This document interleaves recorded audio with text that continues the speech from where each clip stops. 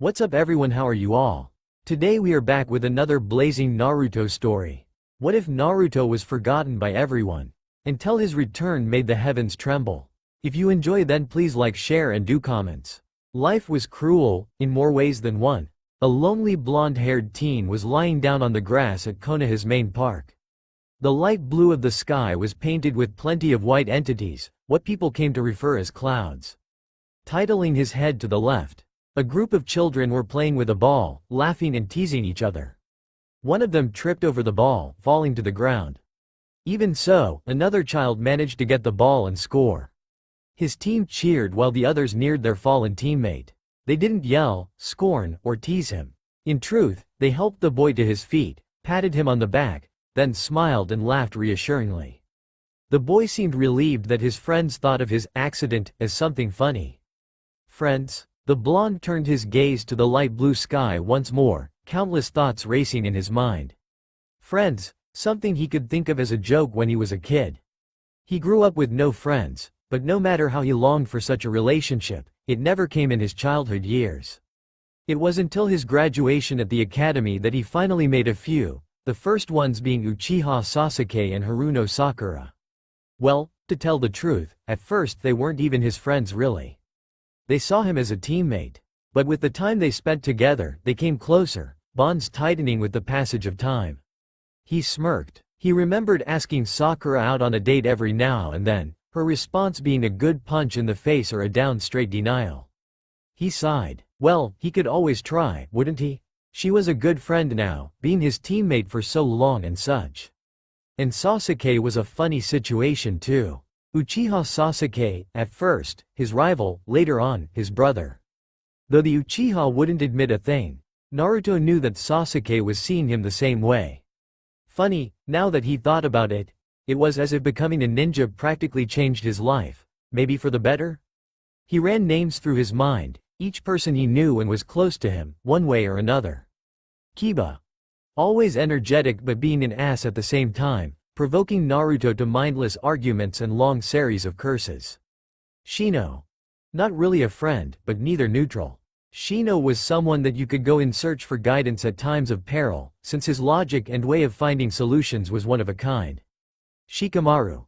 Lazy. That's all. Yes, he's a genius, but he is just lazy, the world around him being nothing but troublesome.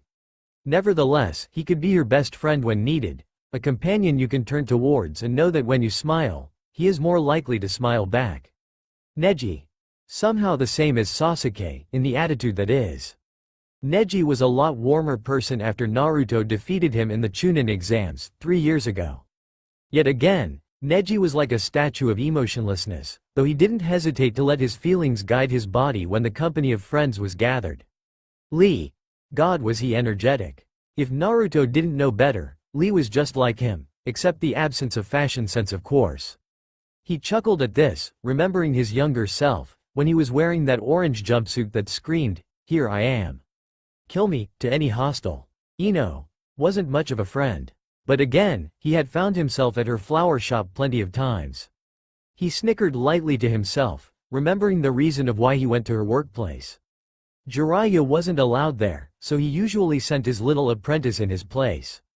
Too bad the old pervert thought that Tsunade could fall for a few flowers. Tenten. He barely knew the girl. Next, Hinata. She was always kind of weird around him, always blushing and stuttering. A week ago, his curiosity had gotten the better of him, so he silently followed her around, wanting to see if the Hyuga heiress really had a problem or something. Surprised he was, that when she talked to any other male, her face wasn't flushed at all. Not even the slightest, yet she still had a very little stutter and her always gentle attitude. So, was she only blushing around him? Weird. Maybe he could talk to her about it later. Truth be told, the only reason he thought about investigating the matter was because that particular day that he followed her, she was blushing like a tomato when he leaned close to her to whisper something. They had returned from a mission that day, and as always he was overexcited, thoughts of long training flouting his mind. Strange, he had many missions with Hinata lately, as if the Hokage purposely put them together, another ad in the weird things list. Nevertheless, he finally understood that she blushed and stuttered like this only around him. Strange it was. Maybe she was allergic to him or something, since she sometimes fainted. Yet, he found it uncomfortable of not being able to stay close to her, to lose a friend, so he shoved the thought away. Yet again, how could he really know? Even as he had spent lots of time with the Hyuga heiress, little did he know about her really, for she never opened up, never talked much.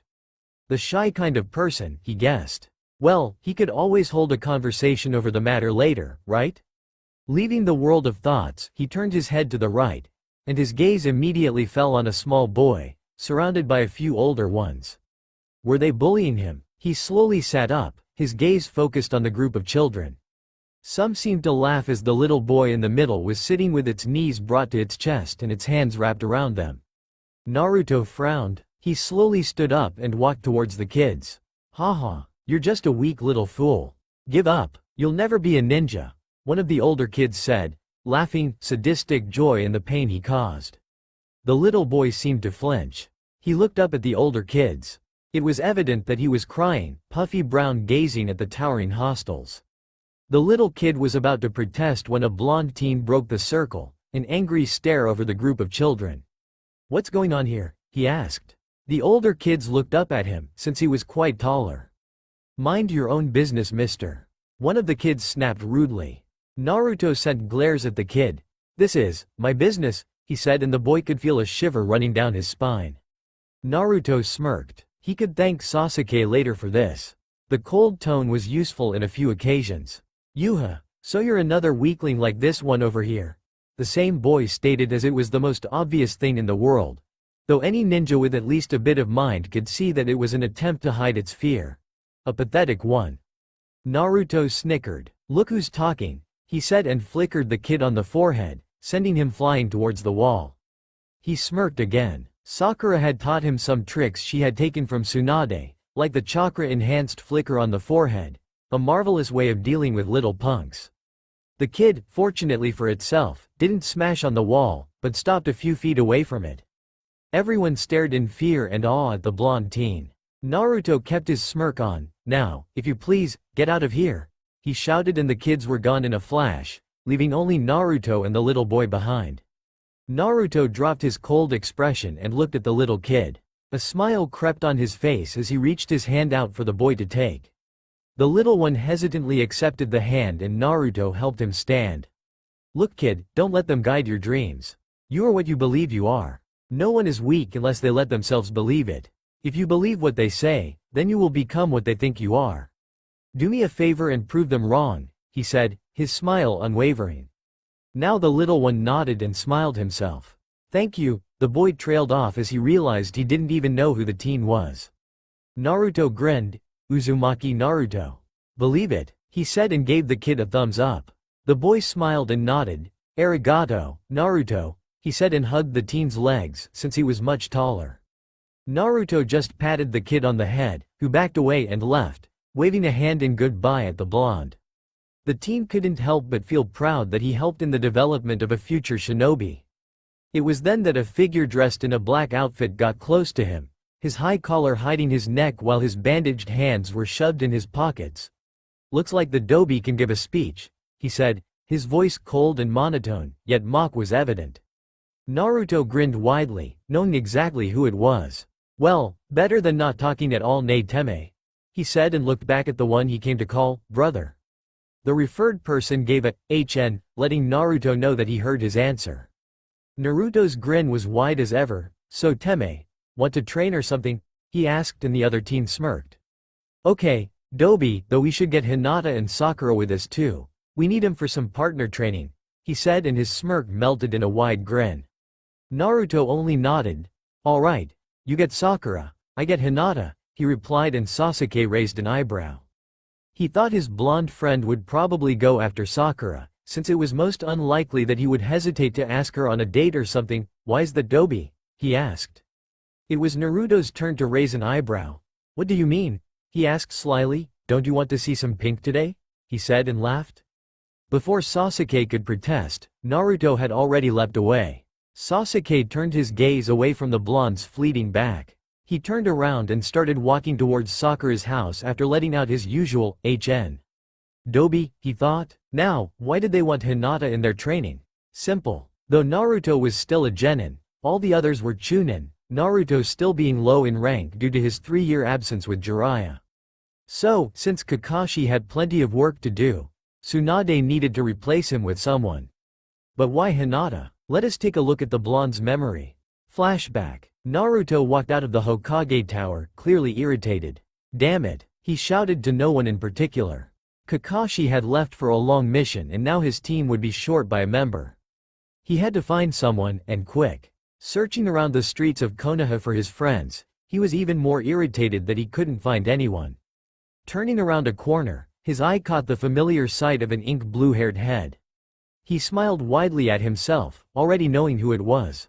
"Oi, Hinata-chan!" he exclaimed happily and said. Lavender-eyed girl turned to look at him as her walking came to a halt, blushing of course. Naruto ignored the blush. It was like natural to her anyway. Hello, Naruto-kun, she said shyly and Naruto grinned. It was so natural of her to stutter lightly. "Hinata-chan, I'm looking for a member for my team. Kakashi-sensei is out for a long mission, so we need someone. Sai is also out due to Anbu missions along with Captain Yamato," he said and looked down sadly. Hinata's face immediately brightened, though he didn't notice it for he was looking down of course. That was her chance to be close to Naruto-kun. Naruto looked up at her, expecting an answer. When he realized that all she did was stare at him, he sighed. "Okay, I understand, you're busy and such." He was cut off as Hinata violently shook her head. No, Naruto-kun, it's not that. I'd be happy to join your team," she said and blushed. Naruto's face immediately brightened. "Great," he exclaimed happily and embraced Hinata in a bear hug. The poor girl blushed furiously, her mind going on overload at the feeling of Naruto hugging her. Well, the next thing she did was another one that Naruto thought as a natural thing for her to do. She fainted. He realized she had fainted when he let her go, but her body immediately started falling. He caught her mid-air, just in time to stop a nice impact with the ground. He was surprised at how light she was, as if she weighed no more than a wooden box. Strange, she seemed fat with that bulky jacket of hers, yet he knew she wasn't, not at all. Come on, how could a kunoichi with such grace in movements and flexible body be fat? He smiled and took her in his arms, lifting her up bridal style and moving towards Sasuke's apartment. They would gather Sakura too later. End flashback. Hinata didn't mind leaving her team for a while. Kiba had work to do with the Inuzuka hounds while Shino was out of the fire country, looking for some rare species of bugs with his father. She was so happy that she was actually on the same team with Naruto. Even if she hadn't admitted her love yet, she knew that him being close could at least let her see him more. She still remembered the first time they assembled. Well, at least, they assembled, as she was brought there by Naruto. As if on cue, the named blonde popped out of nowhere right in front of her. She stared wide-eyed as his face was mere inches from her own. And, it was upside down. He was hanging from a tree right next to her. And she was only walking down the alley when he popped out of nowhere. She stared, surprised at his smiling face, still not believing that he was this close. She was amazed that her blush didn't make him sweat from the heat. Naruto, she whispered. That's me, he exclaimed happily and she fell backwards, not from the shout, but from her legs that couldn't really keep her standing from the nervousness that had enveloped her. Naruto looked at her worriedly as he jumped down. Oi, you don't look well. Your face is red, he said and grinned widely. Anyway, no time to waste. Come on, he said and lifted her up bridal style, earning an eep from the girl who instinctively circled her arms around his neck, holding tight on him.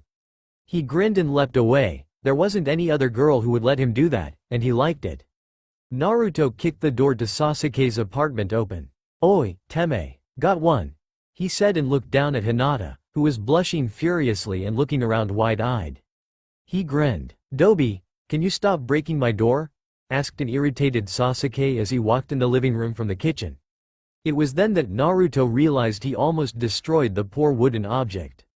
He was ready to bring his hand behind his head, something he had come to do by instinct, but he stopped himself in the last moment, realizing he still held Hinata. Oh, that. Yep, sorry Teme, he said and walked in, Hinata still blushing in his arms. Sasuke raised an eyebrow as he closed the door. So, you like her so much you don't want to drop her, Dobi? He said with a smirk. Naruto immediately stiffened and gently let Hinata's feet touch the floor. When she could stand, he slowly turned to Sasuke with a smirk. "Look who's talking. Your favorite food is cherries," he said, pointing a finger at his onyx-haired brother. "Sakura equals cherry blossoms or cherries, anyway." Sasuke, HNED, and shrugged, his smirk never fading.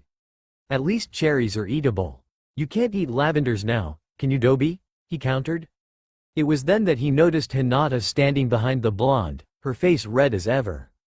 He snickered. Naruto was also blushing, not so much though. Hinata was on the verge of fainting in Naruto-kun likes me? That thought was racing in her mind like a tornado. He didn't deny it, so did he accept it? Yeah, anyway. "Where's Sakura-chan?" he asked excitedly, and Hinata felt her heart drop. He still liked Sakura. It was then that the pink-haired kunoichi decided to come in from the kitchen. Naruto's attention was immediately caught at the sight of his teammate. Hinata studied his every move, as if every step he took towards the pink-haired girl was another punishment for her, another ache for her heart, another pain she had to endure. "Oi Sakura-chan, want to go?" He was cut off by a fuming Sakura. "No," she stated and looked away in annoyance. Naruto turned to look at Sasuke, whose eyebrow was also twitching. Naruto smirked. "I was going to ask if you wanted to come and train with us, but if you're busy," he said and snickered. Turning to look at Sakura again, she was staring wide-eyed. "What, idiot, what do you think I'm doing here in the first place?" she said in rage, raising her fist. Naruto knew the limits. If he didn't want a punch in the face, he had to stop now. "Yosh, well, since we are all here, let's go," he shouted and burst out of the window, heading towards Team 7's training ground as usual. Both Sasuke and Sakura sighed. "How the hell did you fall for that guy?" Sakura asked as she looked at Hinata, who was just standing next to where Naruto once was. She let out an eep of surprise. Both teens smirked. "Come on, it's no big secret you love him," Sasuke said and snickered. "Too bad the Dobi must be the only one in the village that doesn't know," he said and kept snickering while both girls sighed. "Don't worry Hinata, he may be an idiot, but he'll find out sooner or later. Just stay close to him, okay?" she said, and Hinata only nodded. They themselves had found out about her crush from their first day of training together. They could try and help her, but the only way to make the Dobi understand was to tell him straight in the face. Well, they could always wait, couldn't they? Naruto sat down, his back on the log behind him. He was thinking. He was glad that he had friends, yet again, this hell that enveloped him. He had worked so hard, he had tried so much, yet again the villagers didn't acknowledge him, they despised him even now. What else could be done? Become Hokage? Again, they would hate him, for no obvious reason. So foolish they were, not understanding even their own reasons. But he couldn't change their minds, nor could he force them to like him. He lived nearly isolated, he was in hell, and it was named Konoha. He wanted to cry, but his pride didn't allow him. Yes, he was in a place where everyone saw him as a monster. Well, not everyone, his friends didn't see him that way. Now that he thought about it, the only ones that were close to him were Sasuke and Sakura. Hinata too, she was always kind and gentle. Now that he thought about it, she was never harsh to him. When he did something stupid, she wouldn't punch him like Sakura did. Instead, she would tell him it was alright. He smiled. She was like an angel in this hell. She was lost too, an angel that his wings were cut, and she had fallen from the skies down here, looking for someone to help her stand again. But his sorrow grew. If anyone in this village cared for him, that would be Sakura, Sasuke, Kakashi and Tsunade. These were the ones close to him. Well, everyone now knew about him being a Jinchuriki, but their attitudes didn't really change. He didn't know why, but he was happy that everyone treated him the same. Even Hinata was a little surprised at first, but all she had done was hug him and tell him it was alright. Joy filled him once more. She had the most affectionate reaction. The others could just stare at him in disbelief or say something funny. Maybe she cared? Thrown out of his thoughts he was, when three figures approached him. Looking up, he saw a smirking Sasuke, a grinning Sakura, and a blushing, yet smiling Hinata. He grinned. It had been 3 hours with this four training constantly. Sakura could help them with basic medical jutsu so that they would heal most common wounds. Sasuke would help them build up their speed, since he was the fastest in the group. Hinata would help with chakra control. Being a Byakugan user required one to be master in that area. And Naruto, well, he helped build up the team's stamina and chakra stores, being the one with almost limitless ones on both. They all sat down at the shadows of a tree, enjoying the light breeze. It would be lunchtime in about half an hour. Naruto sat down between Sasuke and Hinata, the last having Sakura next to her. "So, what do you think, guys?" he asked excitedly. Sasuke, HNED, Hinata giggled and Sakura laughed her head off. Naruto glared at all of them, a bit of anger in his gaze. "What's so funny?" It's just, Sakura tried to say between her laughs. Hinata had stopped giggling by the way. "It's just that it is funny using 1,000 years of pawn on yourself, Naruto-kun," she said and continued giggling.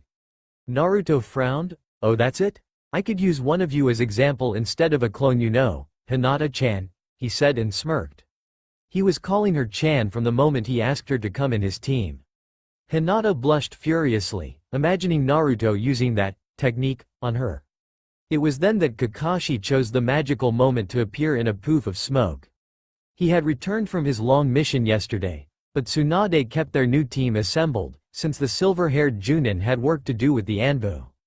"Yo," he greeted, raising a hand while the other held his Icha book in front of his face. Naruto's sweat dropped. "Ah, Kakashi-sensei, you never leave that book away from your hand, do you?" he asked, pointing a finger at his perverted sensei. "Nope," he simply answered as he slowly lowered the book to give Naruto a look that said, "I'm bored to hell." The team fell back, anime style. Naruto sat up in his position once more, glaring at his sensei. "So, what are you doing here, sensei?" Sakura asked worriedly. Kakashi usually appeared either to train them, or give a mission. Kakashi's gaze locked on Naruto, sorrow taking over for a brief moment. "Naruto, Tsunade-sama wants to see you," he said and looked away. Naruto raised an eyebrow. "See me? What for?" he asked. Kakashi avoided looking at him. "Sorry Naruto, you'll have to ask her yourself," he said and poofed out of existence. Naruto's sweat dropped. He looked at his friends. "All right. Who's with me?" he asked happily and everyone nodded. Whatever it was, they would be there for him. 10 minutes later, they were all standing before the doors of the Hokage's office.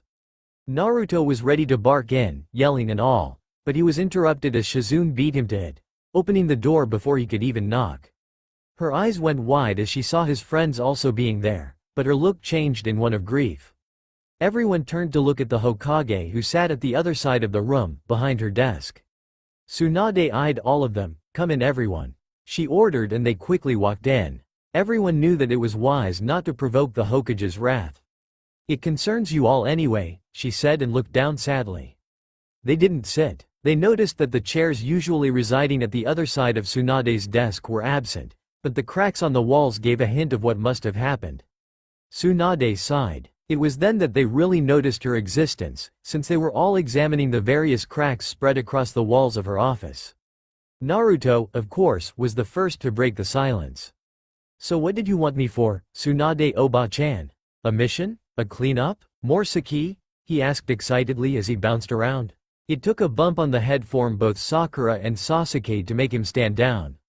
Sasuke mumbled a "dobi," while Sakura held herself the best she could so she wouldn't send him flying across the room. Hinata was just worriedly looking at them. After Naruto calmed down, it was just then that they noticed a tear had made its way down the Hokage's cheek, her expression, a sad smile.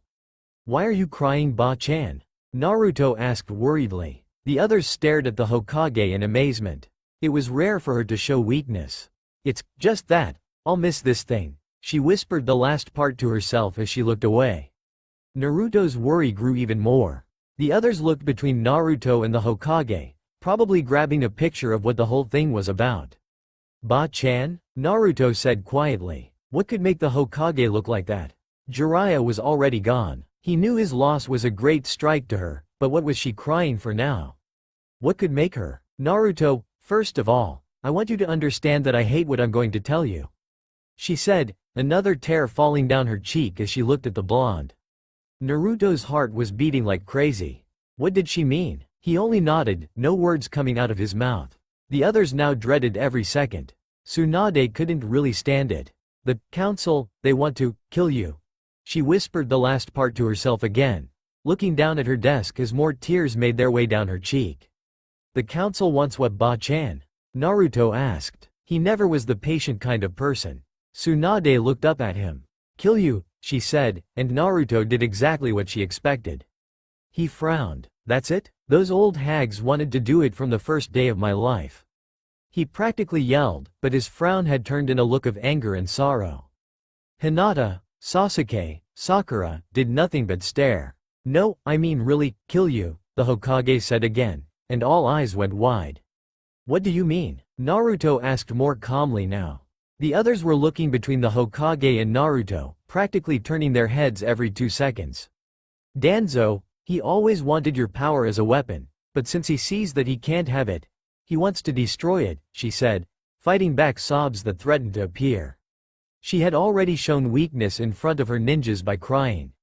What? Can't you do something about it? He asked, practically irritated that the Hokage couldn't stop that damn old man.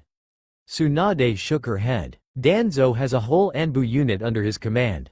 The council is also on his side, meaning the whole village is on his side. I can't stop him without evidence, and if you stay here, he will succeed, eventually, she said, and all eyes went wide, especially Hinata's. She couldn't stand the idea of Naruto dead. So, what do we do? Sasuke asked, speaking up for the first time. Hinata and Sakura nodded at him and looked back at the Hokage. She just sighed. You don't. Naruto does, she said, and their eyes went wide again. Naruto, you must leave Konohakagore, maybe for good, she said, and another tear fell down her cheek. Naruto stood there, stunned, dumbfounded, leaving Konoha for good, leaving his friends behind, leaving his dreams behind. What are you talking about? I can't leave. He was cut off as Tsunade stood up and angrily glared at him, tears falling down her cheeks. You think I like it? You think I want my little brother away? You think I want that Danzo asshole to succeed? She practically screamed, now standing right in front of the small group of teenagers. She hugged Naruto tightly. Kid, you have no future here, you must go. Find a better place for yourself, please, she whispered, and Naruto was now crying too, hugging Tsunade back. He tried to mumble, but Tsunade pulled him out of the hug and looked at him in the eye. Naruto, this shithole you call village has nothing to offer you. You must get out here and find a better life. If you stay here, you will most likely die for nothing on a mission or being killed in a trap set by Danzo's Anbu route. Please, I don't want you away, but your life is more important than my wants, she said, and hugged him again. Naruto hugged her back, tears streaming down both their faces. Soon, to everyone's surprise, Hinata joined in the hug too, crying herself. Naruto was a little shocked at first. He didn't expect this. Sakura soon joined in the hug too, hugging the Hokage and Naruto, a few tears streaming down her face too. Sasuke stood at the side for a second. Well, he could wait for everyone to eye him and force him in the hug. Whatever, he thought, and hugged Sakura and Naruto. The blonde teen was dumbfounded for a little. His friends were there for him. They would help him out of this hell, out of this shit that he called life. But his sorrow grew as he remembered he had to leave them behind. I'll come with you. Naruto-kun, Hinata chalked out between her sobs. Naruto thought he misheard, but as the hug broke, Tsunade eyed Hinata up and down. What are you talking about, Hinata? You can't just leave the village. Naruto started, but Hinata hugged him again, for once at least breaking out of that shy shell of hers. I don't care, she whispered, images of yesterday's events flashing in her mind. Flashback. It was noon at the Hyuga mansion, Hinata taking her usual sparring course. Against Neji? Unfortunately for her, Neji was quite a better user of the Juken style, and as such, Hinata lost once more. Neji helped her up after he had thrown her down with his final strike. Hinata had beat him badly too, but you could call it a trick of fortune that he won this time. She was far more improved than before, yet again, her father didn't seem to appreciate it in the slightest. You lost again? How can I hope that you will ever become the head of the clan when you can't defeat your own cousin? I don't know what holds me back from moving you to a branch family and have you caged. You are less than worthless, Hiyashi hissed and walked out of the dojo. Hinata was left there, dumbfounded. After all her hard work, her father didn't seem to really see any change in her at all. She did the only thing she could at the moment. she cried. Neji kneeled next to her and put an arm on her shoulder. "Hinata-sama," he said quietly, and she looked up at him. Her cheeks were stained with tears as she looked into his eyes, the usual emotionless eyes gleaming with worry. "Neji ni-san, it's just that, no matter how much I work, father always thinks I'm weak," she said, trying to fight back the sobs that threatened to emerge once more. Neji nodded and hugged her. "Hinata-sama," he began to take her attention. Hinata looked up at him again as he broke the hug. "Your father might never see how strong you really are. But I know someone besides me out there knows that you're stronger than what you show. I just wish that you would be happy. Your father will never allow it in this house. Think of it, Hinata-sama," he said and left the dojo. Hinata was left staring at his fleeting back. Did he mean what she thought he meant? End flashback. Hinata, he thought. She was the first to even think of it, not the other two that he thought even as siblings. What was up with that girl? You could even cut with a knife through the kindness she emitted. But why? Why would she give up her title as the heir of the Hyuga clan, her rank as a ninja, her life here, just to follow him around? Before he could ask, Sasuke broke the silence. "I'll go with the Dobi too," he stated, looking at Tsunade with a look of determination. Sakura eeped in surprise, seeing she was the last one remaining. Sasuke was leaving? Naruto was leaving? Damn, she was leaving. "I'm going too, Tsunade-sama," Sakura said and stood next to Sasuke. She didn't notice the glance he threw her as she stood next to him. "Gee guys, why are you doing this?" Naruto asked, and everyone turned to look at him. He was still hugging Hinata. She broke the hug and walked a few steps away, blushing a slight shade of red as she realized what she had done. "We're your friends, Naruto-kun. We can't just leave you," she said timidly and looked down, expecting him to yell or something. "She's right, Dobi. I can't leave my only bro out there to get his ass kicked now, can I?" Sasuke asked with a smirk. Naruto was ready to protest but Sakura cut him off. "Yeah, we are Naruto.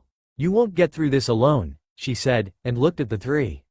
Naruto could only stare wide-eyed. He turned towards Hinata again, still blushing a little.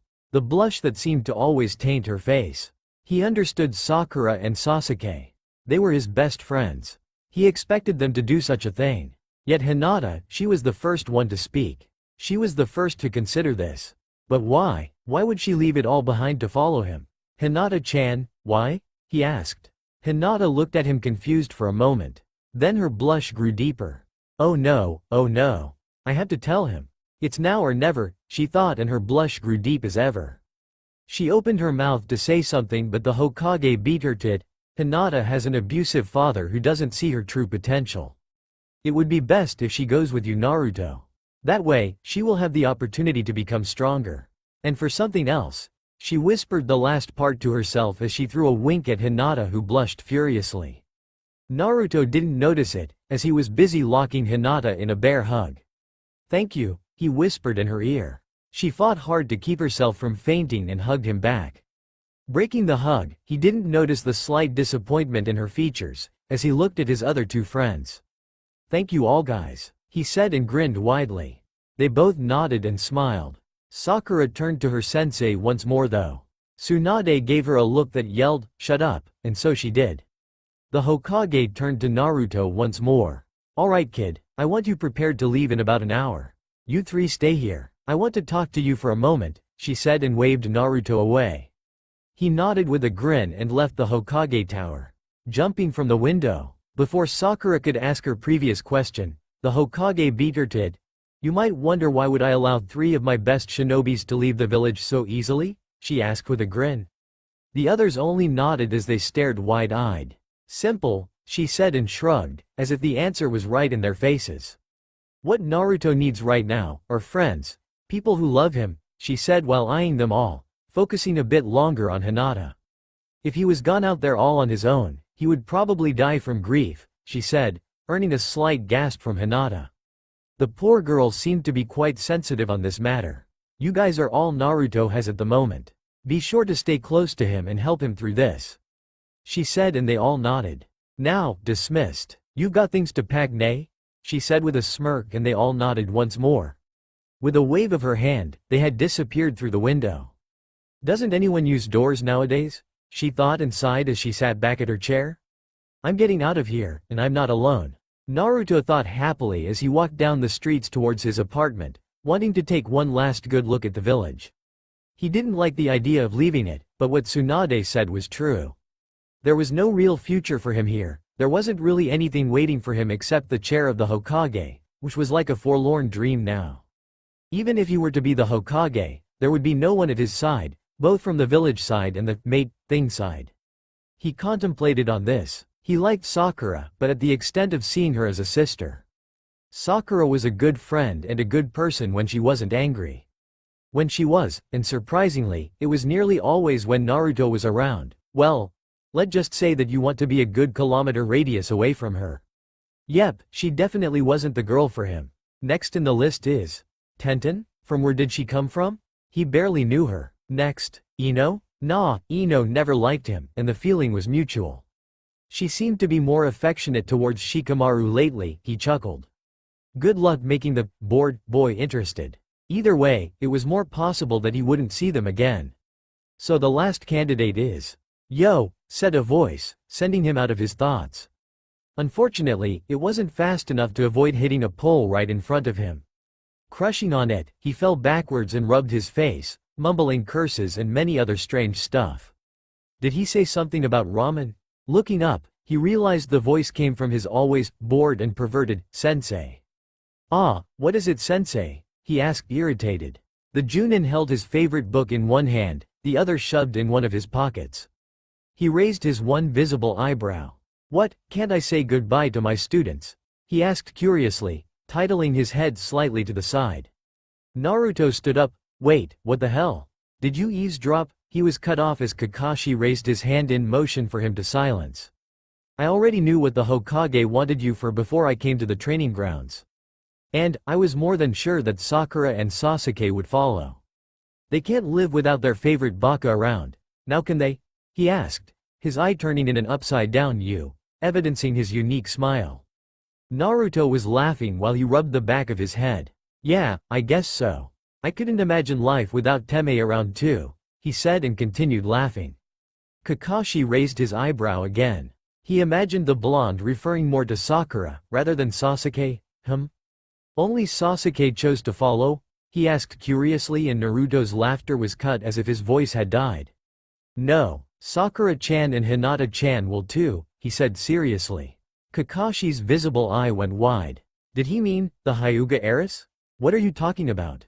The Hyuga heiress? He asked curiously, and Naruto only nodded. Kakashi brought his free hand on his chin.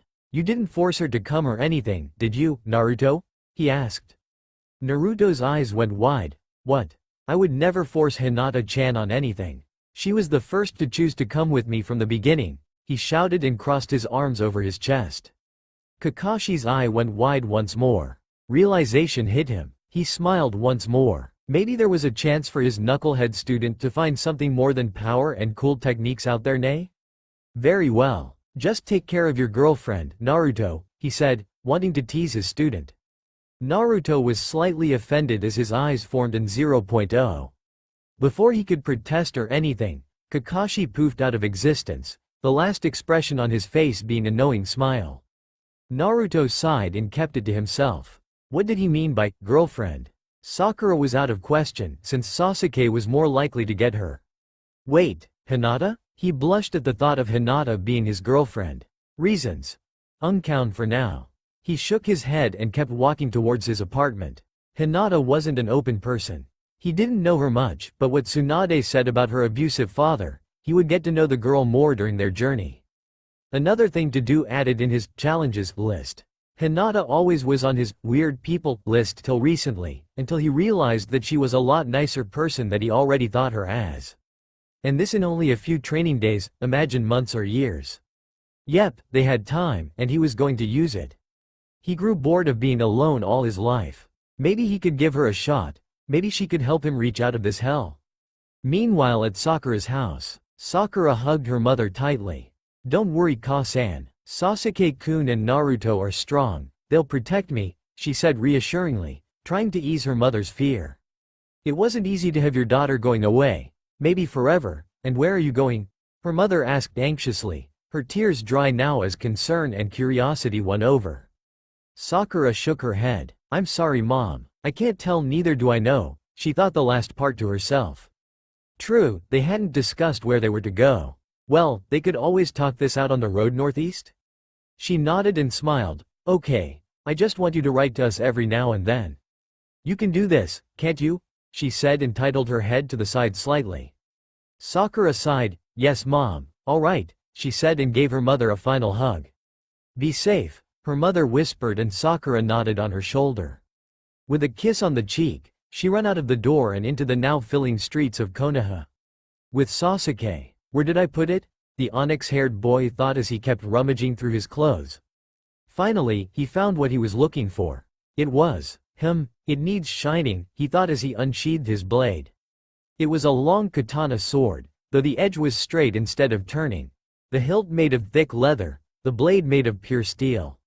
It could cut through a samurai's armor as if it was hot butter. He smirked. Let Orochimaru come and take him. He would have to deal with his little friend here first. Turning the camera to Hinata. Zero. Oh, where did I get that? The lavender-eyed girl was neatly packing clothes in her bedroom. She had prepared a travel pack meant for a rather long journey. They hadn't organized the travel yet. What the people of Konoha would know was that they went on a mission, and they never returned. If they wanted, they could tell their family with the precaution that they would keep it a secret. Sakura had told her parents, knowing that they didn't deserve to be worried to death. Now, Hinata telling her father, not the most appropriate thing to do. Not that he would be worried, but he was most likely to forbid her from leaving. Not only because she was the heir, but also because she was going with him. Why the hell couldn't he just let her be happy for once? A journey with Naruto, a new life with him. Well, they would also have company, nay? Sakura and Sasuke weren't bad. Sasuke wasn't a cold cube as he let people know. Instead, he knew that he could trust Hinata, thus being warmer towards her. Well, it was also because she wasn't one of his annoying fangirls. He saw her as a friend, and she was glad. She wanted to have friends, though with Naruto, she sought for something more. The only one in her family that deserved to know was Neji. He was the only one in this clan that deserved the truth by her opinion. A knock on the door. Come in, she said softly, and the door slowly slid open, revealing a tall, white-dressed Neji. Hinata-sama, you called? He asked and grinned. Hinata sighed. He played with formality quite much lately. He walked in and immediately took notice of the few packed clothes and the backpack. He raised an eyebrow. Going on a mission, Hinata-sama? He asked, and Hinata, to his surprise, shook her head. I'm going away. Neji-ni-san, she simply said, and packed one last cloth in her backpack before zipping and closed. Looking at Neji, she noticed his wide-eyed expression. His eyes slowly returned to normal, and he grinned. And may I ask, with who, and where? He said. Hinata looked around worriedly, as if she expected someone to jump out of nowhere. She stood up and walked towards the door. Peeking her head out, she looked at both sides of the hallway. It was clear. Closing the door, she went back in and sat on the bed. Neji just stood there, giving her a look that stated all he didn't put in words. He expected explanations. Neji-ni-san, I don't want anyone else to know about this conversation, all right? She said, a tint of worry in her always soft voice. He only nodded in response. She slowly took a deep breath and sighed. She explained the whole situation. They were to go on a mission, while in truth they were leaving the village. They would be marked Mia, missing in action, by the Hokage, and they would be able to start a better life somewhere else. When she finished her part, Neji did something that clearly took her off guard. He smiled. I'm proud of you, Hinata-sama. Though I don't approve of running away from your father in problems like this, it is more likely that a better future awaits you out there. Oh, and I have my own news for you, he said, and his expression darkened. Hinata knew that when Neji did that, it wasn't good. Hinata-sama, I have accidentally overheard a conversation your father had with the elders. I heard the whole thing, so it is most likely that I speak truth. He said and took a glance at the girl in front of him, wanting to make sure he had her full attention. He smiled sadly. They are going to unseal me, he said, but there was no happiness in his voice. Instead, a sad smile crept on his face. Hinata looked at him worriedly. But Ni-san, that's good, isn't it? She asked half-heartedly. She was happy that her cousin, and close to brother, was finally going to be free of this curse, but why wasn't he happy? "Hinata-sama, I will be freed, only to become the next heir of the clan," he said, and she gasped. But, if he was to be the heir, then she. He looked at her again, only to see fear and sorrow in her expression. "They will move and seal you, Hinata-sama. That is why it is best for you to seek a new life. There is nothing left here, nothing but sorrow. You must take this chance, go now before it's too late. They will be here in mere minutes to take and seal you. The reason I came in the first place was to tell you to flee. But, I see that you have already planned a better life, haven't you?" he said and smiled. She smiled back and hugged him. "Thank you, Ni-san," she whispered. He hugged her back. "Don't worry, Hinata-sama. I will change the Hyugas for all of us, for you, for me, for Naruto," he said and broke apart. He activated his Byakugan. His eyes went wide. "They're coming. Quickly, Hinata-sama, get out of here," he said and stood up. Guards, along with her father, were quickly approaching. Hinata nodded and took her backpack in hand. Shifting it on her back, she opened her window. Taking one last glance at her cousin, she took off. "Good luck, Hinata-sama," he whispered, and it was then that the door slid open. He deactivated his blood limit. Turning to look at his uncle, surprise was evident in his eyes. "Neji? What are you doing here? Where's Hinata?" he asked. Neji shook his head. "I wish I knew, Hiyashi-sama. She wasn't here when I came," he said, fighting hard to keep himself from smirking. Instead, he kept on a cold mask, void of emotion. Hiyashi cursed under his breath. He looked up at Neji again.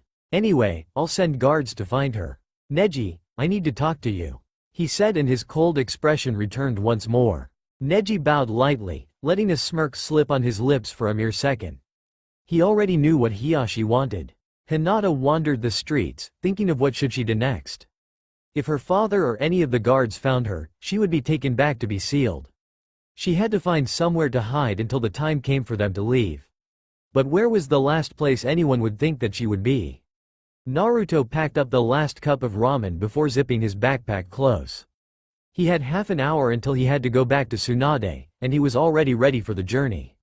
Food, equipment, clothes, and all the basic necessities were in that backpack. All he had to do now was wait. Too bad it was also the thing he wasn't good at. He sat on his couch, anxiously waiting the minutes to pass. He was extremely thrilled by the fact of this departure. He felt uneasy that he had to leave his village, maybe forever, but the thrill of adventure was filling him. He focused on the good sides. He would be away from the villagers, away from all the hate, free to go wherever he chose. He would be out there with good company. With his best friends. Yep, Hinata was considered a best friend. Who wouldn't want to be friends with such a cute girl? Wait, did he just think she is cute? His trail of thoughts was cut off as a knock on his door was heard. Who could it be? Maybe an assassin? Tsunade warned him that Danzo could most likely already be on the move. He casually walked towards the door. He could feel the chakra signature of the visitor. He didn't try to hide it, so he definitely wasn't an assassin. Anyway, what kind of assassin knocks the door of his victim? Wait, he knew this signature. He opened the door with a grin, only to meet a smiling yet blushing Hinata. "Oh, Hinata-chan, where are the others?" he asked curiously as he poked his head out, looking around as if expecting Sakura and Sasuke to jump out of nowhere. Hinata blushed deeper now. I came alone. Aren't they here yet?" she asked, pretending curiosity in her voice. She knew they weren't here, but it would be a nice cover, pretending that she came here expecting the others to be there too. He grinned widely. "Nope, but you can come in, I need some company anyway," he said and stepped aside, allowing her entrance. She stepped in. His apartment was far different than the Hyuga mansion. It seemed warmer. The smell of ramen was mixed with Naruto's. Why wasn't she surprised? They both sat on the couch. "So, you're ready, Hinata-chan?" he asked, stealing a glance at her before looking back at the clock. Was it his idea or time was moving slower? "Why, yes. Though we should avoid other Hyugas," she said, and that caught his attention. He raised an eyebrow. "Avoid Hyugas? What for?" he asked, and now his complete attention was fixed on her. She started explaining the whole thing, what her cousin told her and what she told him. When she mentioned her being caged because of her weakness, she was surprised that Naruto didn't start yelling around curses towards her father. Instead, what he said made her blush like crazy. "They don't know what they're losing then," he said and placed a hand on her shoulder. She nodded. Why yes, thank you, and Naruto-kun, she said and smiled. He smiled back. Another knock was then heard on the door. As his eyes turned towards the door, he also noticed time. He raised both eyebrows. 5 minutes remained before he had to meet the Hokage for the supposed briefing. How the hell did time suddenly went by that fast? He didn't forget the fact that time seemed to accelerate after Hinata came here and they started talking. He shook these thoughts away as he walked towards the door. Opening it, a smirking Sasuke and a grinning Sakura awaited him. Ready yet, Dobi? Sasuke asked, already knowing the answer. Naruto seemed to be beaming. The thrill of a new adventure took over once more. I was born ready, Teme. He answered back, and Sasuke, HNED. Rushing back in his apartment, he headed right to the bedroom. It was then that Hinata walked up to her newest teammates. Sakura raised an eyebrow. What are you doing here, Hinata? She asked, and the named girl smiled while a blush followed suit. Well, I had nowhere else to go. Odo-san mustn't find me, and she trailed off, sadness overwhelming at the thought of what her father wanted to do. Why's that? Sasuke asked. Hinata could laugh at the sight of both Sakura and Sasuke having an eyebrow raised. It was just funny, and she couldn't help but suppress it to a giggle. Oh, it surely would be an interesting journey, to God knows where. It was then that Naruto appeared, having his backpack on his back and a weapon holster at his thigh. Everyone grinned. Let's go, he shouted excitedly as he and Hinata stepped outside. They all nodded and Naruto closed the door to his apartment, locking it for maybe the final time. After a quick 5-minute run to the Hokage Tower, Hinata had said to the other two what she had said to Naruto. They understood. Having the caged bird seal would only conclude in her staying here forever, bound by the seal's powers, being forced to live a life she clearly didn't want. She didn't want to stay away from Naruto forever. They once more stood outside the doors to the Hokage's office. But this time, they all had their backpacks loaded and were ready to journey. The doors were shut, and they could hear shouting from the inside. Naruto was ready to open the door when a small hand grabbed his own. He looked at its owner, who was no other than Hinata. She shook her head and motioned them to silence. The voices from the other side of the doors were more audible now. For the last time, Hiyashi. She will go on the mission, and when she returns, you can do whatever you want. The Hokage shouted, and everyone chuckled silently, seeing the irony in her words. I am completely opposite to your opinion, Hokage-sama. I will not allow her to lurk around, shaming the name of our family even more. Neji has proven plenty of times far more suitable for my daughter for the position of the head of the clan. So, Hanabi will be the next successor after him, he said blankly. Naruto was raging inside, but Hinata's firm grasp on his wrist held him back. He sighed. Shaming? Damn you, Hiyashi, you are more blind even than Naruto towards your daughter. Tsunade raged, but Naruto was confused. Why was he blind again? Hinata blushed, knowing what the Hokage meant, while the other two just threw a smirk at each other. What does the demon boy has to do with Hanabi? Hiyashi said, and all 4 teens could imagine the smirk he must be throwing the Hokage right now. Hinata once more was on the verge of tears, knowing what her father meant. Naruto, on the other hand, was confused, but he kept it for himself for now. Don't fool with me, you bastard. Hinata, she was cut off by Hiyashi's curious gaze. What does she have to do with my family? She is a lowly branch member, he said seriously, and now the poor girl outside the door couldn't help but sob. Her own father didn't even acknowledge her as family anymore. They heard the Hokage scream, and the sound of broken glass could be heard afterwards. They all barked in, and they stared wide-eyed at the Hokage. What? She asked angrily as she turned to look at them. They kept looking between the broken windows and the Hokage. Where's Hiyashi? Tsunade looked back at the broken window. Oh, that. Well, I'll have it fixed in a few days. Think I'm going to use it a few more times, nay? She said, and threw a satisfied smirk at the teens, who all shivered. All right. Now with our job.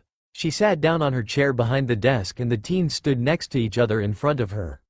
She eyed them all, up and down. Are you sure of what you're doing? She asked, waiting to see doubt appearing on their features. Too bad, it never came. They all nodded except of Hinata, who was nodding like crazy for a few seconds.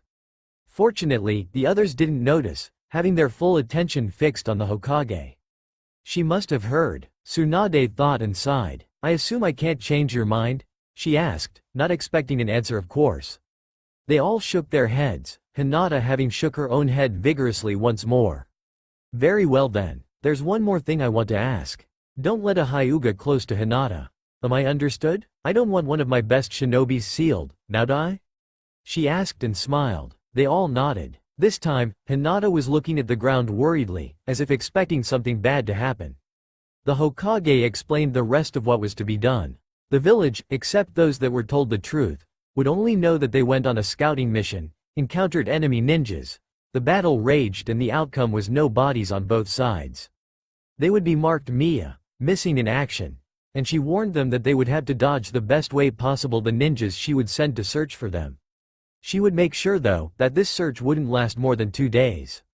So, ninja dodging for 2 days Naruto grinned and hugged the Hokage, giving a final goodbye before the departure. Hinata and Sakura hugged the blonde lady too. Sasuke just HNED and gave her a smile, something really rare for him to do. Take care of the idiot, she said to both Hinata and Sakura, who nodded in response while Naruto was fuming at the background. Sasuke smirked, bumping the dobi on the head before he could start protesting in his always loud manner. That caused him to turn his protests towards his raven-haired brother, who just HNED in response, making him even more furious. In the end, it took Hinata to calm him down. Sakura, of course, was ready to give him a nice punch in the face, making him stand down even faster. The Hokage was a little amazed nonetheless, that the lavender-eyed girl managed to calm him down without shouting, punching or anything else. She just touched him and pleaded him to calm down. The world is full of surprises. They now stood before the gates of Konohakagure. A few more steps and they now would exit the village, and maybe never come back again. Sakura wanted to come in order to test her potential on the outside world, become stronger by adventuring throughout it. Of course, she also wanted to stay close to Sasuke and Naruto, they being her best friends. Sasuke needed to go with Naruto, if not only to stay with his brother, then to defeat his older one. He knew that Itachi was after Naruto for his nine-tailed prisoner, and that could make it even easier for Sasuke to find him and take revenge. Of course, it wasn't the #1 priority, but it wouldn't hurt to kill your brother now, would it? Hinata wanted to get away from her clan, get away from all this abuse, get away and search for a better life. Somewhere where she could finally unlock her true potential. Hiyashi always thought that through his way, he would make her stronger. Indeed, he was sure to make her shy and timid side even stronger, taking away all her confidence, making her think she was weak, a nobody. The other reason she came, was that she wanted to follow him. Him being the boulder that helped her stand when others would force her to fall. Him being one of the few that believed in her. If he was gone, from where could she hold herself? From where could she drain the power she needed to stand before she would manage to find her own? Her teacher and teammates could help, but not the way he did, not that way. Naruto was finally going to get free. He wouldn't have to meet glares of anger and distaste everywhere he went. He wouldn't have to endure the villagers' false hate anymore. He would venture outside, venture and become stronger, in more ways than one. And he would do it, with his friends by his side. A lonely figure waited hidden in the leaves of a nearby tree, watching the teenagers preparing to leave the village. They were talking to each other, the blonde of the group shouting something about ramen. He smirked under the shadows. It has began, and with that, he became one with the shadows. The tapping of feet could be heard on the hard tiles of the furnished floor. The hallway seemed to go to no end, no door being to either left or right of the dark corridor. The way was enlightened by torches, amazingly hanging from the rooftop off what seemed to be nothing. The sounds of steps off the floor came to a halt as the figure dressed in a pitch-black robe stood before the only door of this hallway. Raising his gloved hand, it found its way to the knob. Turning it, the door was cracked open, slowly sliding the whole way towards the wall. Inside the room was a lonely desk, a wooden chair being noticeable behind it. The rest of the room was made out of stone, the floor being only dirt, a big difference between the previously tiled and furnished floor of the hallway. The dark-dressed figure entered, closing the door behind him and engulfing the room in darkness. He whispered something after forming what seemed to be a hand seal in the darkness. From the roof of the dark room, a small light started shining out of nowhere. It became stronger and stronger until its pale light washed lightly the otherwise dark room. But now, instead of being empty, the chair behind the desk was filled with a long-haired figure, its black hair hiding most of his face. The black-dressed figure brought his fist to his heart. "My lord, you called?" he said, his voice deep and harsh, probably a male. The dark-haired figure seemed to chuckle. "Why yes, I've got something interesting for you to do," he said, and a smirk was evident on his really pale face. He licked his lips with a far too long for human tongue, which also was forked. He seemed to hiss, like a snake. The figure across him slid his hood down. Nightfall. It was nearing, and they had to find a place to sleep. Might as well set up camp or something. They were traveling all day long, no stop from their departure. They would have to sleep in the woods today, since no town was close enough for them to find refuge. The blonde of the team cheered happily, earning a bump on the head from his two allies, the third only having shook her head and giggled. "What was that for?" the blonde asked, clearly irritated. The onyx-haired teen, HoNdeR, while the pink-haired kunoichi next to him was ready for another pummel, being enraged by her friend's foolishness. "Dobi, you really should just shut up," Sasuke said and kept walking, grabbing Sakura from the shoulder so she couldn't kill the Dobi of the company. Naruto was cheering and yelling like that for the past 20 minutes.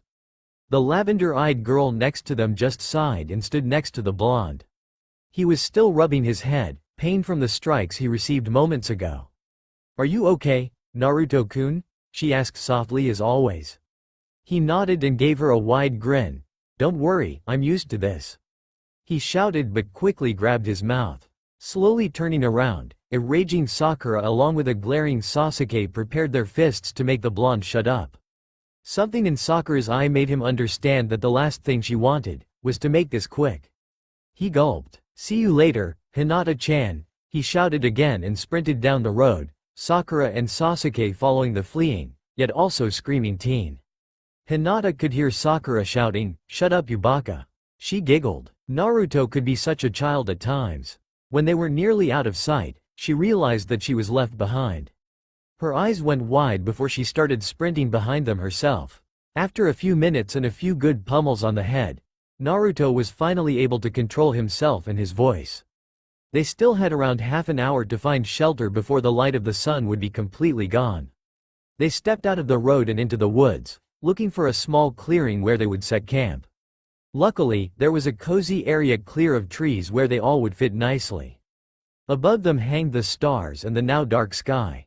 They would light a fire in the middle, and luckily, there seemed to be plenty of big rocks around where they would hide under in order to sleep for the night. In their sleeping bags, that is. "All right, Naruto, go gather some wood for the fire. Hinata, you set up the tent.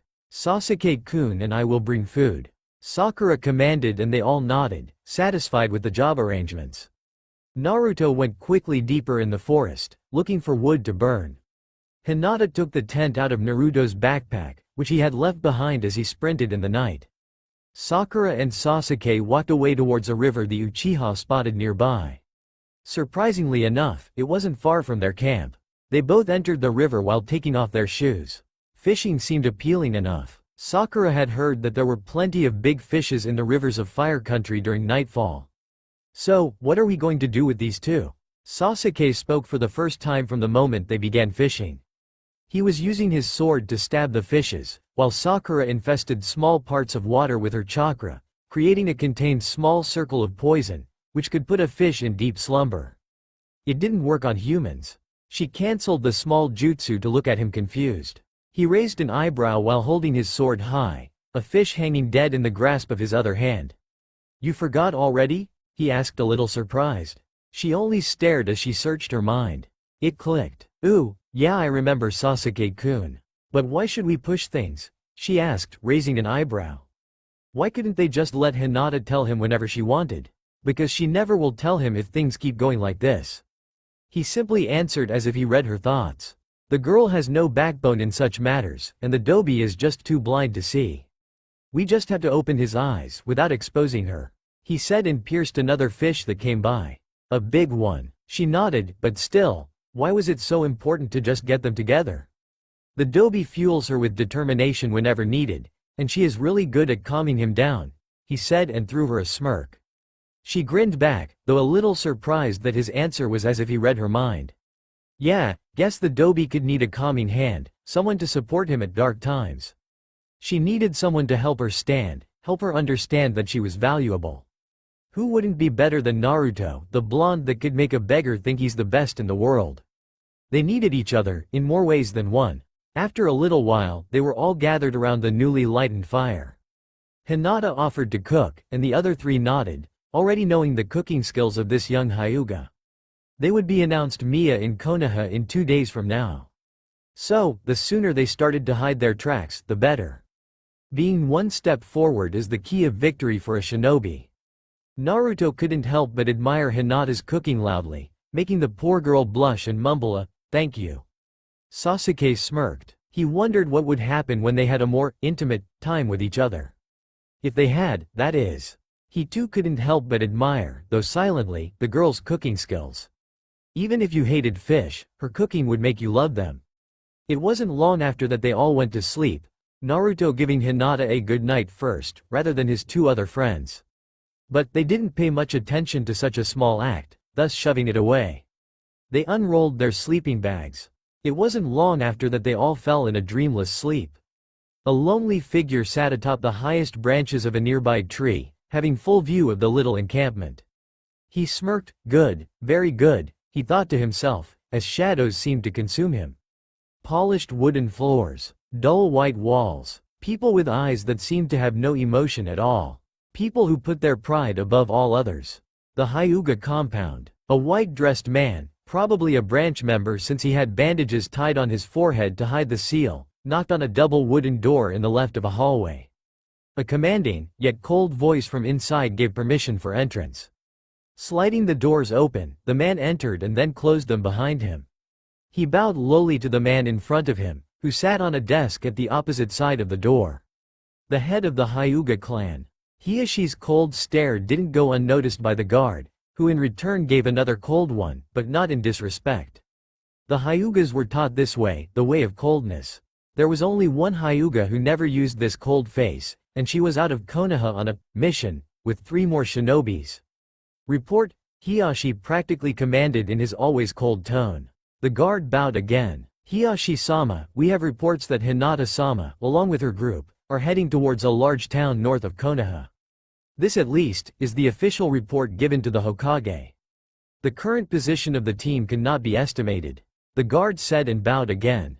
Hiyashi nodded. Very well. I'll send someone skillful enough to take Hinata back. I can't allow her to roam free, staining our name even more. No matter what the Hokage says, she will be taken back, even by force. He said and nodded again, as if agreeing with himself. You may leave, he added, and the guard bowed again, leaving the room seconds later. Hiyashi looked to his left. A female servant stepped forward and bowed. Hiyashi seemed to smirk, even for the tiniest split second. Bring me Neji, he commanded, and the still bowed servant left in a hurry. What? Screamed the young green beast of Konoha. The genius of the Hyuga clan just shook his head in annoyance to his friend's attitude. Lee, shut up, he hissed, and the named teen went strangely silent. The weapon mistress of Konoha, Tenten, stood next to her nearly fully green-dressed friend. Neji, Lee has a point. We can't go down there and force Hinata back here, she said and glared at her teammate. He sighed. Flashback. You asked for me, Hiyashi-sama? Neji said as he slid the door behind him close and bowed. Looking up, he saw the current head of the clan nodding. Neji had already had his seal removed, so now he was a free main branch member. Indeed, Hiyashi replied. His cold stare was eyeing Neji up and down, as if trying to find him guilty for something. Have you been straining yourself in training, Neji? He said. Neji was a little taken aback, not understanding the point of such a question. He replied nonetheless, No Hiyashi-sama. I just had some strong sparring opponents lately, he said, and the head of the clan nodded once more. Hiyashi was known among the members of his clan for his short answers, unexpected questions, and something that has come to be a normal trait among the Hyugas, cold attitude. Good, you'll need your strength, he said and started checking something on an open scroll in front of him. I have something of great importance for you to deal with, Neji, he said out of the blue as he kept looking at the scroll. Neji seemed to be ready to raise an eyebrow in curiosity, but he restrained himself from such an act. Hiyashi took his silence as a, "Go on. What I need you to do, Neji, is to bring Hinata back here the soonest possible. This girl cannot be allowed to roam free out there," he said. Neji could explode in anger if his manners and respect didn't allow him. Girl? Hinata was nearly a full-grown woman, for God's sake. And roam free? She wasn't an animal. She was one of the best shinobis Konoha had to offer, yet Hiyashi didn't want to understand that. He sought complete perfection from anyone in his clan. But what would a simple girl do when her own father seemed to think she was weak? From where would she get the power to stand her ground and try again? There was no one to give her such power when she was a child, until the first day she went to the academy. Her results were becoming better, little by little, yet her father couldn't just be pleased. If he didn't have perfection, he had nothing. Nevertheless, he still had to give Hiyashi an answer. He was ready to start talking, but it seemed that Hiyashi had taken his silence as another, "Go on," sign. "I'll have some of my best guards too."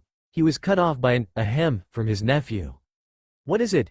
he asked, irritation not visible in his features or voice, yet Neji knew that interrupting him was something that clearly annoyed the head of the clan. "Excuse me, Hiyashi-sama, but I'd like to pick up my teammates on this missions by myself," he said and bowed. Hiyashi eyed him for a moment. Neji knew he couldn't get away from the assignment, so bringing with him the right people for the job would make it easier to complete his mission, without unnecessary casualties. End flashback. "So, let me get this straight. You want us to go and fight Hinata, Sasuke, Naruto and Sakura in order to get the poor girl back?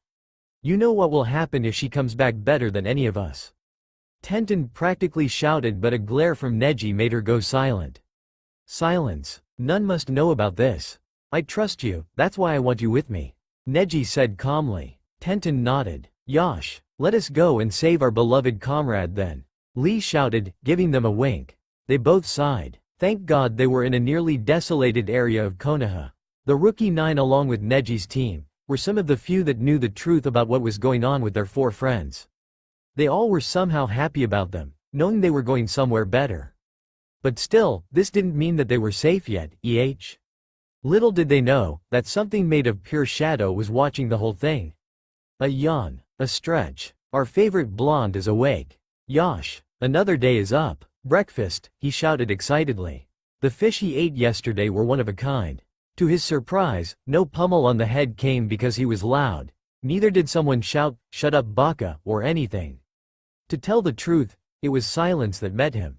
Looking around, he noticed 3 sleeping bags around the small clearing. He got out of his own and slowly walked towards the one nearest to him. Looking closely, he saw the usual, ink blue-haired head that its owner was a cute pale-skinned girl. Why did the cute word kept coming up? Seeing Hinata's peaceful expression, he was glad that at least he didn't wake her up with his shouting. It was so rare to see her like this.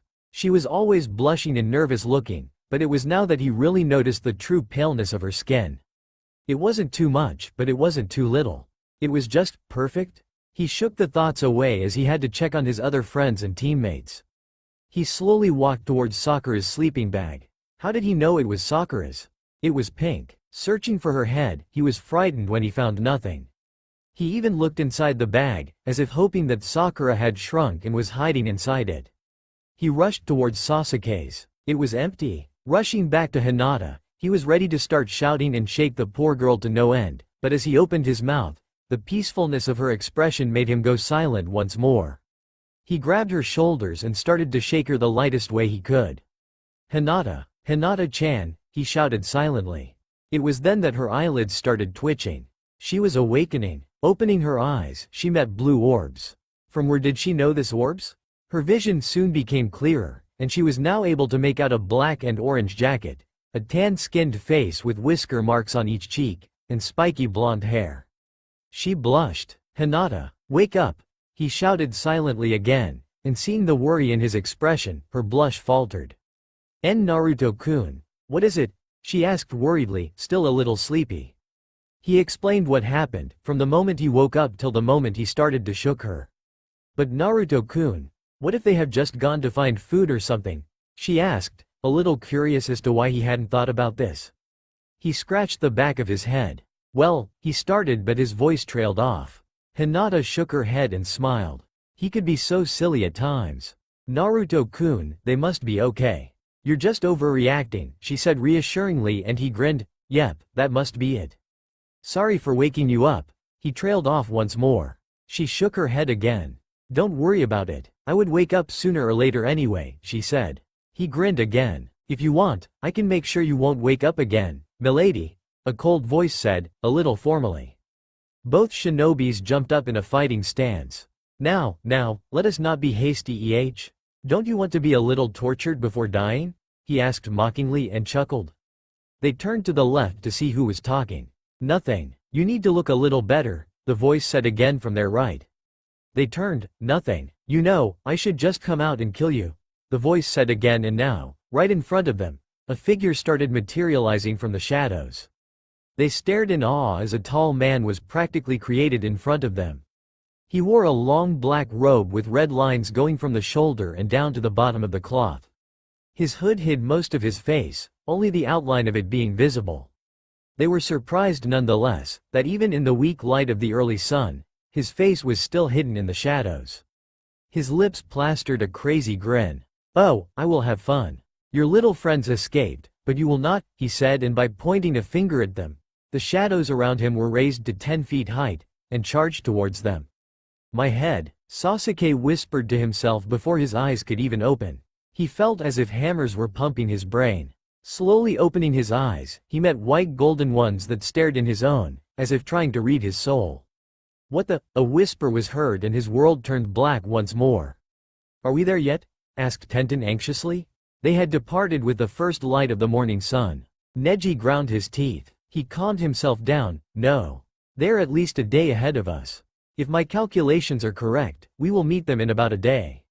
And stop asking me, he said and turned his head to look forward again. He, Tenten and Lee were at least halfway to the small town where their friends were supposed to be. One more day? The weak light of the morning sun had suddenly vanished. They all looked up, but there were no clouds in the sky. Looking around, they noticed something that made them shiver. Darkness had started engulfing the surrounding area. What the? Neji managed to say. It was as if a dome of darkness had started materializing around them, engulfing everything in its way. Move, Neji managed to shout, and they were all shot out of their trance. They started running towards what seemed to be the wall of the dome that was beginning to go higher and higher. When they got close, living shadows popped out of the ground and pushed them back. They were startled nonetheless, that shadows suddenly came to life. They managed to keep themselves standing and eyed their new enemy. They were tall, black creatures made out of pure black shadow. You could swear that they were darker than the black color itself. They had long pointy ears and their hands seemed clawed, as well as their feet. You could say that they were black trolls or something. There were 3 of them and they all chuckled evilly. Neji slipped in the usual Juken stance of the Hyuga clan. Lee entered his lotus stance while Tenten prepared a handful of kunai and shuriken. The monsters kept chuckling. Tenten jumped high in the air and launched numberless shuriken and kunai to her enemies. You could swear that the weapons were coming out of thin air. The monsters became one with the ground to avoid the attack. Tenten's weapons hid nothing but dirt. One of them suddenly appeared in front of Neji, materializing right in front of him. Luckily, he was fast enough to avoid a claw attack that could easily sever his head. He launched his palm, targeting his opponent's stomach. His fist flew right through the enemy. He looked up and stared at the black eyes of the monster. There was now a big hole in the creature's stomach, but the monster didn't seem affected in the least. It just chuckled and raised its claws again. Lee kept kicking and punching his opponent, but to no avail. The monster didn't even move as the attacks practically flew through it. Lee himself had to dodge every attack the monster made, its claws seeming to be able to cut through stone as if it was hot butter. He jumped away towards Neji and Tenten. What are we going to do? I can't even touch them, he shouted as the monster charged towards him again. Neji ducked another claw strike to the head. I don't know. These things don't even have a chakra system. He shouted and tried once more to hit his opponent, who just sat there to accept the attack, which once more flew right through him. What do you mean? Tenten asked as she barely dodged another strike. Her weapons couldn't even parry these claws, as the hand went right through them. They didn't fly through her long-sleeve blouse though, as it was already shredded from one of the strikes, leaving her only with her shirt and a wrecked cloth. They don't have a system. They're made out of pure chakra. Neji shouted again and they all jumped away from the monsters to catch their breath. These things seemed unbeatable. The monsters chuckled evilly at the weakness of their opponents. They were such an easy prey. Suddenly, the darkness was pierced with light. Meimei Kaihao. Shinpai. Divine release. Judgment, a voice yelled, but one couldn't make out if it was male or female. It just was. Light started emitting from the center of the dark monstrosities. They screamed as the light became stronger and stronger, and in the end, these monsters of shadow were consumed in a white golden light. The three teens just blinked in confusion at the sudden turn of the battle. Looking around, they noticed the dome of darkness retreating back, allowing more of the morning sunlight to wash the land. They could swear they saw something flying into the woods with blinding speed, but they weren't sure what it was, the darkness still having hidden most of the surrounding area. Neji looked behind him, sensing a strange chakra presence, but as his pale eyes met golden white ones, the light of the world faded, leaving him in the darkness of unconsciousness. His teammates were next to fall. What the hell is this? He kept thinking to himself as he tried his best to dodge the shadows. They weren't like the Nara clan's shadows. This ones could eat you for breakfast. Shredded pieces of wood were lying everywhere. The lavender-eyed girl dodged another shadow beam, which enveloped the tree behind her. As the shadow enveloped the whole tree, it faded, leaving the tree seemingly untouched for a second. Then it fell to the ground, in pieces. Stop running away from your fate. The black-dressed man yelled as his shadows kept attacking. Both Naruto and Hinata were hailing shuriken and kunai towards him every now and then. Too bad the weapons were lost in darkness as the shadows enveloped and seemingly vaporized them. Naruto couldn't do anything else. He couldn't get near the guy, for the closest he was, the fastest the shadows were. And he could barely dodge them right now. Hinata, run! He shouted suddenly and the teen was surprised nonetheless. Naruto, run away from battle? We can't defeat him. He might even kill you. He shouted again as a shadow beam ran right above his left arm, shredding the cloth while luckily leaving only a gash on the skin. Naruto winced for a split second before jumping away. Hinata was touched nonetheless, that he wanted to flee in order to keep her safe. Yet again, they really couldn't defeat him, not now. They both balanced their step and prepared to run away. Oh, no you don't. The man shouted again. His hands flew like crazy through small series of hand seals. Cage Shakuhou. Cage Ngai. Shadow release. Shadow dome, he yelled. The teens' feet came to an immediate halt as mere meters from their position, shadows started rising. They kept rising and rising till a great wall was created. It turned and started heading towards the other side. Soon, a dome was created in their vicinity, enveloping the area in darkness, allowing only a small opening at the top of it in order to let air and a little light to enter. Too bad, the opening was more than 100 feet high. What the hell? Naruto shouted, surprised at the sudden change of events. They turned around to look at the tall black figure, who now was a mere foot away from them. They shivered, his face was now completely hidden in the darkness, while the only thing that let them know he was there was his chakra signature and his evil chuckle. The chuckle turned to a maniac laughter as the man launched his head back and laughed his heart out. He composed himself, but a wide evil grin was visible under the shadows. Not hell kid, not even close, he shouted and launched his hands forwards as if wanting to grasp them. Naruto knew what that meant. They now were in a shadow dome, with nearly no light. Shit, this wasn't good. The shadows now were everywhere, which meant that the whole area was under his full, deadly control. What could he do? He could feel the man's chakra becoming one with the shadows, and they in turn rose and started to take the shape of a pointy triangle, ready to pierce right through them. He could feel the shadows enveloping, but could not see them. Things were like shit, as the shadows were ready to charge towards them and finish them off. Meimei Kaihao. Tenrai Tamashibi. Divine release. Divine light, a voice yelled, but it was just a voice, as if it came from nothing. One could swear that this voice was pure light. The shadows were suddenly destroyed, as soft golden light washed the darkness away. Both teens were practically blinded by the power. They felt hands grasping them, but before they could even react, their world was turned in a realm of darkness. Sakura slowly opened her eyes, and gasped. The last thing she remembered was her lying in her sleeping bag. Now, she was sighted on a rock, her back being against something hard, yet soft altogether. Turning her head around, she saw the edge of an onyx-haired head. Her world brightened realizing who it was. To her relief, she also realized that she wasn't tied up. Turning her whole body around, she hugged Sasuke's unconscious form and rested his head on her lap. His peaceful expression was enough to bring a smile on her lips. "I see you're quite affectionate for this youth, aren't you?" she heard a voice saying, but there was no mock in its words, no anger, no fear. It had pure sincerity. Even so, thanks to her ninja and natural reflexes, her free hand flew to her thigh to catch a kunai. Too bad, the weapon's holster wasn't there. Now, let us not resort to violence. I'm sure we can short things out," the voice said once more, curiosity and seriousness mixed together. She looked around, but saw no one. "What the hell is going on?" she asked, clearly irritated. She heard the voice making a sound. "Now, hell isn't the right word to use here. Look around you," the voice said, and she obeyed, even hesitantly. It was then that she really took notice of her surroundings. She was on a large round rock, Sasuke in her lap. Around them were only trees, above them was only the clear blue sky. They were in a clearing, a rather strange clearing if you think that there was only a large rock in the middle of it. It was then that she also realized the presence of her two other friends. Naruto and Hinata were lying a few feet away from them, they too on the rock. She gasped and she was ready to rush to their side, if only to check if they were alive. The voice halted her movements once more. "Don't you worry about them. They are not harmed. I have other matters to talk to you about, but I need all of you awake.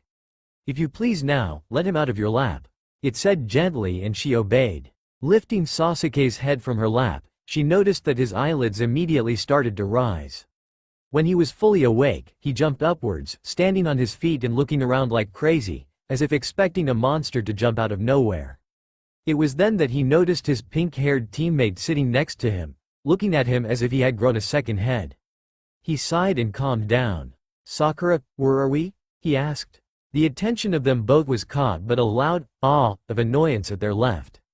Naruto was awake. The blonde did the same thing as Sasuke, though he looked more panicked, waving his hands around and shouting curses and threats to a black-dressed man, as they managed to make out from his shouts. Both of them pumped him on the head with Sakura shouting, "Hey, shut up you baka." It was then that they noticed Hinata was also awake, having sat down next to them with her eyes looking at them worriedly, as if expecting them to fall down any minute now. "Now, if you are done arguing and such," they all jumped, surprised at the sudden addition of voices. It was male. Turning to their left, they saw a white-dressed man walking slowly towards them. He wore a long white robe, his hands hidden in his long sleeves as a white hood also hid his face. His chin, mouth and the edge of his nose were visible under the hood. He had a short, white blonde beard. They also noticed that the robe was decorated with golden lines gracing the white cloth of the robe. The man smiled. "Hey, are you a monk?" Naruto managed to say. He, like the other three, were stunned at the sudden appearance of the man. "Well, you can also add the strange, yet fancy outfit." The man chuckled to himself. No, my friend. A monk I am not, at least not by the meaning you give to the word, that is," he said gently, his voice not too harsh, not too soft. The balance was clearly audible. "Anyo, what's going on here?" Hinata asked, and they were all again a little surprised that she talked. The man smiled again. "This is something I'd also love to know," he said sighing, yet the smile that graced his lips didn't falter. They all looked at him curiously, expecting an explanation. "The sooner the better." Well, from where should I begin?" he said and sat down cross-legged on the rock. He motioned them to follow his example and they all mimicked his movement. "There are powers beyond that of human understanding in this world. Am I correct?" he asked rhetorically, and they all nodded. He smiled again. "Well, these powers, even if they are not to be understood, they exist, don't they?" he asked again, his expression seeming serious under the hood. They all looked at each other, as if expecting to find the answer in each other's eyes. Naruto shrugged. "I guess, yeah," he said, bringing the demon inside him in his mind. Kyuubi existed, even if he didn't really understand his powers. "Good," the man said and smiled again. "There is an unbalance lurking in the world right now, and you were unfortunately caught in the middle of a small conflict. I and my men managed to save you, but I must warn you," he said, and his expression once more was serious. They could feel the seriousness emitting in the air around the man. Do not interfere, unless your life is at stake. You will not have the luck of us saving you every time, my children. Now, if you please, I will take my leave, he said and stood up. Naruto's eyes went wide. Wait, you haven't even told us your name, he shouted. The man smiled. All you have to know is that you must not interfere with the balance of the forces. Enough has happened, you should return to your original journey, he said and motioned them to stand up. They did. Head north. The road is only a kilometer or so away from here, he said, pointing at the direction of the road. He smiled at them, and they saw that light started enveloping him. His smile never faltered. Good luck, my children, he said as the light had nearly enveloped all of him. We might meet again. They heard his voice whispering as the light suddenly vanished, and with it the man was also gone. Weird, Naruto finally exclaimed as he rubbed the back of his head. What did the man mean by that? Sasuke shrugged. Probably problems between some villages, and we were caught in the middle. We should just keep going with the original plan, he said and looked at the others, who all nodded except Naruto, he still being a little confused. A natural instinct then took over the blonde's senses. And he knew exactly what time it was. Launch time, he yelled happily and rushed for his backpack. He had noticed their items lying at the other end of the rock before. Opening his own with haste, his eyes started to beam as his hands touched what he thought as the gift of the heaven to the world. Ramen. He took the packs of instant ramen out of the backpack. He could rant about ramen all day long, but thankfully, Sasuke and Sakura were there to silence him before he could even begin. It was funny that the Dobi could eat ramen at any time of the day, since now it seemed that the sunset was nearing slowly. After an hour and a physically satisfied Naruto, they began their journey to the unknown once more. Neji's eyelids started to open slowly, his vision still blur and dizzy. He managed to make out a white wall? Wait, he knew this white wall, it was his bedroom's white wall. Wait, all of the Hyuga's compound's walls were white. How the hell did he recognize his own? He shook these thoughts away as they made little sense. He looked around to recognize the rest of his bedroom. What the hell was going on? Ah, at last awake, my child, he heard a male voice saying gently, yet his hand immediately flied for his weapon pouch, which wasn't there. Easy now, violence won't solve anything, he heard the same voice saying. He looked at the edge of his bed, only to see a tall man dressed in a long white robe sitting there. The man was looking at him, yet his eyes were hidden under his hood. A smile was evident under his bearded face. Who are you? Neji asked, a little too confused as to how this man managed to enter the compound without being noticed by anyone. The man's smile didn't falter. I am here to tell you everything will be alright, he said, sincerity covering his words. What did he mean? It was then that Neji remembered the previous events. He was sent out on a mission, and encountered these strange monsters on his way. What you fought with was something beyond what any ninja could handle, my friend. Please, forget about it. Now, about your mission, he said, and smiled again. I have taken care of your respected leader. Please don't take me wrong, I have just erased from his memory the fact that he wanted to seal his daughter. The girl is now safe, he said, and at this, Neji calmed down. But another question lurked in his mind. You still haven't told me who are you, and why you saved us? He expected the man to have helped his allies too. His smile had yet to fall from his lips. Your friends are safe, if that is what you want to know. As to who I am and why my men saved you, let's just say that we have some affairs with the monsters that came against you. All you have to know about me is that I exist, he said, and light covered him. In a flash, he was gone. But a split second before the light faded, Neji heard words being whispered in his mind. Live your life, young Hyuga.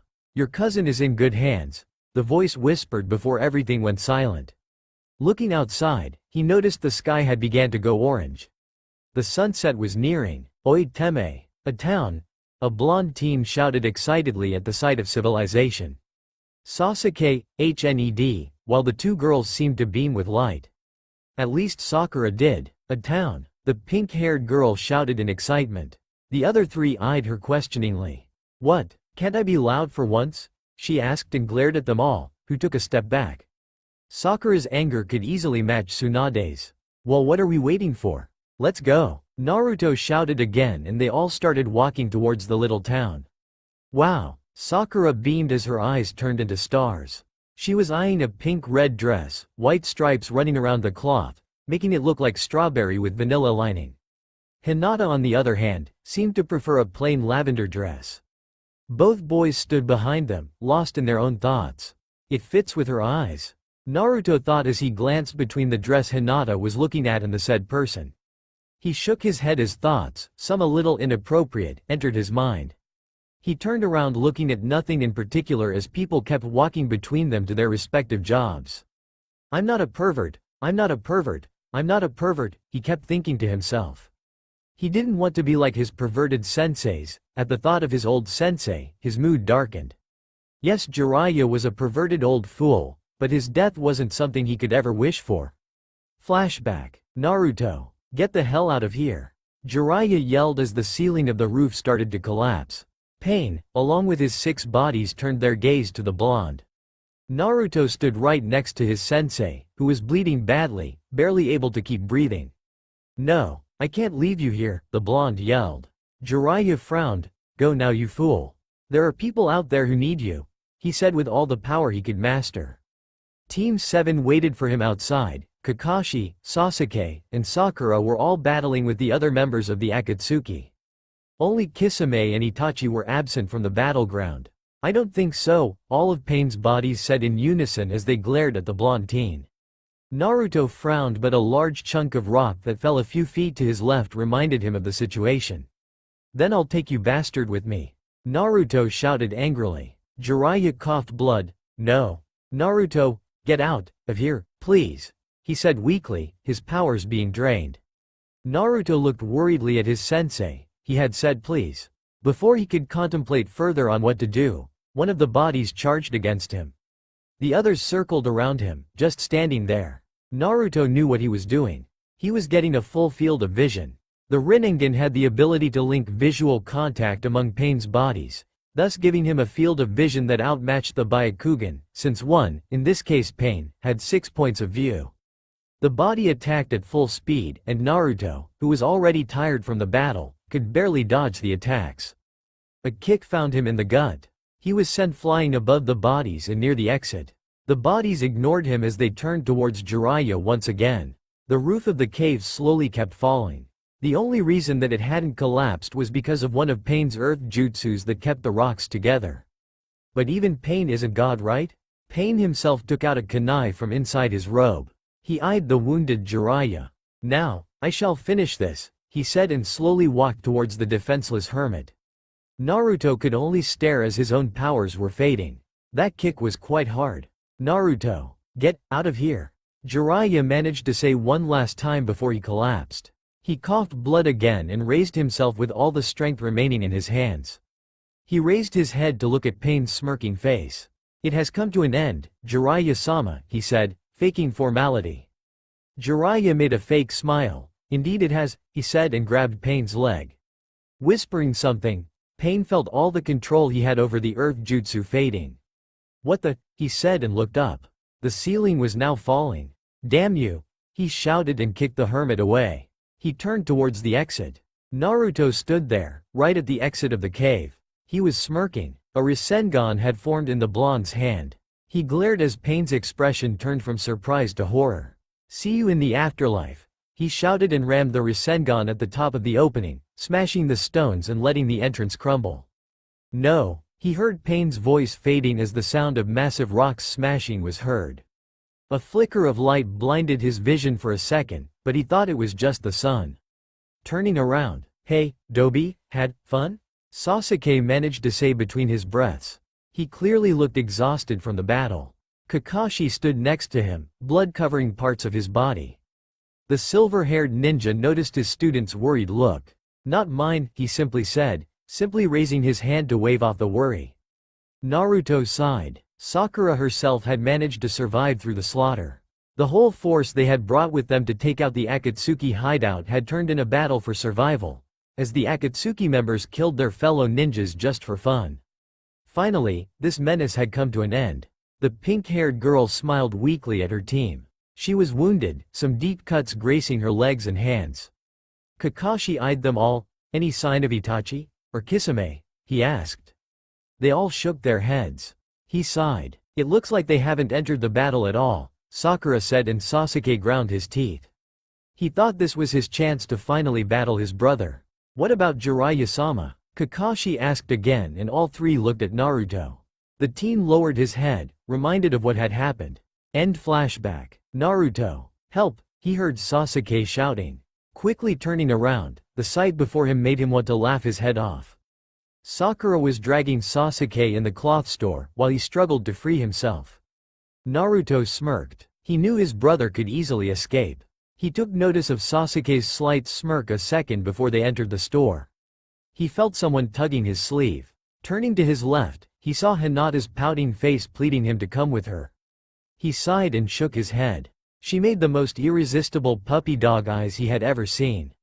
He sighed again and nodded, pretending to be annoyed. Hinata giggled and hastily walked towards the store, still holding on Naruto's sleeve. When she was sure that her front was out of his sight, she finally allowed a slight blush to grace her pale face. Damn it, Sasuke mumbled to himself as he sat on a small couch, still waiting for Sakura to change. It had been around an hour doing the exact same things. Why did he let her drag him into this again? She would gather a bunch of clothes, enter the changing cabin, exit and ask him his opinion. He would HN, and she would nod, as if he had openly said he liked it. She would go back in and try something else on. He turned his gaze to the left, where Naruto sat on a chair waiting for Hinata to come out of her own changing cabin. He sighed. The doby must have been taking it even harder than him, since he wasn't allowed to bounce around or yell like crazy. He smirked. Wow, that looks great, Hinata-chan. Naruto exclaimed happily as Hinata got out of the changing room. She wore a blue round hat, a white long-sleeved shirt and lavender pants that reached down her knees. The only thing that showed she was a ninja were the sandals she still wore. She smiled. Thank you, Naruto-kun, she said, but she couldn't help but blush slightly. He would always praise every cloth she wore. She started to think he just did it because he had to, not because he really found her pretty. She was a little disappointed at this thought but didn't let this show on her features. This, perfect, features by Naruto's opinion? Wait, when did he start thinking like this again? He shook these thoughts away as she entered the cabin once more. He noticed her picking up something lavender before she did so. What outfit was up next? Alright, how's that looking? Sakura asked excitedly and couldn't feel more satisfied in her whole life. Sasuke was ready to drool in front of her. She was wearing the pink, red and white lined dress they had seen before. It was sleeveless, the crook of the neck being clearly visible while her sides were also exposed from the cloth. The dress reached down her feet, hiding her shoes or whatever she wore.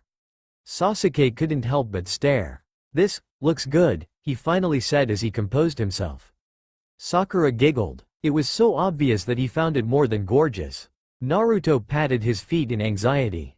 What was up next? To tell the truth, it didn't really matter.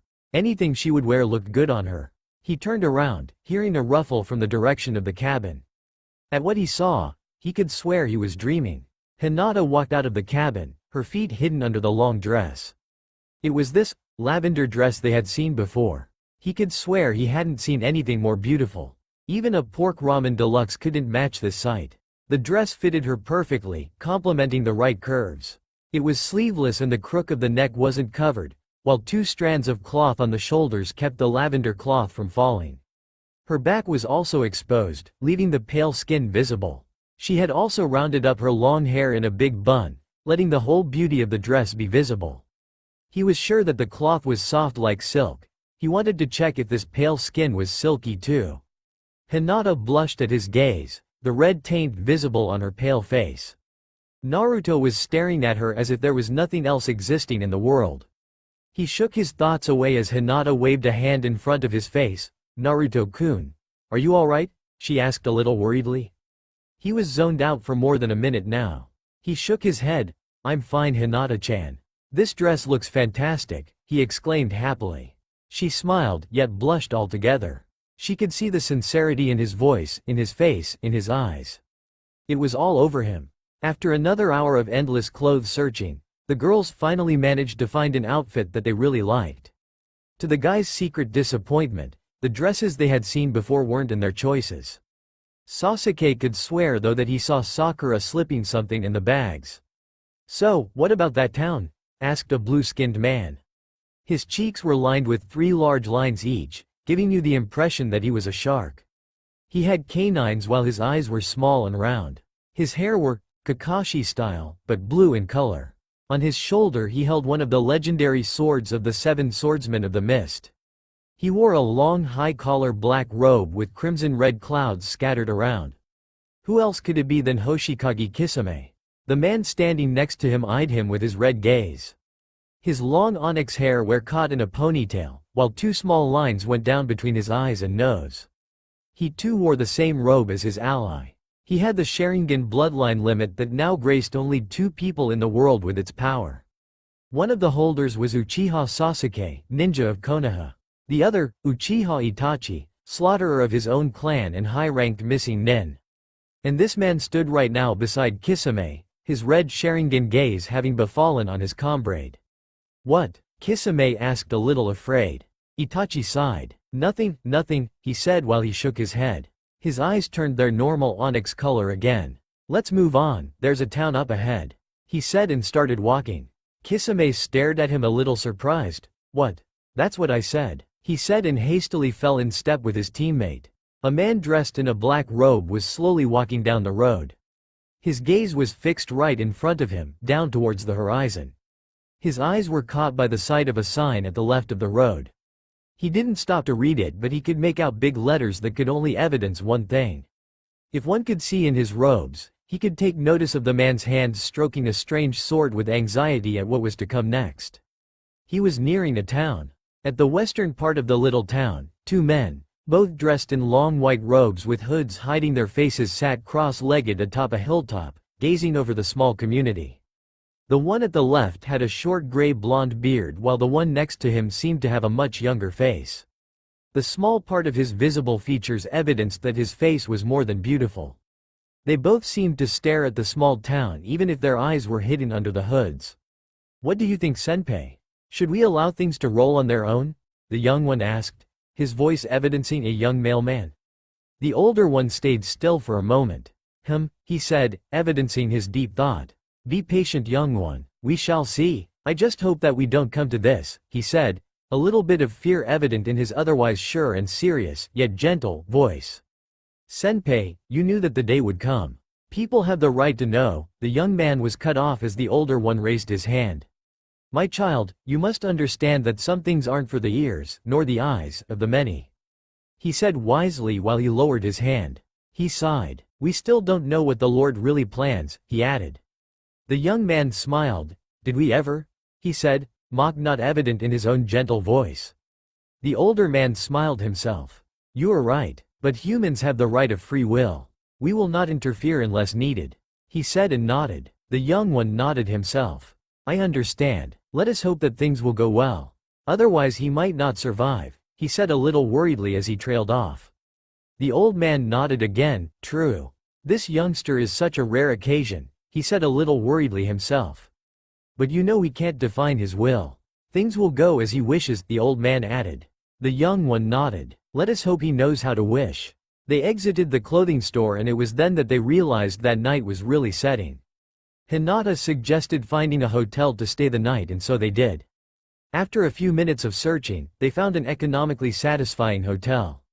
They took 2 rooms, one for Hinata and Sakura and one for Naruto and Sasuke, each one with 2 beds.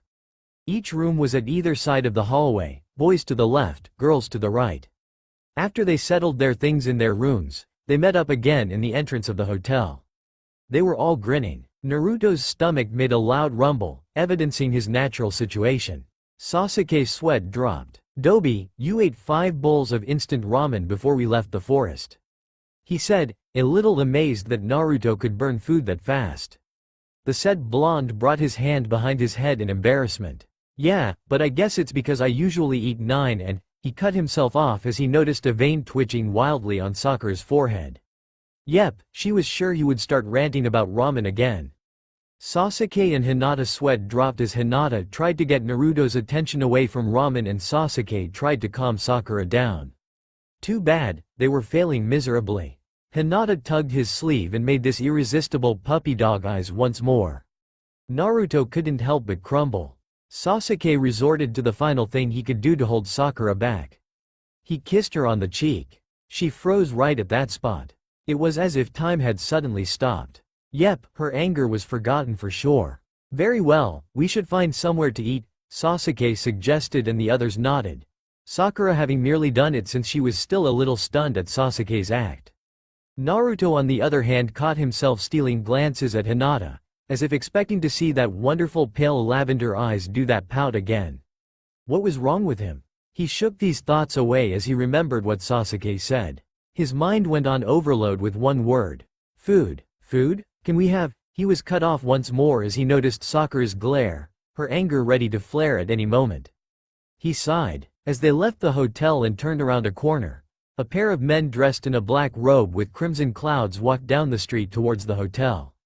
Their steps were halted. The onyx-haired one eyed the sign that hung above their heads. The blue-skinned man next to him was looking around, as if in high alert. Itachi, something doesn't feel right, he said worriedly. The named man eyed his ally. I know, he said and walked in the hotel, Kisame following behind. They stood before the counter, a young woman smiling softly at them both. Both Itachi and Kisame were smiling back.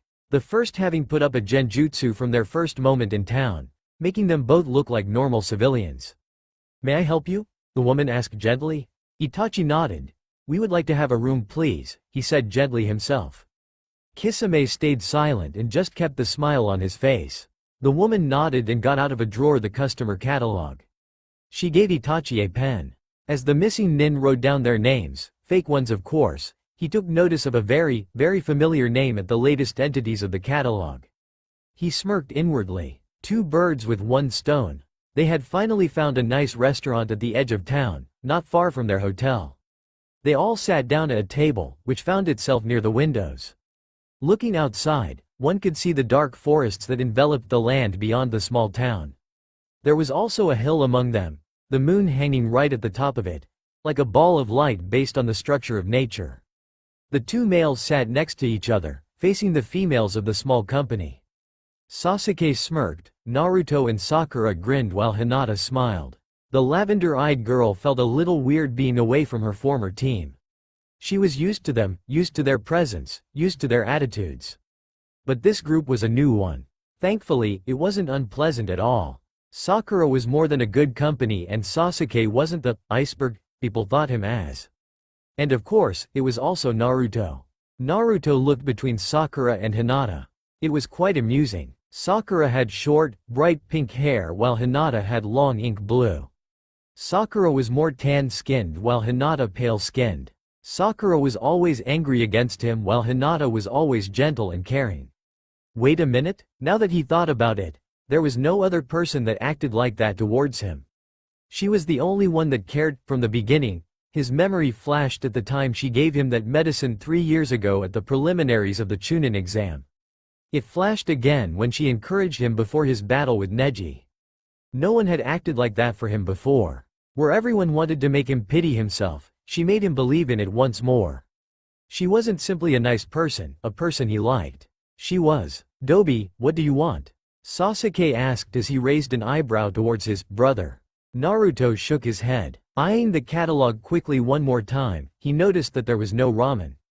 He finally ordered sushi. Sasuke faked boredom as he looked between his friends, his gaze locking on Sakura for a mere more second.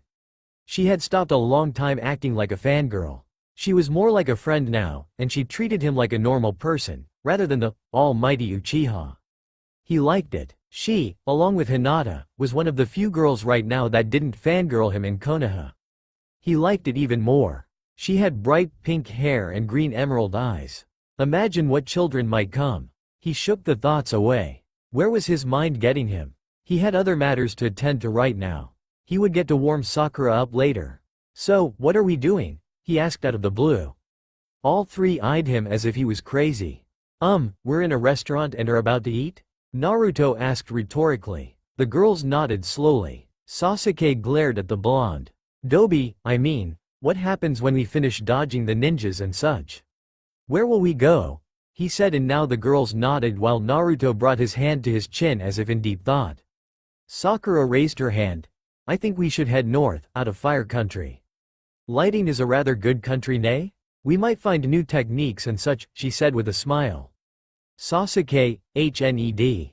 We can't. Lighting is in war with the sand. We would get in the middle of conflict. He was cut off as he noticed Naruto's eyes had gone wide. He looked at them all wide-eyed and then made a grin that one could think was impossible for a face to plaster. Gaara! He shouted excitedly and earned a pump on the head from Sasuke. Sakura was held back by Hinata. Hinata looked at Naruto a little worriedly. You know the cage? She asked. Naruto nodded vigorously. Gaara is a friend and a former Jinchuriki. We can stay in Suna for a while, he said and nodded, agreeing with himself. The others sighed. Naruto, Suna and Iwa are in war. If we interfere, we might get caught in the middle of the conflict. Sakura said wisely, filling the hole that Naruto forgot. The blonde hung his head in disappointment. An idea flashed in his mind then, an idea that he had buried in his mind, an idea of a place that wasn't too far from here, but not too close. It would be a close call, but it was all they had. He grinned to himself again. What about the West? I think there are some clans there that have cool techniques we could get with my Sharingan, Sasuke suggested. Stealing techniques isn't that wise. And, we will most likely have to fight them in order to let you copy them. We might just end up getting killed in the end, she said, countering his idea. What about Orochimaru, Sasuke-san? Isn't he a threat? Hinata asked worriedly. She hadn't forgot that Naruto barely managed to bring Sasuke back from the battle at the Valley of the End. After Naruto's Rasengan and Sasuke's Chidori clashed, Sasuke was thrown unconscious and Naruto, who managed to keep himself awake, brought the Uchiha back. Afterwards, the raven-haired boy was freed of the cursed seal and Tsunade assured them that such an attempt was most unlikely to happen again. The seal corrupted his mind, making only vengeance and hatred guide his vision. He was able to see clearly now, and he was one of the best ninjas Konoha had to offer. For the Uchiha clan wasn't part of it anymore. Sasuke, HoNdeR, with a smirk and stroked his blade, which he had placed standing next to him. It was a silent, let him come. She smiled, but worry wasn't taken off completely. It just couldn't. Oi, guys. I know where we can go, Naruto said out of the blue, and all attention from his three friends was once more drawn on him. It was rare of him to speak seriously, and now, he did. Where? They all asked at the same time. Naruto's grin was wide as ever. Listen up, he said, and now his look turned serious. He looked around worriedly, as if expecting to see someone spying on them. When he was sure that there were no prying ears or eyes around, he turned to his friends with a grin. He started explaining. During his 3 years of travel with Jiraiya, he and the hermit had passed by a village to the north. It was quite far away from here and it would be a little dangerous journey.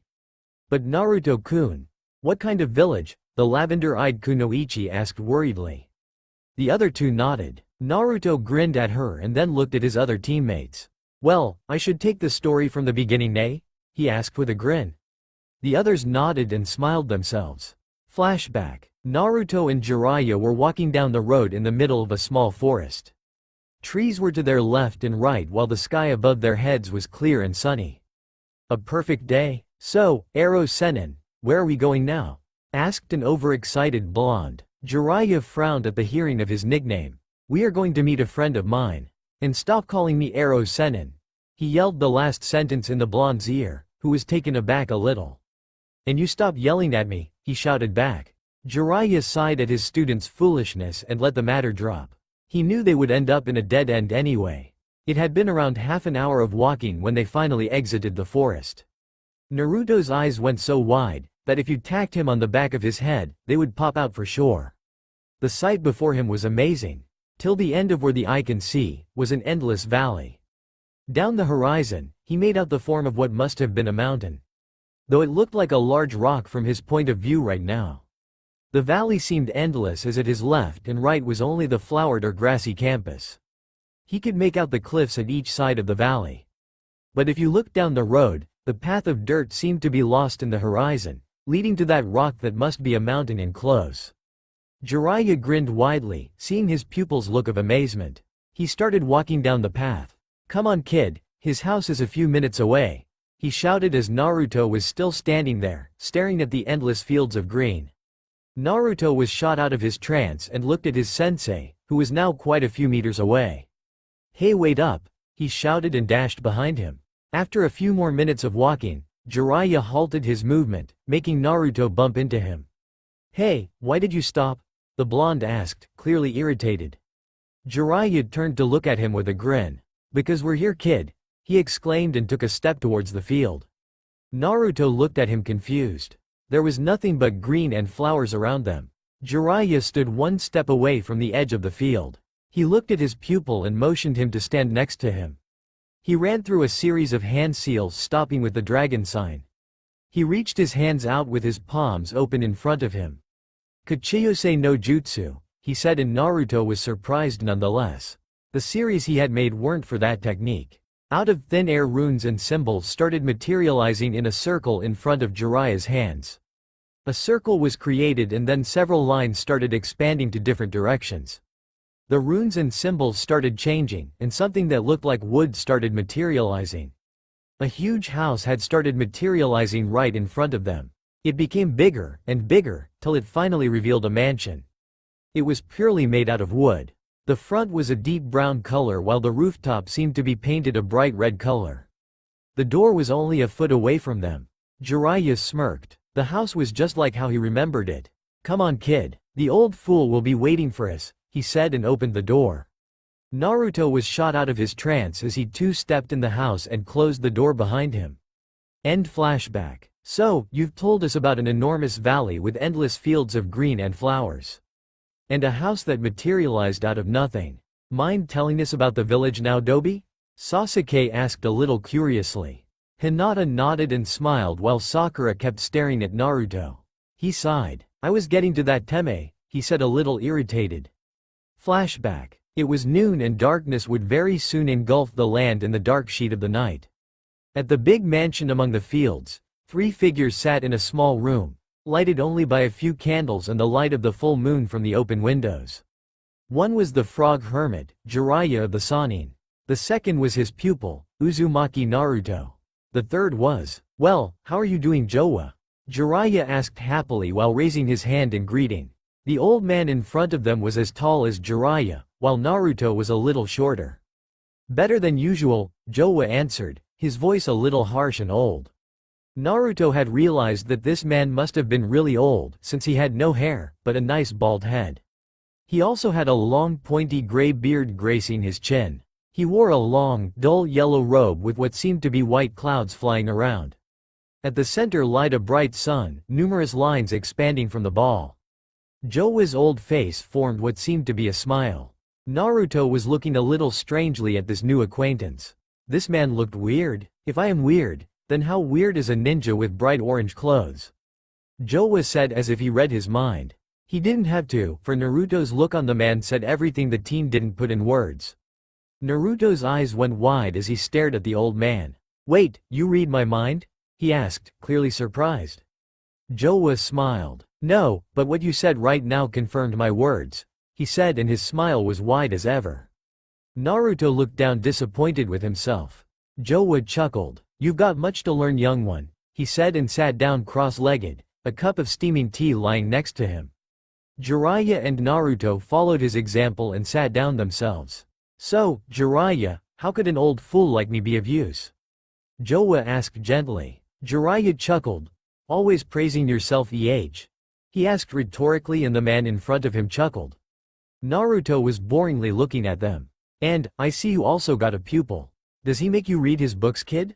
Jowa asked worriedly. Naruto was immediately shot out of his trance. "What? No, I would never read Ero Sennin's books," he said while waving his hands in defense and pointing at his sensei. Jiraiya sighed while Jowa kept chuckling. "A new nickname, Jiraiya? I must say, it is better than the Baka Tsunade gave you," he said and chuckled. Jiraiya glared at him and then turned his glare towards his student, who was still defending himself without having noticed that Jowa wasn't interested in that subject anymore. He gave Naruto a pummel on the head. "No, this brat over here has that title, and I swear to God, he is the word in flesh and bones," he said and chuckled himself. Naruto pouted. "Hey, what was that about?" Both men sighed and looked between each other. "How long have you been training him, Jiraiya?" Jowa asked, and both student and teacher looked at him. 2 years. Jiraiya answered seriously. Jowa nodded. I see, and how long will the training last? He asked again, and Jiraiya took a glance of Naruto, who was still looking at the old man. 1 more year, he said, and Jowa nodded again. Good. Now, I'd like to ask the boy a few questions. I don't want you to interrupt for any reason, Jiraiya. He said seriously, and it was the hermit's turn to nod. Naruto looked worriedly at his teacher and then back at the old man. He noticed that the man was looking at him as if trying to read what he wanted in Naruto's face. The boy gulped. Jowa smiled. Well, Naruto's the name, am I wrong? He asked rhetorically, and Naruto's eyes went wide for a second. How did he know his name? I know many things. One of them is your name, Jowa said, his smile never faltering. Naruto nodded. It was as if this man could read his mind. Tell me, Naruto, why do you want to be a ninja? Jowa asked as he took the cup of tea that lied next to him in his hand. Naruto grinned widely. That's easy. I want to prove to everyone how strong I am and that I'm not a nobody, he said happily, proud of himself. Jowa kept smiling and took a sip from his tea. I see. And, why do you want to train and become stronger? He asked again, and Naruto looked at him as if he was crazy. What are you talking about? How will I become Hokage if I'm not strong? He asked and grinned widely. Jowa nodded. So, you want to be the Hokage of Konohakagure? He asked seriously, his expression a copy of his voice. Naruto nodded vigorously. Why? Jowa asked again as he took another sip from his tea. Naruto was still grinning widely. Because when I'll be Hokage, I'll be the strongest ninja in the village. Then everyone will see how strong I really am and they'll stop hating me. He said, and his expression grew a little sad. Jowa looked at him strangely for a moment, as if his eyes pierced into his soul. He smiled. Doesn't anyone in there love you? He asked as he took another sip. His smile was wide as ever. Naruto shook his head. No one loves me. Well, Tsunade Oba-chan does. Maybe Ero Sennin too. Even though he's a pervert and such, he threw a smirk at his sensei, who ground his teeth. Naruto never lost a chance to point out Jiraiya's perverted side. No one? What I see is different, Jowa said seriously, but his smile was still there. Naruto looked at him as if he was crazy. What are you talking about? He asked curiously. Jowa chuckled. There is someone in there that loves you, kid. You're just too blind to see it. Focus on something else other than training, and your vision will clear. Jowa said seriously and smiled warmly. Naruto looked confused for a moment. Who would love him in the village, other than Ba-chan and Ero Sennin?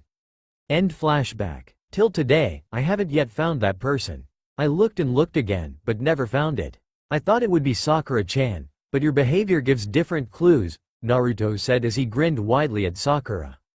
Hinata was blushing furiously next to her, but Naruto thought it was just the heat. It was a hot night anyway. Sakura sighed herself. If he was so good at reading her behavior around him, then how the hell hadn't he noticed Hinata's? Naruto was so unpredictable that you couldn't really tell if he truly was an idiot or not, though that's what he showed most of the time. Dobi, you still haven't told us about the village, Sasuke said, and the two girls nodded in agreement. Naruto sighed. Alright, after that, someone loves you thing, they got me out of the room for about 5-10 minutes. When I entered again. Flashback. Naruto closed the door behind him and sat cross-legged next to his sensei once more. Jiraiya was grinning while Jowa was smiling. I still don't get why I had to go out, Naruto complained, and Jiraiya sighed while he shook his head. Jowa's smile never faltered. Personal matters, we wanted to catch up with the past. Nothing that should concern you, young one. Jowa said seriously, but his smile was still there. Naruto sighed. So, what goes on around here, old man? I mean, you live all alone in the middle of nowhere? Naruto asked curiously. There was a village, but it was across the forest they came from, quite a few miles away. Jowa kept smiling. I'm not really alone. There's a village to the north of here, but strange things happen lately. They seem to have a few problems. Jowa said, and his expression turned into one of thought. North, that mountain that he had seen was north of here. Could the village be there? Is it a hidden village? Naruto asked again, and Jowa eyed him for a second. He then nodded. Naruto searched his memory, but couldn't remember any hidden village being in this vicinity. A hidden village it is indeed, but only a few outsiders know its existence. It is a somewhat rare occasion. You must not tell anybody else about this village, young one. You may visit it, but not tell anyone else about it. Am I understood? Joe said seriously and Naruto only nodded. The old man smiled. End flashback. So, where is this village? Sakura asked excitedly. Naruto eyed her. North. Far to the north, he said, and all eyes went wide. But, Naruto-kun, if we go north, we will have to go through Sanakagore. Hinata said a little worriedly. Naruto nodded. I know. The old man didn't tell me where exactly the village is, but he told me it was north from his house. And his house is north of Suna. So, here you go. A new village which a few people know, the perfect place for us to begin anew, he said excitedly. Sasuke, Sakura, Hinata looked between each other for a minute. Naruto sat in his place, waiting for their opinion. Sakura nodded. Getting through Suna would also let her get a few herbs she would need for some special medicines. Like, the dessert flower, a plant that could only be found in Suna. Hinata nodded. If Naruto wanted to go there, then so be it. She would go through hell for him. Sasuke nodded. He didn't know anywhere else that they could go anyway. Yosh, tomorrow we depart then? Naruto asked happily and they all smiled, Sasuke smirking. You bet, Sakura said. Alright. And Naruto-kun, Hinata added. Okay Dobi, Sasuke agreed. Naruto grinned at them all and it was then that their orders arrived. Naruto's grin seemed to go wider, if that was even possible. Let's eat, he said happily and the others nodded. At the hilltop of the small hill among the forest outside the restaurant, the full moon made a dark figure visible. It seemed to wear a pitch-black robe while his hands seemed to stroke a strange large sword. The darkness couldn't completely hide the smirk that was plastered on his face. Soon, very soon, his weapon would feast. After they finished dinner, they sat at the restaurant for a few more hours to contemplate on their journey. What would be the possible dangers and such? They would have to go through Sanakagore, in order to head north of it towards the valley Naruto had mentioned. If they were lucky, they would get through it easily without having to face Iwa ninjas. But there was a slight problem. After they were marked Mia, they would have to keep their Hite Atesh hidden from plain sight, just so that they wouldn't attract attention. They would also have to go to Suna as travelers, thus reducing the possibility of involving themselves in a fight. Suna was 3 days' journey from where they were. And in 3 days, everything can happen. Morning. What is the ideal morning? A quiet, peaceful bliss covers you as your eyes open. And when they do, you feel rejuvenated. Well, at least that's how our favorite blonde Jinchuriki felt. Now you'll ask, doesn't he feel like that all the time? Maybe yes, maybe no. Naruto slowly sat up on his bed, stretching his arms and yawning loudly. His sleepy eyes scanned the room. He finally realized that morning had come. He could even hear carts moving outside on the road, people talking and merchants shouting in this beautiful morning. He noticed Sasuke was already up. His bed was neatly made and his travel pack was right beside it. He smiled. His Nissan was always ready for anything. He turned his head to the right. From the windows and through the curtains flew the light of the morning sun. How beautiful it was, how peaceful. Peace. Would he ever find it? Would he ever get out of this freaking mess that he called life? He had abandoned his village along with his friends, for what? Would they manage to find peace at last? Alas, he knew from the moment that he became shinobi, that peace was rather a forlorn thought. Maybe when he grew old. Maybe in death? Yeah, that's the only place for a shinobi to find peace. That's the only place for a lonely soul like his to find it. But, was it peace that he was looking for? Was it? He sought friendship. And he had it. What else could he need? What else could make his day brighter than his friends would make it? Even if his mind denied it, even when his friends were around, deep inside him, Naruto knew it. This feeling that haunted his childhood, this feeling that even Sakura or Sasuke couldn't take away. He felt lonely. Sakura rubbed her eyes to shake the sleepiness off. Yawning lightly, she took a good look around the room. She smiled at the sight of the young Hyuga's still sleeping form. That girl really was the something else. She was so collected and shy, even in her sleep. The only indication that she was alive was the tiny rise and fall of her body. Sakura, even with her enhanced hearing from ninja training, could barely make out the girl breathing in the mere silence of the room. She wondered, what would it be like if this girl finally had Naruto? She knew that the blonde baka was her inspiration, her strength in some ways. She really couldn't understand it. How could Naruto inspire you anyway? He was way better in irritating someone, but as it seems, not Hinata. The girl was too goddamn good and gentle to rub a punch in his face. Well, it's also the fact that she loves him, but let's leave it for another time. Or shouldn't we? A mischievous grin was plastered on Sakura's lips as an idea entered her mind. She got up from bed and started changing in her normal attire, trying to be as silent as possible in order to not wake Hinata. If she did, her plan would be ruined. Sasuke sat at a chair in the dining room of the hotel, eyeing people that passed by or letting himself get lost in his thoughts. They also served breakfast, but it was out of the bill to buy a room, so they had to pay extra. He tapped his fingers on the table in front of him while he boringly looked around the hotel. It was all just too normal. There were only a few people around, ordering breakfast or chatting at their respective tables. He sighed. Life without Naruto around, even if it was for an hour or two, was way too normal for him.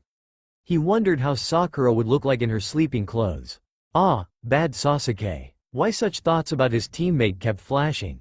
He knew he liked her, she was his teammate and friend for so long. But why did such thoughts fly in his mind every now and then? Why would these pretty emerald eyes make his heart melt, even if he didn't show it? Sasuke Uchiha was damn good in hiding emotions. His real ones, that is. Sakura found Naruto out of the hallway, stretching and inhaling deeply the morning air, as if wanting to satisfy some kind of hunger. She grinned. "Oi, Naruto, where's Sasuke-kun?" she asked curiously as she noticed that the Uchiha wasn't with him. It was unlikely of Sasuke to be still asleep.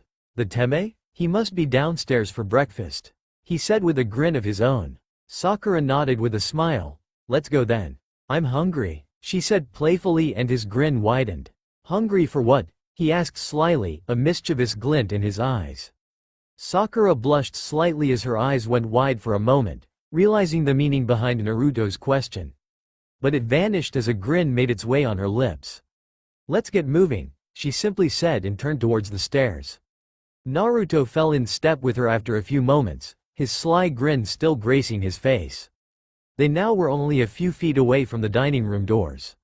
"Oi, Sakura-chan, just in case you know, Sasuke isn't a food, so you can't eat him, okay?" he said slyly, and Sakura blushed another slight shade of red. She gave him a friendly punch on the arm while she mumbled a, "Shut up." But Naruto couldn't really miss that smile that crept on her face. It's been around 5 minutes since they sat at the same table with Sasuke, who immediately seemed to brighten when he saw them. Though he didn't show it, he was glad that they came. He could even stab himself, if only to be saved from the boredom. But now that he thought about it, bleeding to death wouldn't be a good thing, nay? A minute or two passed, and it was then that Naruto realized he was hungry, if a rumbling stomach was any indication that is. He left for the counter of the kitchen to order some breakfast for all of them. Sakura stole a glance of the staircase that led down to the small restaurant and she sighed. Good. The person she expected to come had yet to appear. She looked back at Sasuke, who once more looked bored as hell. She grinned widely when his eyes met her face. He raised an eyebrow. After a few minutes, Naruto returned with a tray full of bowls of ramen, only to find his friends whispering to one another. Sakura immediately stopped when she saw him coming, and her lips plastered a grin while Sasuke gave him a smirk of his. Naruto grinned back and set the tray on the table, not bothering much about their attitude. "Oi, where's Hinata?" Sasuke asked out of the blue as Naruto was ready to sit in his chair. The blonde halted his movement and looked around, as if expecting the blue-haired girl to jump out of nowhere. He shrugged and was once more going to sit down if it had not been for Sakura's audible sigh. She must still be sleeping. "Naruto, why don't you go wake her up?"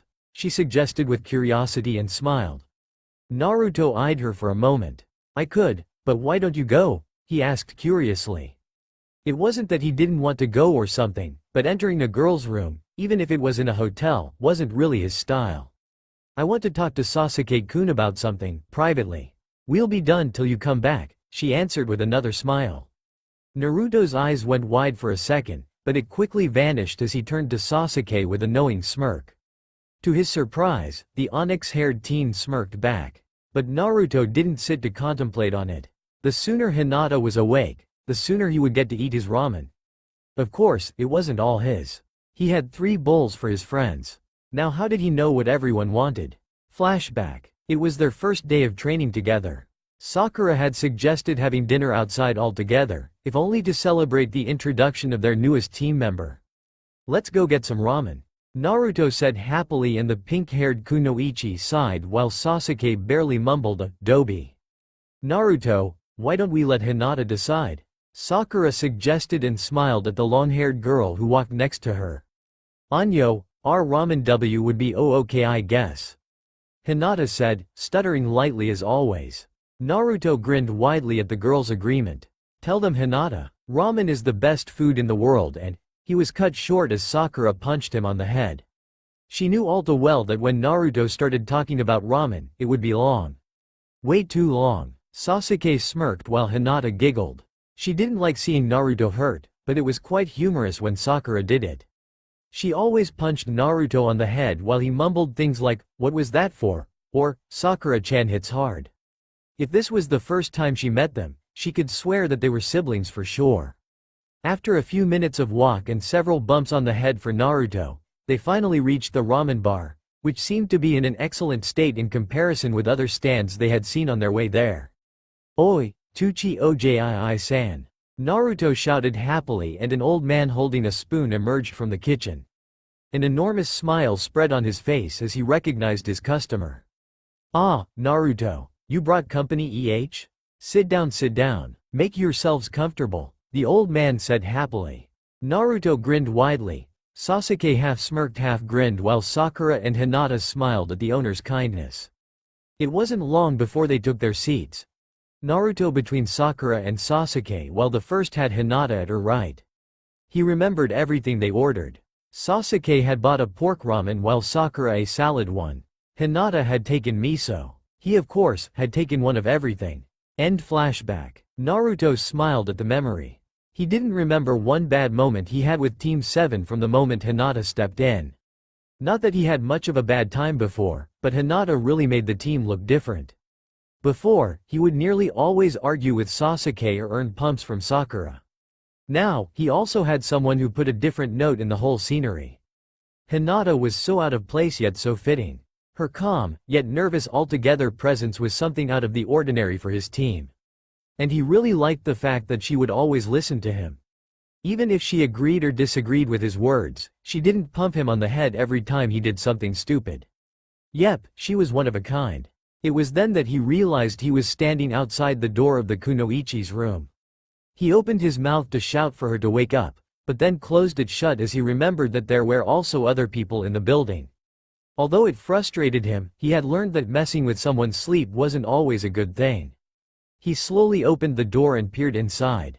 The room was slightly lightened from the light coming through the windows, and he could easily make out every form this small surrounded by four walls area held. Slowly stepping in, he walked towards the beds. Sakura's red backpack was lying against the foot of her bed. A smirk made its way on his face as the idea of taking a glance of the insides flashed in his mind. But it was also followed by the image of a fuming Sakura. Not good. His eyes fell on the other bed of the room. There, lying peacefully, was the ink blue-haired girl named Hinata. His lips plastered a smile even if he didn't notice it as he eyed her peaceful form. Slowly walking towards the bed, he kneeled down next to her, his vision never leaving her own closed eyes. His eyes couldn't help but notice the tranquil smile her face bore. Neither could he miss the strands of hair that covered parts of her pale face. It was so. He shook his thoughts away as the task at hand entered his mind, even if he really hoped he could complete them another time. He gently placed his palm on her shoulder and started shaking her lightly, in the gentlest way he could. "Hinata, Hinata-chan," he whispered loudly. The girl's eyes seemed to flinch for a second before she mumbled a name in her sleep. He barely made out the "na" and "kun" parts of it. Maybe she was dreaming about Shikamaru? Nara-kun. Since when did Hinata had something with Shikamaru? She could be seen a nightmare, but the smile that graced her lips proved him wrong. His stomach was filled with dread for a second at the image of Hinata holding hands with Shikamaru, but he shoved these thoughts aside once more as he shook her again. "Hinata, wake up, we have to eat and leave the soonest possible," he shouted silently once more. Her eyelids flinched once more, but this time, they slowly rose, and he met this lavender color that seemed so appealing on her, So, Bo. Naruto-kun, she whispered as her hand moved towards his face. She gently cupped his cheek and started caressing it, as if not believing that the man in front of her was real. He blushed slightly at this expressive affection, but he didn't let it get the better of him, yet her hand was so soft, so loving, like the touch of a mother, the touch of a loved one. His thoughts were cut off as her eyes went wide and with a loud eep, she backed away from him and covered herself with the sheets. Naruto-kun. WW, what are you doing here? She asked nervously, yet her pose seemed to calm down a little. He took notice of a visible blush gracing her face as their eyes met. Sakura-chan told me to wake you up and such, he said while he rubbed the back of his head. The girl sighed and nodded, seeming fully relaxed now as she eased her pose, leaving the tight grasp she had on the sheets that covered her body, yet keeping them in place. Alright, I'll be down in a minute, she said, or rather stuttered, indicating her never-fading nervousness. He nodded with a wide grin. Alright, see you downstairs, he said and stood up, moving his legs to leave. But, call it fate, call it irony of luck. His foot was wrapped around the sheet of her bed. Well, God knows how it happened, but most of the sheet was already on the floor. Call Hinata a clumsy sleeper or something. He stumbled forward as he fell on his knees, trying to support himself with his hands. He looked behind to see what had taken grasp of his foot, and blushed a bright red at the sight before him. The sheets that covered Hinata were now gone, and he could clearly make out the lavender bra she wore. She was looking at the sheets in clear surprise, but soon the shock passed as her eyes met his, and an even more furious blush graced her face. He thanked God that he couldn't see the lower match of this bra, for he would have a hell of a nosebleed for sure. He knew Hinata had a nice body, but this, I won't get into detail, yet. Wow, he said, and Hinata's blush seemed to deepen if that was even possible. His eyes went wide as he realized he said that out loud and forced his vision away from the beautiful sight, debating with his mind, I'm not a pervert. Hinata's hot. No, I'm not a pervert, but she's hot. Come on, admit it. Okay, she's hot, but I'm not a pervert. Yep, but can't you take just a glance? I wish I had a camera. Oh, shut up, and so on. He quickly jumped to his feet as his eyes were locked on the door, fighting hard the urge to look back at the girl as the inner voice of his mind indicated. He quickly unwrapped his leg from the sheets. Sorry, he said quickly as he darted towards the door and closed it shut behind him. Hinata sat there, dumbfounded for a few seconds. Her mind was going on overload. Naruto saw her, nearly naked, and he thought she was beautiful. He didn't say it, but that three simple letters of amazement and the look on his face told her everything words couldn't say, in any language. She felt herself ready to fall in the world of unconsciousness, yet she fought hard to keep herself awake. Not because she didn't want anyone to see her fainting or something, but… Oh right, it was their first day of travel today. She had to get ready. She quickly got out of the bed and took the clothes she had neatly folded in a chair in front of her bed, momentarily forgetting the event that took place not more than a minute ago.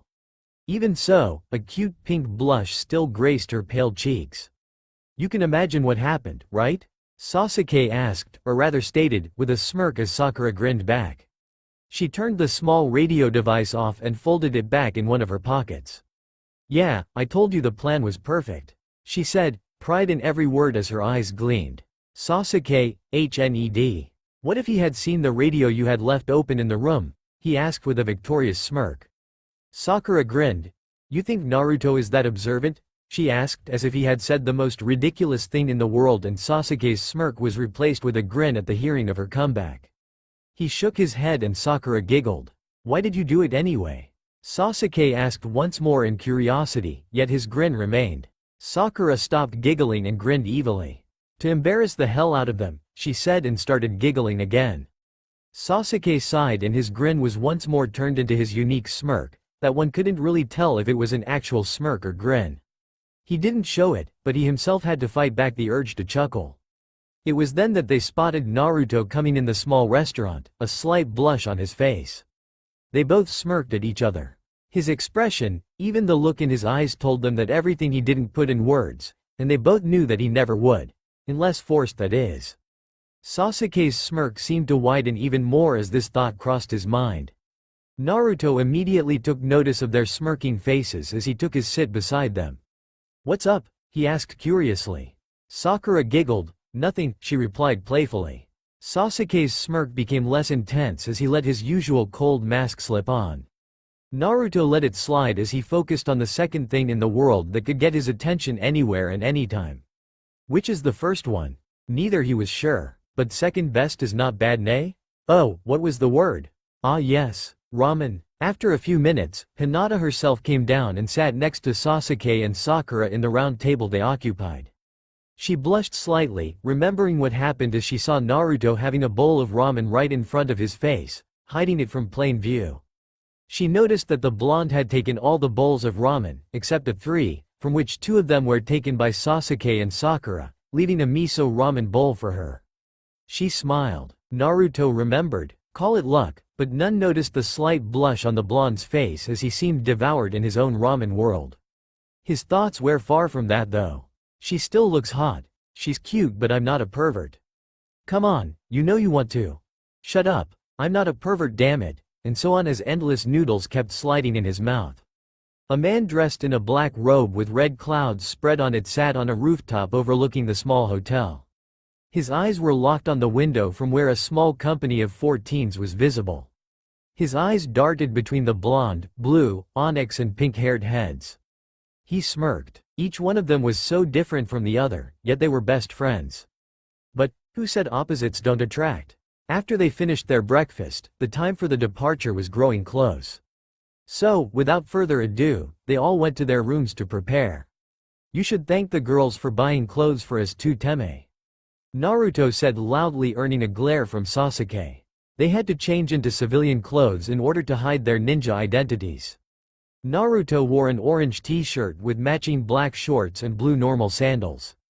Sasuke sported a blue-black t-shirt with a white undershirt beneath. He also wore a pair of dull gray shorts with matching gray shoes. Simple things for a simple teen. They got out of their room, only to find the girls waiting outside their own, both smiling at them. Hinata wore a round blue hat and a lavender t-shirt with matching ink blue shorts. A pair of white sandals graced her feet. Surprisingly, none of these clothes were baggy. Sakura wore her usual pink trademark color, in the form of a t-shirt that is. They all wore t-shirts, for it was a hot day today. But they couldn't name the land, fire country, without reason, nay? A pair of red trousers graced her feet with matching red sport shoes. The girls kept smiling while Naruto grinned and Sasuke smirked. Both teens had similar thoughts, if only for once. They look hot. Though Naruto had a really long debate once more in order to make himself shut up. Yosh, let's go, a blonde teen shouted happily. But his voice was caught in his throat when he took a glance of Sakura's eyebrow twitching, even if it was for a split second. A small red light flashed in his mind. Raising her fist, she frowned. Naruto, I swear you're a masochist, she said dreadfully, and the named teen gulped. Hinata giggled while Sasuke smirked at the all-familiar sight. They stood right outside the hotel, backpacks prepared and ready for a new journey. Unfortunately, they couldn't travel as ninjas, so they wouldn't draw attention. That way, Sanagakure was 3 days' journey. If Naruto's memory served, today was the day where they would go missing, so traveling as ninjas would easily give them away, especially to the hunter nins. If they traveled normally, what difference would their tracks have from those of normal civilians? A man who was known for his red bloodline gaze was eyeing the teens from a rooftop. His eyes then darted to the south. Where was the last time he saw that man? Flashback. Itachi and Kisame were wandering the town, but not quite aimlessly. Itachi's target was a certain blonde teen, or his onyx-haired friend. It was the same whatsoever. They were now at the outskirts of town near a hilltop that towered above the trees of the forest. Itachi's trained eye immediately caught a figure standing at the top of it. He glanced at his partner and wasn't the least surprised that the swordsman had also seen him. Kisame threw him a knowing smirk and Itachi nodded. Another nod from Kisame and the swordsman was nowhere to be seen. Itachi's eyes then fell on a small restaurant that also found itself in the outskirts of this small town. His eyes flashed surprise when, near the window, sat a group of 4 teens, one of them the blonde boy he sought, another one his brother. He turned to look towards the hilltop once more. The figure was gone. But the clash of swords could be heard in the far distance, deep inside the forest. He had a feeling that this wasn't good, and rushed towards the source of the sounds. End flashback. Itachi sighed. Glancing at where the teens were supposed to be, he realized that they already were on the move. He shook his head as if to take the thoughts away and started the trailing. Kukakuku. A dark-haired man practically hissed in his dark chamber as he eyed the black-dressed man in front of him. He already knew what the answer to the question he would make would be, and his mind couldn't help but quickly run through 20 and more ways of endless torture. "Did you get him?" he finally asked, but to his surprise, the man didn't even flinch. Under his dark hood, the pale man could make out a smirk. "Not yet, but I brought a souvenir," he said, and his smirk seemed to widen. Extending his one hand, he made a hand seal with his other one as he whispered something. A puff of smoke and in his hand appeared. The yellow snake-like eyes of the pale man widened in surprise, but a wide smirk took place right after the shock that occurred from the sight. He started chuckling evilly. "Very well. You may go with your life," the black-haired man said as he licked his lips in anticipation. "For now," he added with an evil smirk. The man dressed in the black robes smirked again under the shadows as he started walking out of the room. Samahata in hand, the chirping of birds, the smell of the forest, the sounds of the summer. Yes, it was summer in the country of fire, and like all summers, it was hot. Thankfully, the trees provided enough shade so that they wouldn't boil under the merciless heat of the sun. They were traveling in silence for more than 10 minutes now, admiring the surrounding nature. The magical way the sun rays flew through the openings the leaves of the trees allowed above their heads, the cool summer breeze that rejuvenated them through the hot climate of the summer. Everything. Hinata smiled as she spotted a deer to their left. The creature looked at her with what seemed like an empty look of an animal before it bowed its head to feast on the grassy ground behind the bushes. The lavender-eyed girl's smile didn't falter though. It was a nice day. Sasuke also took notice of the deer, but he found the sight less amusing than the former heiress did. Strange, there were no deer in this part of the forest. Naruto kept walking with his head held high, the breeze messing with the blonde locks that fell on his face. But then his eye caught something painfully familiar. Sakura kept walking silently as she thought of what was to be done. She and Hinata had put up a small genjutsu so that their appearance would change in order for people not to recognize them. But she suddenly felt an unfamiliar urge to look to her left. She saw a deer. The indigo-haired girl also noticed the animal, who repeated the same gesture as before. Her footsteps came to halt. Not a moment passed before her teammates themselves stopped and looked at her. They all nodded to each other. They were in a genjutsu. They started walking again, all wearing a smile and looking around as if there was not a worry in the world. Sakura then secretly brought her hands in a seal. "Kai," she whispered, and she could feel the jutsu dissipating. But, terrified she was, when it immediately reformed. This isn't good, she thought as she nervously looked around. Who could make such a powerful genjutsu that even she wouldn't break? Even Kurenai, who was known to be master in this art, couldn't keep a genjutsu against her for long. Her mind locked on only one name and only one person who she knew that had so advanced genjutsu abilities that surpassed Kurenai's, and it wasn't good. She noticed Sasuke looking around nervously himself. He too must have tried and failed. He looked back at his friends, but only Sakura seemed to understand the situation. She nodded and he returned the gesture. He raised his hand for the group to halt. "What is it, Teme? Got tired?" Naruto asked with a grin. Sasuke would have shot back an insult in that same instant if he didn't know that the Dobi was feigning it. Or he hoped so. Anyways, he would get him back for that later. He smirked as he closed his eyes. He focused and focused, he pumped chakra in his eyes, and he could feel them changing, he could feel the power flowing, he could feel it overwhelming him. He opened them again to complete the process. "Sharingan!"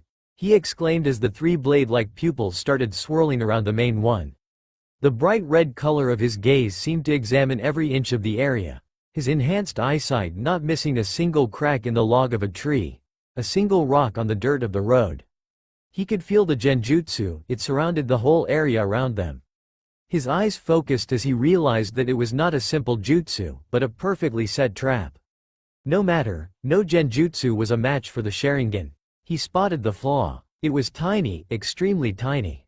But he saw it. He felt it. He smirked as his hands were brought in the release seal. Focusing all his will on that small crack, he whispered, "Kai," and he felt it. The crack was widening. The genjutsu was falling apart. His wide smirk was all his teammates needed to realize that he had succeeded. "Way to go, Teme," Naruto exclaimed happily as he patted his brother on the shoulder. Sasuke took a glance of him, and his victorious smirk couldn't help but irritate Naruto a little. Why couldn't he praise him without having to endure this? They all jumped as the sound of hands clapping came from the bushes to the left. From there emerged one tall man in a black robe. Crimson clouds spread around the fabric as a single red line went down from the front of the collar to the end of the cloth. His onyx hair were tied in a ponytail and his eyes were closed. He kept clapping until he was a few feet away from the teens. He opened them to reveal onyx eyes. "Itachi," Sasuke growled as his Sharingan eyes started spinning violently. Putting Itachi and Sasuke in the same room was like putting a bull in a glass store. Everyone prepared their muscles for the tiniest sign of threat. Itachi seemed to smile under the high collar of his robe. "I see your memory still serves Tuto, little brother," he said calmly. Sasuke barely resisted the urge to grab his older brother's neck and choke him to death, his rage building up.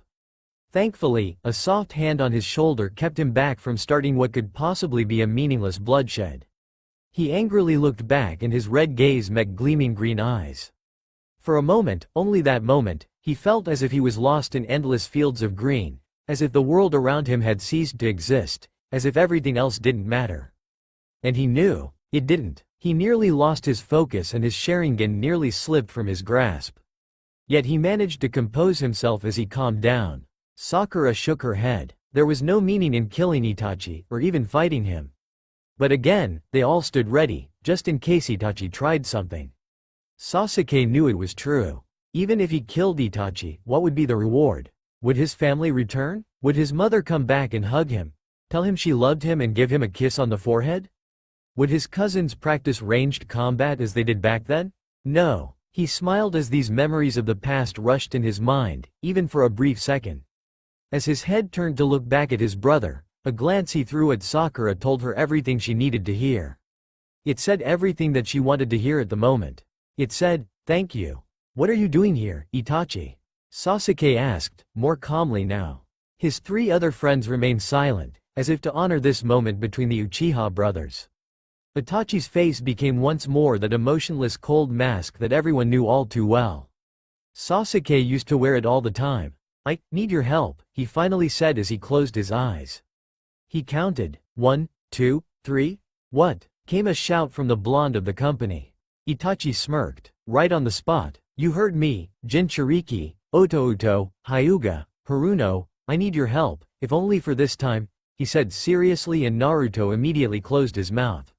He didn't like Itachi one bit, but something in his voice told him that the traitor really needed them.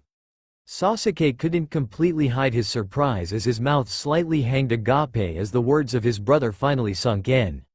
"Why are you asking us, Itachi? And why should we help you?" he asked seriously as he let his own emotionless mask grace his face.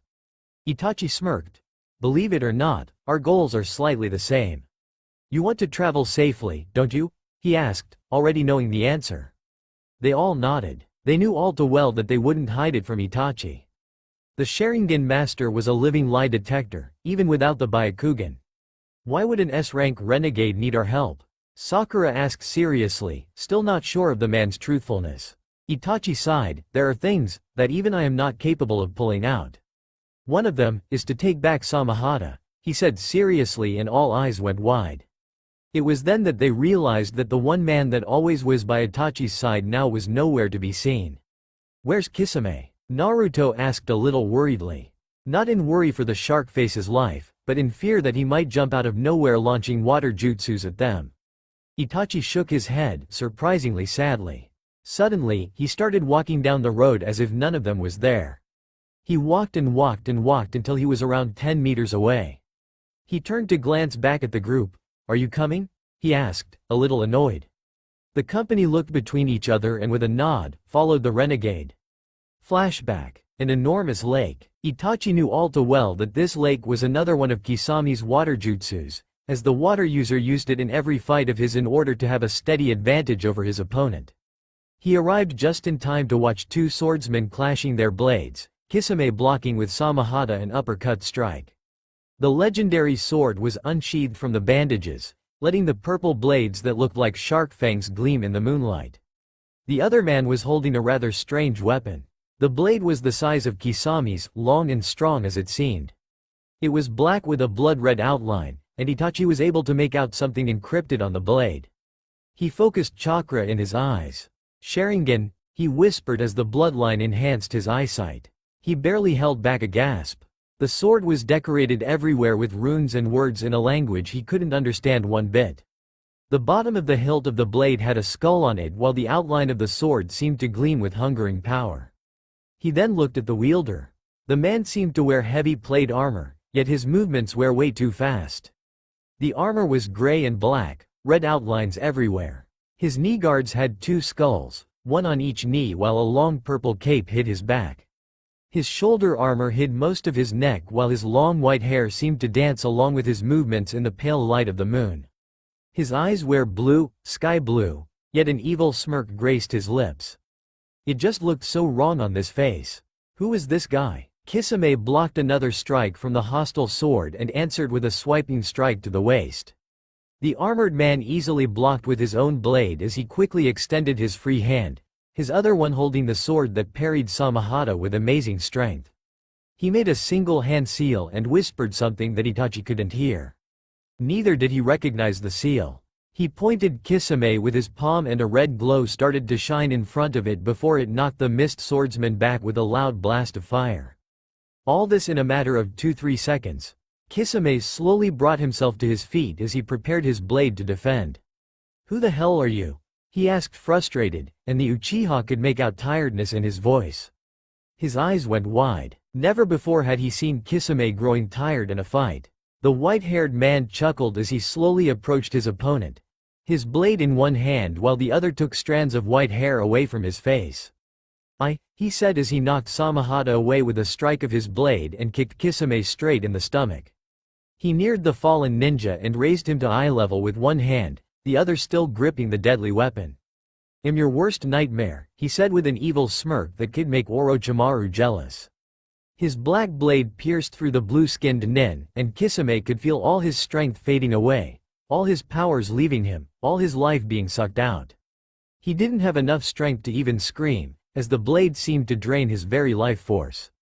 Itachi could feel it. Kisame never stood a chance in this sword fight from the very beginning. The earth started to suck the water of Kisame's jutsu back inside her.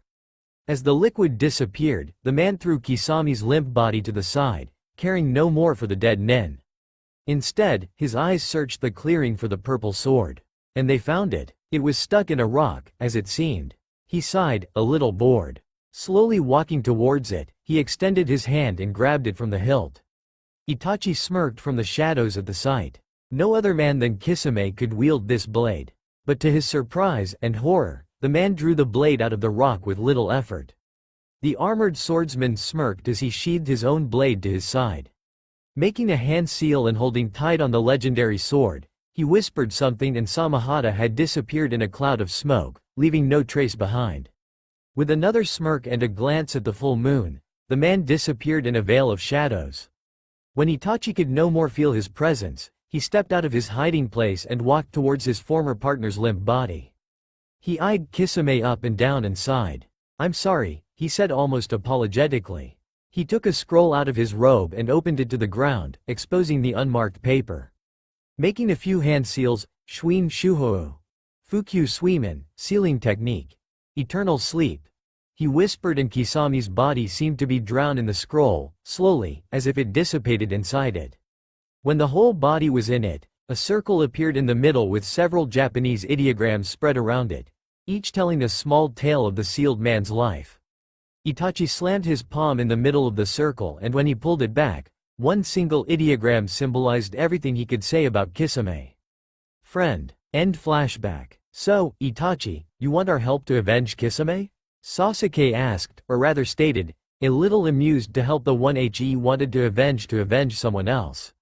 Nevertheless, Itachi nodded. Not only to avenge him, but also to take his blade back. Samahata was never meant for the hands of those not chosen. he said calmly. Itachi didn't show it, but he felt alone without Kisame. The fishman had turned out to be his only friend in that organization, even if Itachi was always in command. They weren't that close, but Kisame was always the only one he could nearly trust in there. He truly felt sorry that he lost his life in such a way. Itachi-san, how do you know that they haven't destroyed Samahata? Sakura asked curiously. Itachi threw a glance at her and then closed his eyes. Samahata can't be destroyed, he simply stated. Naruto raised an eyebrow. How's that? He asked, maybe mockingly. Itachi eyed him for a second. Amaterasu can't destroy it, he stated once more, and all teens had their eyes wide in surprise. Amaterasu was a pitch-black flame straight from hell, capable of devouring fire itself. But Samahata resisting it. Samahata is a sword that devours chakra. Amaterasu is a technique, which uses chakra. That means that this sword is the only thing that can resist it. The older Uchiha explained, and all teens nodded in understanding. Itachi, why is it that important to get the sword back? Sasuke asked in mistrust. Itachi sighed again. They just couldn't get it. This sword is not to fall in the wrong hands.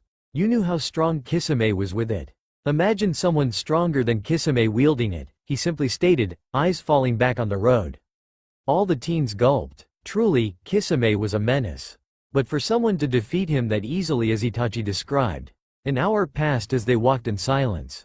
But it was then that Naruto's stomach growled, meaning only one thing. Lunchtime, he exclaimed happily, quickly running to the side of the road. His friends followed him suit, with Itachi being a little more hesitant. After another 30 minutes, with a lit fire and cooked food by Hinata in their hands, they were all sitting in a circle around the small campfire. Sasuke, Itachi spoke up as he looked at his cup of soup. Sasuke gulped down the food he had stuffed in his mouth and glanced at his brother before looking down at the ground himself. What? He asked solidly. Why are you doing this? He asked out of the blue. Sasuke raised an eyebrow. What do you mean? He asked, a little confused. His older brother sighed. I have killed our family, betrayed Konoha, and now you all are here helping me. I expected you to attack me right on sight or ambush me on the road. So, why are you doing this? Why are you helping me? Itachi asked as he eyed all the teens. They all looked confused for a moment, as if he was talking nonsense. Though I hate to admit it, Sasuke said as he looked sadly at his own share of the food. He suddenly turned and looked at Itachi with a wide smirk. You are my brother, he said, and pocked Itachi on the forehead with his middle fingers, something his older brother used to do when they were younger. Itachi smirked as he looked at his brother. He had really grown up. So, you don't want to choke me to death? He asked jokingly. Sasuke smirked again. Not yet, he said darkly, his face frowning as his expression grew serious. Both brothers then erupted in a loud laughter, their voices traveling through the forest with the help of the wind. The other three just watched the two brothers reuniting. They knew Sasuke still didn't like his brother, but like all of them, he was trying to make a new start.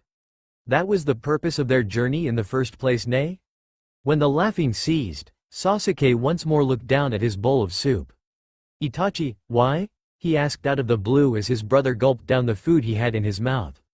Itachi knew all too well what Sasuke was talking about. I had to, he said, almost apologetically. Sasuke eyed him. 9 years ago you told me that you wanted to test your mettle, to test your strength. Now, you had to? He asked, irritation clear in his voice. His three friends prepared in case he would suddenly jump and they would find Itachi with a blade piercing his heart. Sasuke, you must understand that I have a reason for what I've done, he said apologetically once more. Sasuke eyed his brother with a look of pity.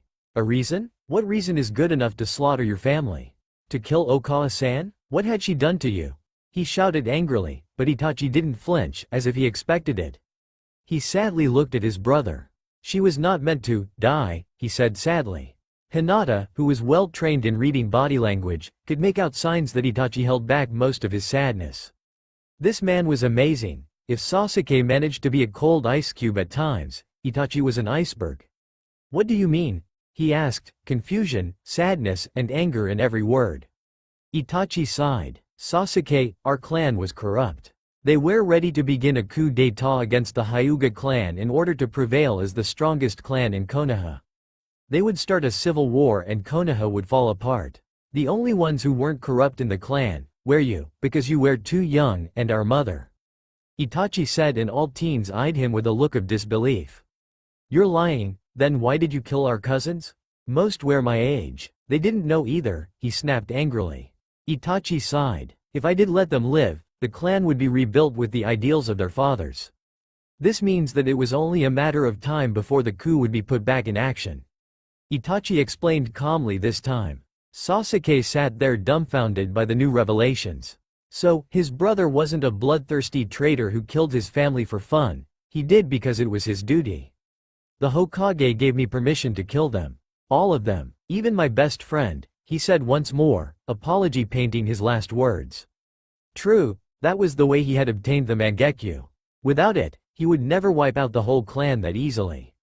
But still, why her? Then why her? Itachi, why her? Sasuke asked in disbelief. If she wasn't included in the whole thing, then why? Itachi sighed. Our mother loved our father too much. Way too much. She was a sacrifice I didn't want to make, but I had no choice. Sometimes people just love the wrong person, he said as he eyed all the teens, seeming to see or sense something they didn't notice.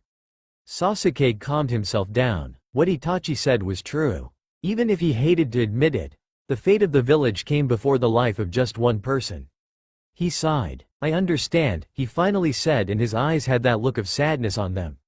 No, you don't. You don't know how it is to kill people you love, people you care about, and I wish you never will, Itachi said with an apologetic look of his own. Both brothers sighed while the three spectators looked between each other. Sasuke was handling the thing pretty well, imagining that 3 years ago he would attack Itachi before the said man could even form a word. Why did you hide it, all this time? Sasuke asked again, throwing a curious look at his older brother. Itachi eyed Sasuke and then glanced at Naruto. I was a spy. The slaughter of our clan opened me other doors. Not good, but necessary ones. I was gathering intelligence on Akatsuki on behalf on the third Hokage. After the destruction of the organization, me and Kisame were nothing but rogues. Itachi said, and his look turned a little sad once more at the memory of the loss of yet another friend. But you could always return and tell everyone what really happened, Naruto pointed out, speaking for the first time. The others, along with Sasuke, nodded at him and looked back at the tall man. No, this secret was supposed to stay hidden forever. At least it should. If they knew the truth about the Uchiha clan, Sasuke would be treated differently, rather than being the survivor of the once great clan. And I don't think I myself would just roam the streets without a worry in the world after I had massacred a whole clan. But now that you are away, Otuto, there is no reason for them not to know. He said and took another bite from his soup. But why would they hate Sasuke? He hasn't done anything, Naruto spoke up once more. Itachi eyed him. Why do they hate you? For something you haven't done. What's the difference with Sasuke? He said and looked sadly at his brother. Sasuke nodded. Naruto looked down in sadness, remembering the reason he left his home. Why did things had to come like this? Hinata noticed the sad look on Naruto's usually cheerful face. But what could she do to cheer him up? What could she do to make him feel better? What was to be done? It clicked. She placed her hand on his and smiled gently when he looked at her. Don't worry, Naruto-kun.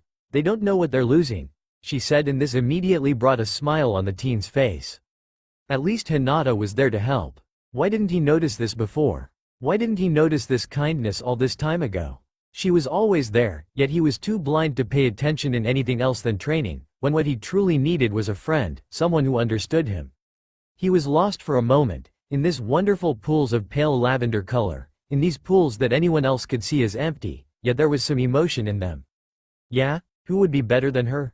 They finished their launch and in due minutes, they were off in the road once more, walking and talking between them.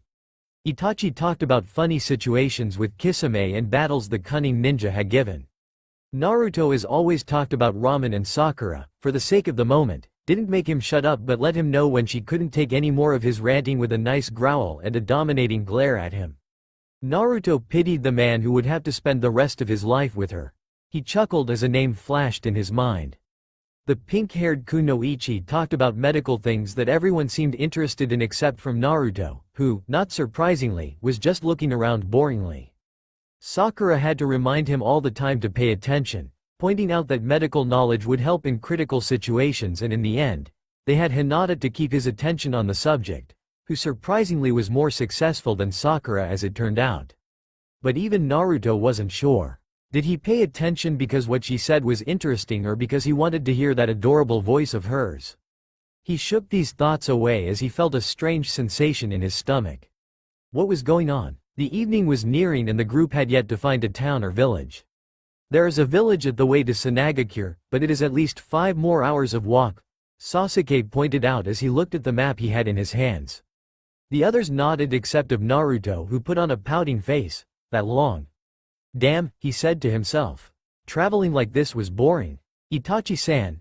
Hinata spoke up in her always soft voice and Itachi turned to boringly look at her. Yes, Hinata-san?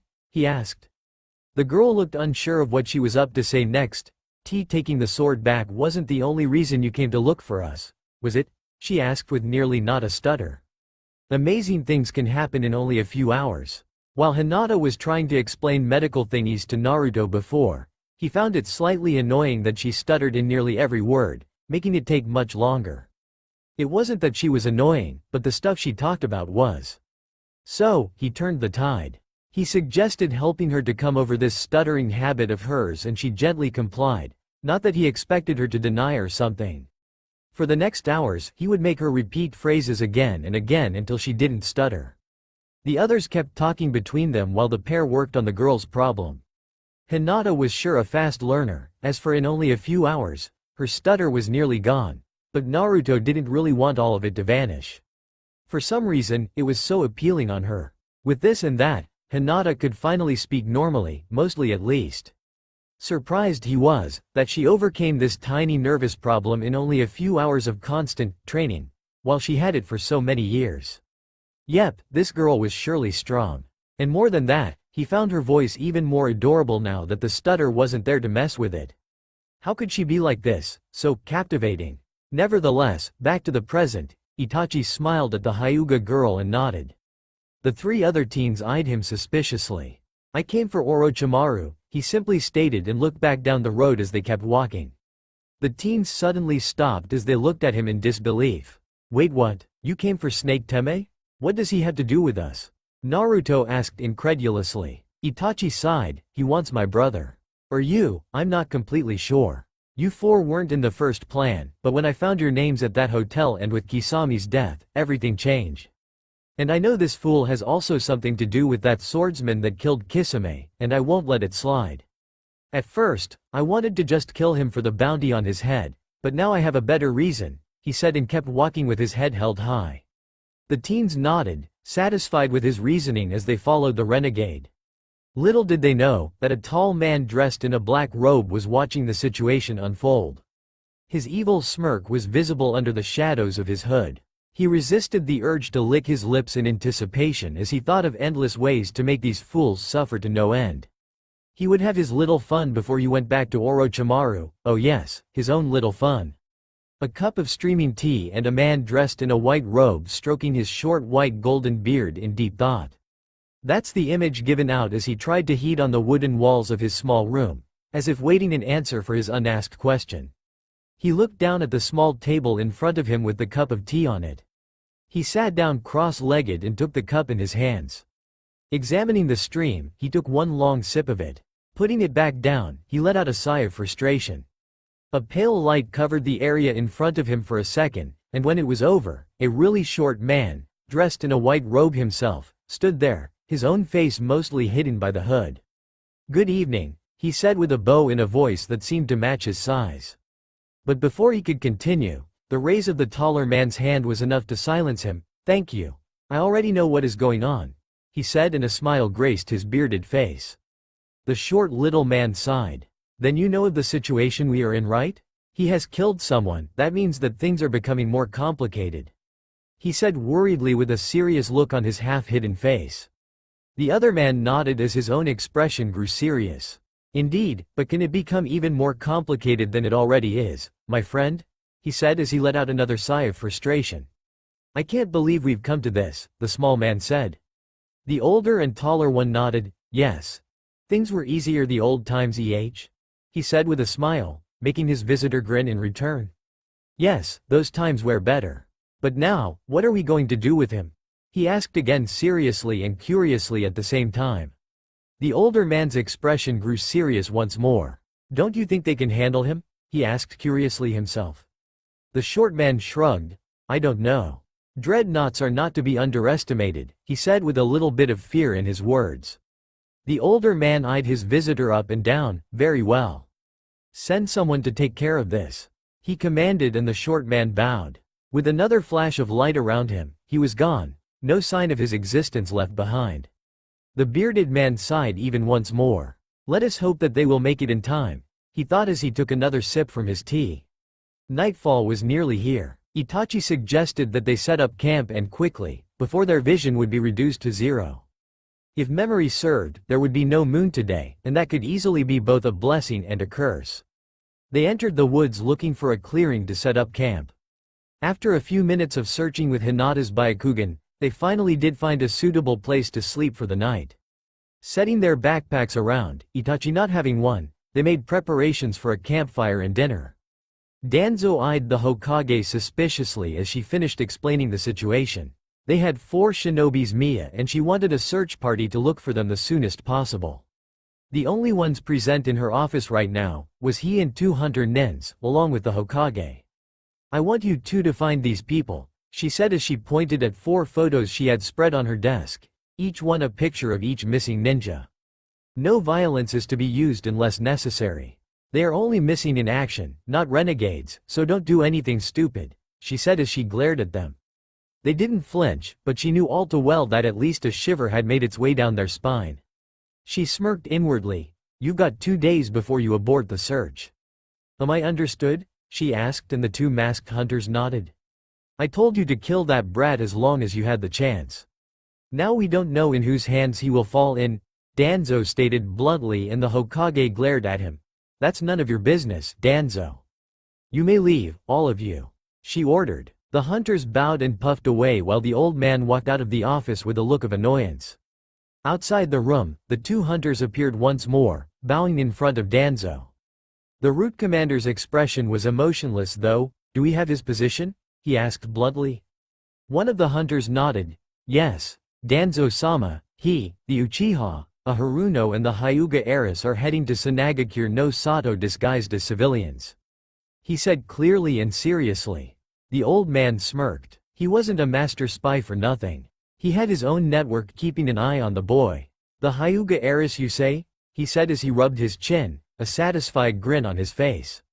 Very well, you may go. I want you to kill the boy and anyone interfering. Capture the heiress at all costs. Am I understood? He said, and his expression now turned serious. The hunters nodded and bowed even deeper. Hi, they said in unison and puffed away. Danzo's satisfied grin returned once more. I've got a certain clan leader to meet, he said to himself and chuckled as he walked down the hallway. Hiyashi was furious. His daughter was Mia? Who knew where she was now? What if the Byakugan fell in the wrong hands? What if it fell in the hands of their enemies? The land of lighting wasn't an enemy, yet, but Konoha's relationship with it wasn't that good, and Hiyashi knew all too well how much they longed the Hyuga bloodline. A knock on the door. Come in, he ordered, and the door of his office slid open, revealing no other that. Hiyashi let out a sigh. Danzo-sama, what is it? He asked, or rather stated coldly. He didn't miss the grin that graced the old man's face. I've got some rather intriguing information for you, Hiyashi-sama, he said, and that immediately caught the Hyuga's attention. After Danzo had left, Hiyashi was barely resisting the urge to break his office into shambles. The terrified servants that stood at the sides of the room were standing still as ice, not wanting to irritate the head of the clan further. His daughter had betrayed them. She had fled off with that demon brat. Drastic measures had to be taken. That damn traitor he called daughter had to be brought back. Renegades were hunted down by their village. Hyuga renegades were hunted down by the whole clan, and he would bring the world upside down to get her. He couldn't allow the Byakugan to stay outside Konoha. After a few minutes, he had assembled the 10 best ninjas his clan had to offer. Hiyashi-sama, you called? One of them said as he bowed. The others followed his gesture. Hiyashi nodded. Yes, I have information that my daughter has fled the village and is currently heading to Sanagakure disguised as a civilian. he said as he paced up and down. The elite were stretching their ears, knowing that making mistakes during a mission given from the clan head would be very easily punished by death. She has fled with the demon brat, the Uchiha and a Haruno. I want her back here at all costs. You may kill the blonde nuisance in any way you please, as well as anyone else who might interfere, he ordered, a frown on his usually cold face. Hiyashi-sama, what is to be done with Hinata once we get her back? One of the ninjas asked blankly. Hiyashi brought his hand to his chin as he thought for a moment. She will move to the branch family and attend to maid duties, as well as being guarded so we can make sure she won't flee again. But, he said as he looked at the ceiling, I doubt she will with the cursed seal on her, he said with a smirk. The ninjas shivered at the thought. Hiyashi eyed them with a stoic face. Dismissed, he said, and they all disappeared in a blur of motion. He sighed as he sat back on his office's chair. Oh, that girl was so in deep shit. He wouldn't allow her to see outside the walls of this compound for the rest of her life for what she has done. Her Byakugan would be sealed and he would rest easily knowing that the complete failure he called daughter would at last stop being a nuisance. Yeah, life was good. The fire was lightened up and the boys had managed to hunt down a rabbit or two for dinner. Hinata, as always, volunteered to cook and everyone wouldn't agree more. Even Itachi smiled at her when she suggested this. The soup they had for lunch was way too good. Well, what do we have here? Said a cold, quiet voice mockingly, sarcastically even. Everyone jumped in a defensive stance at the sound, not recognizing it. Looking around, there was nothing but the dark trees surrounding them and the gentle night breeze. Naruto gritted his teeth. When had he experienced this again? Who are you? Itachi demanded. The voice erupted in a quiet evil chuckle, making the teens shiver. Itachi, though, found this voice painfully familiar. Maybe I'll tell you, maybe not, he said as he kept chuckling. Yes, they could now make out that the voice was male. Come out here and face us, you coward. Naruto shouted as he kept looking around, frustrated that their opponent was hiding like this.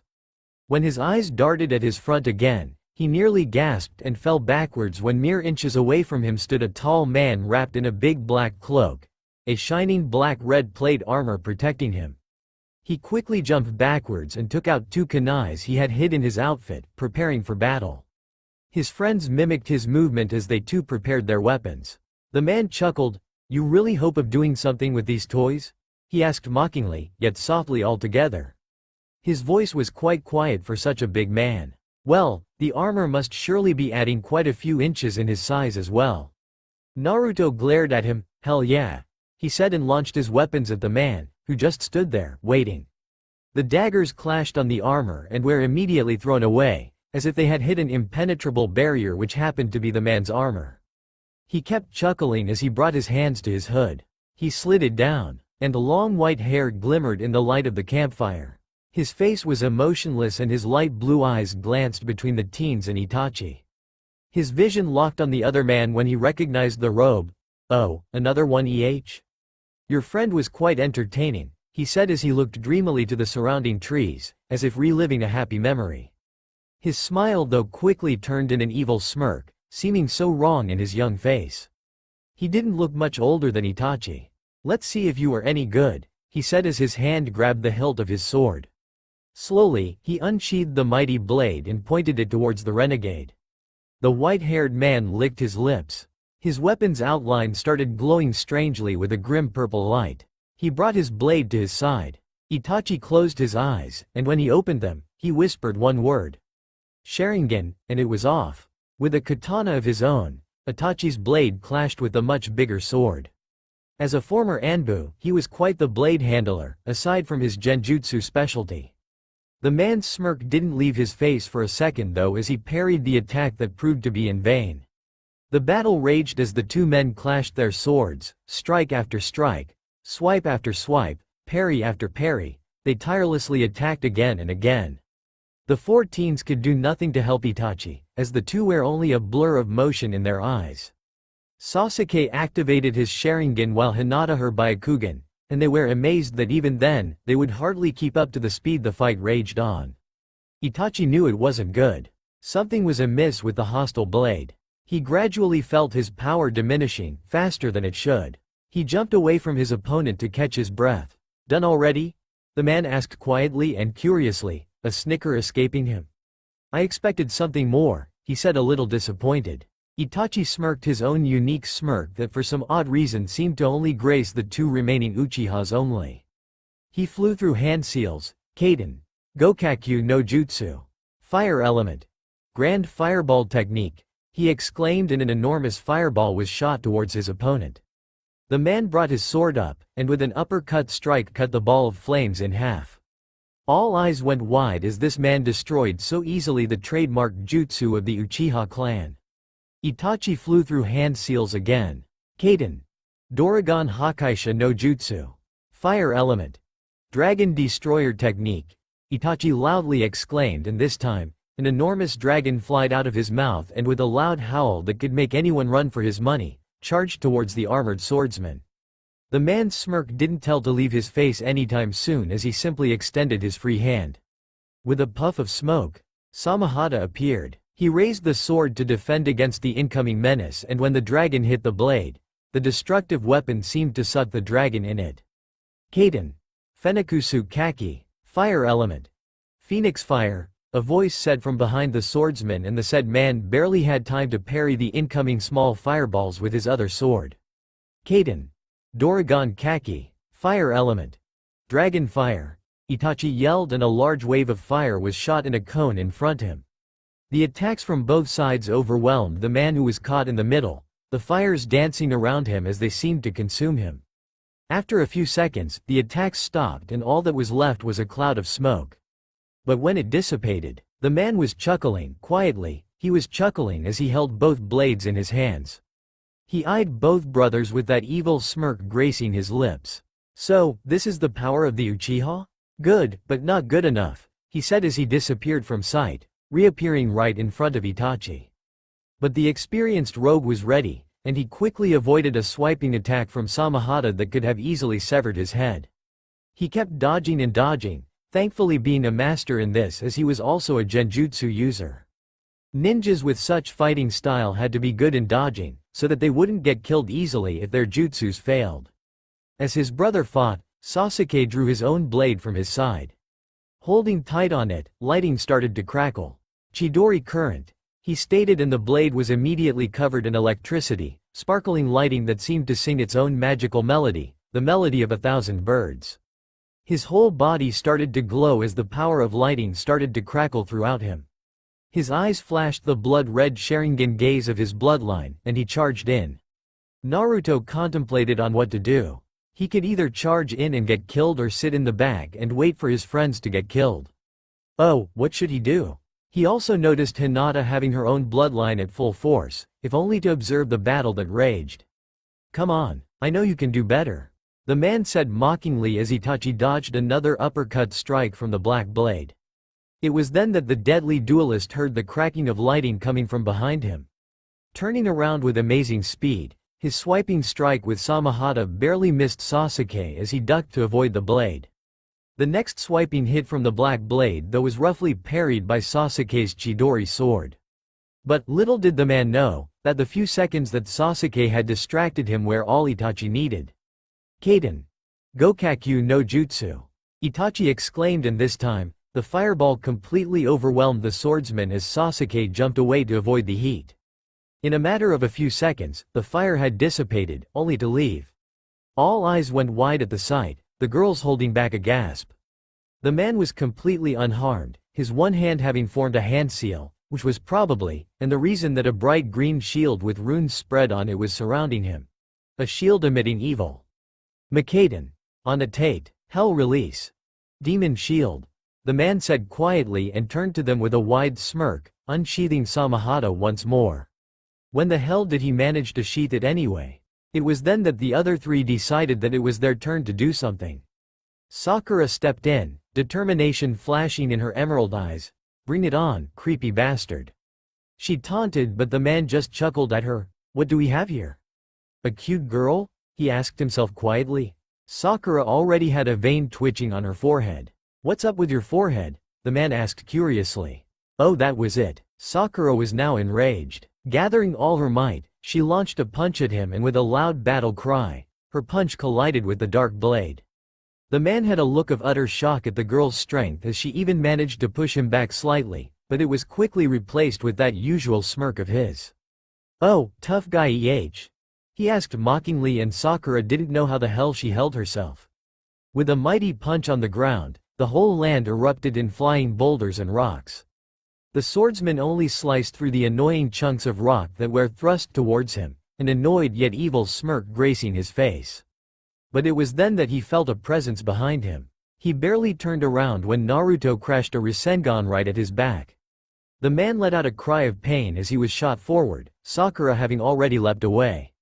He rose to his feet and gripped the blades in his hands. Suddenly, he shot his head back and laughed loudly, as if he had heard the best joke in the world. "Oh, that tickled," he said as he composed himself. But when he looked in front of him, he met lavender eyes, angry lavender eyes. "You are in the range of my divination," the girl exclaimed as she took a very familiar for Naruto stance. "Hake hyaku ni juachasho," she exclaimed, in her hands were a blur of motion as she attacked the man. To their horror, he only stood there, letting the girl attack him as she pleased. When she finished all 128 strikes, he flashed a smirk at the sight of her shocked face. With a strong punch in the gut, she was sent flying towards her friends. Her attack was actually fun, it tickled pleasantly. "Foolish girl, my armor is chakra-proof. None of your pathetic chakra attacks can harm me," he said with a smirk. This fool's really entertained him. Too bad he had to end this soon. He couldn't do this all night long now, could he? He then saw all of them dissipating as if they were suddenly vanishing from existence. But the swordsman was no fool. His smirk quickly replaced the look of surprise on his face as he reached behind his waist and in his cloak. He pulled out a helmet. It had nose and cheek guards while the top and back of the head were left exposed, a single blue oval diamond gracing the helmet's forehead. It looked like a combination of a helmet and a crown. Suddenly, the strange sensation that tickled in his mind disappeared as his enemies appeared in front of him again, all having looks of disbelief or shock on their faces. He chuckled evilly. Naruto looked at the man in shock. "Itachi, what happened?" "He should be stunned," he said, clearly surprised. Itachi couldn't hide his irritation that well either. A genjutsu messes with one's mind, I having my own chakra interrupting the flow of his in the brain. "This helmet must be chakra-proof as well," he explained, and the man nodded. "True, at least you've got some brains. Maybe I'll keep them in a jar, just for a reminder," he said and chuckled again, while the two girls had a look of clear disgust on their faces. Naruto though smirked. "I guess you have your own in a jar, just to remember that you don't have a brain, eh?" he said mockingly, and the man, to his surprise, chuckled. "Good one, but not enough," he said as he turned behind him with a swiping strike of his dark blade. He barely missed. Sasuke could feel his heart race like mad as he barely avoided a strike that could cut his head. He leapt away, knowing that now there was no chance of succeeding a stealth attack. "Damn it, it didn't work. What do we do now?" he asked, clearly irritated. They were 5 ninjas for God's sake, and they wouldn't take on just a swordsman. "You still think I could take him on my own?" Itachi asked the teens curiously. They all grinned apologetically at him, Hinata smiling. They turned to glare daggers at the swordsman. Itachi hadn't used his full powers yet, but he knew that it would be extremely risky to try. But what else could he do? "Hey, pretty boy," he said, and the man's gaze locked with his. The Sharingan eyes started changing. "Mangekyo Sharingan, Tsukuyomi," Itachi exclaimed as his eyes turned in cartwheels. The man just stood there stunned for a second as his world turned red.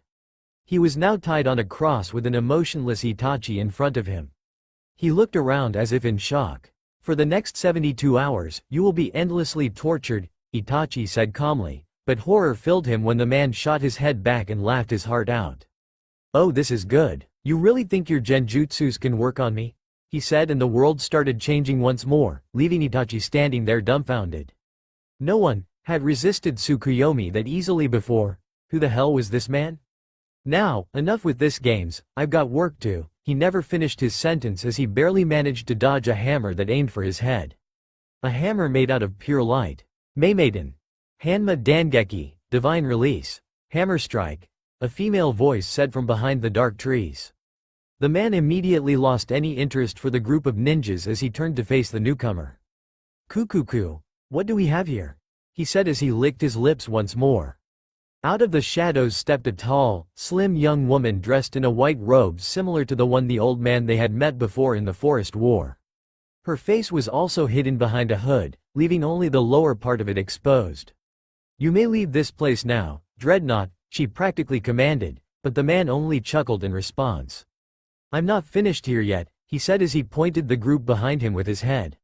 The woman actually smiled at him. "Then I guess I'll have to make you," she said, and her hands flied in hand seals.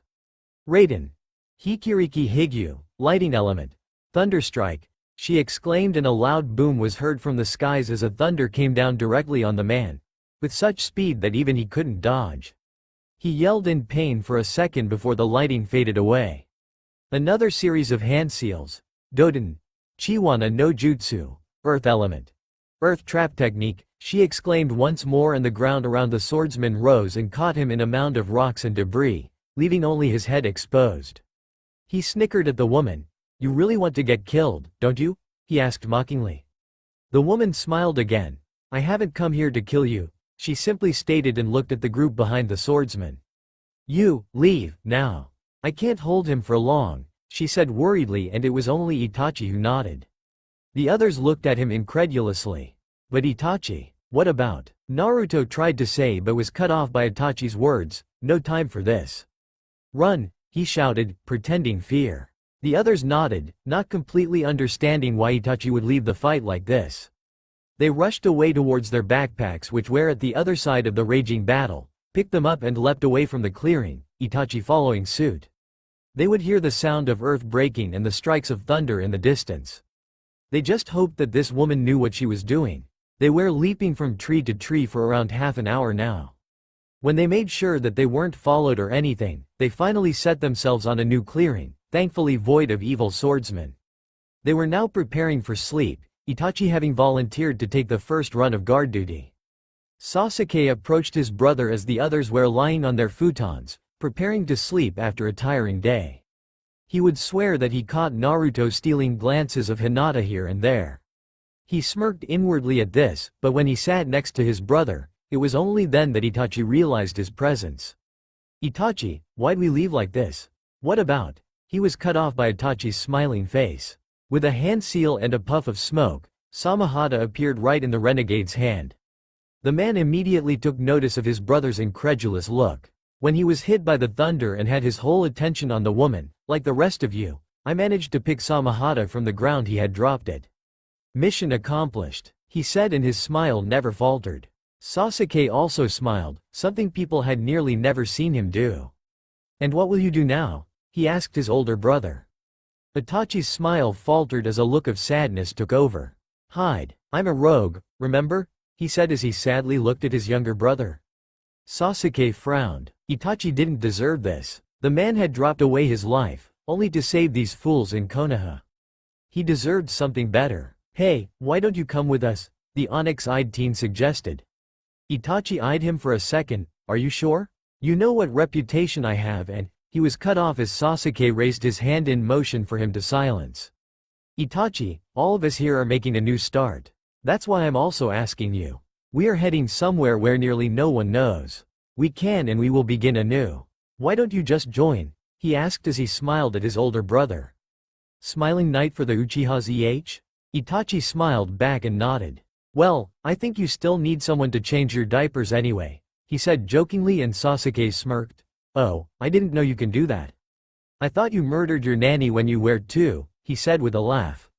Itachi grinned as his brother chuckled. "No, it was a maid," he said seriously as his expression grew emotionless. Sasuke eyed him up and down in disbelief. It didn't take long for his older brother to start laughing himself. "Oh, you fell for that one," he said, and Sasuke's smirk grew wider. Somewhere behind them, 3 figures were sitting up in their sleeping bags, watching the 2 brothers talking to each other. "Great, now I have 2 teams to work with," the blonde said as he went back in his bed. Sakura and Hinata giggled. "Good night, girls," Naruto said one last time before he closed his eyes. "Good night, Baka," Sakura said jokingly as she too got back in her sleeping bag, snuggling in it like a little child. "Good night, Naruto-kun," Hinata said softly as she started drifting to sleep herself, letting out soft, quiet breaths. In the darkness, for better or for worse, they didn't notice Naruto's smile as he looked at the dark figure that was the Hyuga girl. "Yeah, good night Hinata-chan," he thought as he let himself fall in a dreamless sleep. Ah, the beautiful smell of lavenders in the morning, combined with a tint of lilac, giving you the impression that you are in a garden full of flowers, their intoxicating aroma filling your being as you inhale deeply, wanting to cherish the rare sensation of tranquility the beauty of nature offers. But there were no lavenders the last time he checked the clearing they fell asleep in. He tried to move his arm, wanting to rub the sleepiness off his eyes, thinking that what he smelled was nothing but a weird aftermath of his sleep. But alas, his arm didn't obey, as if something, or in this case, someone, forced it to stay in place.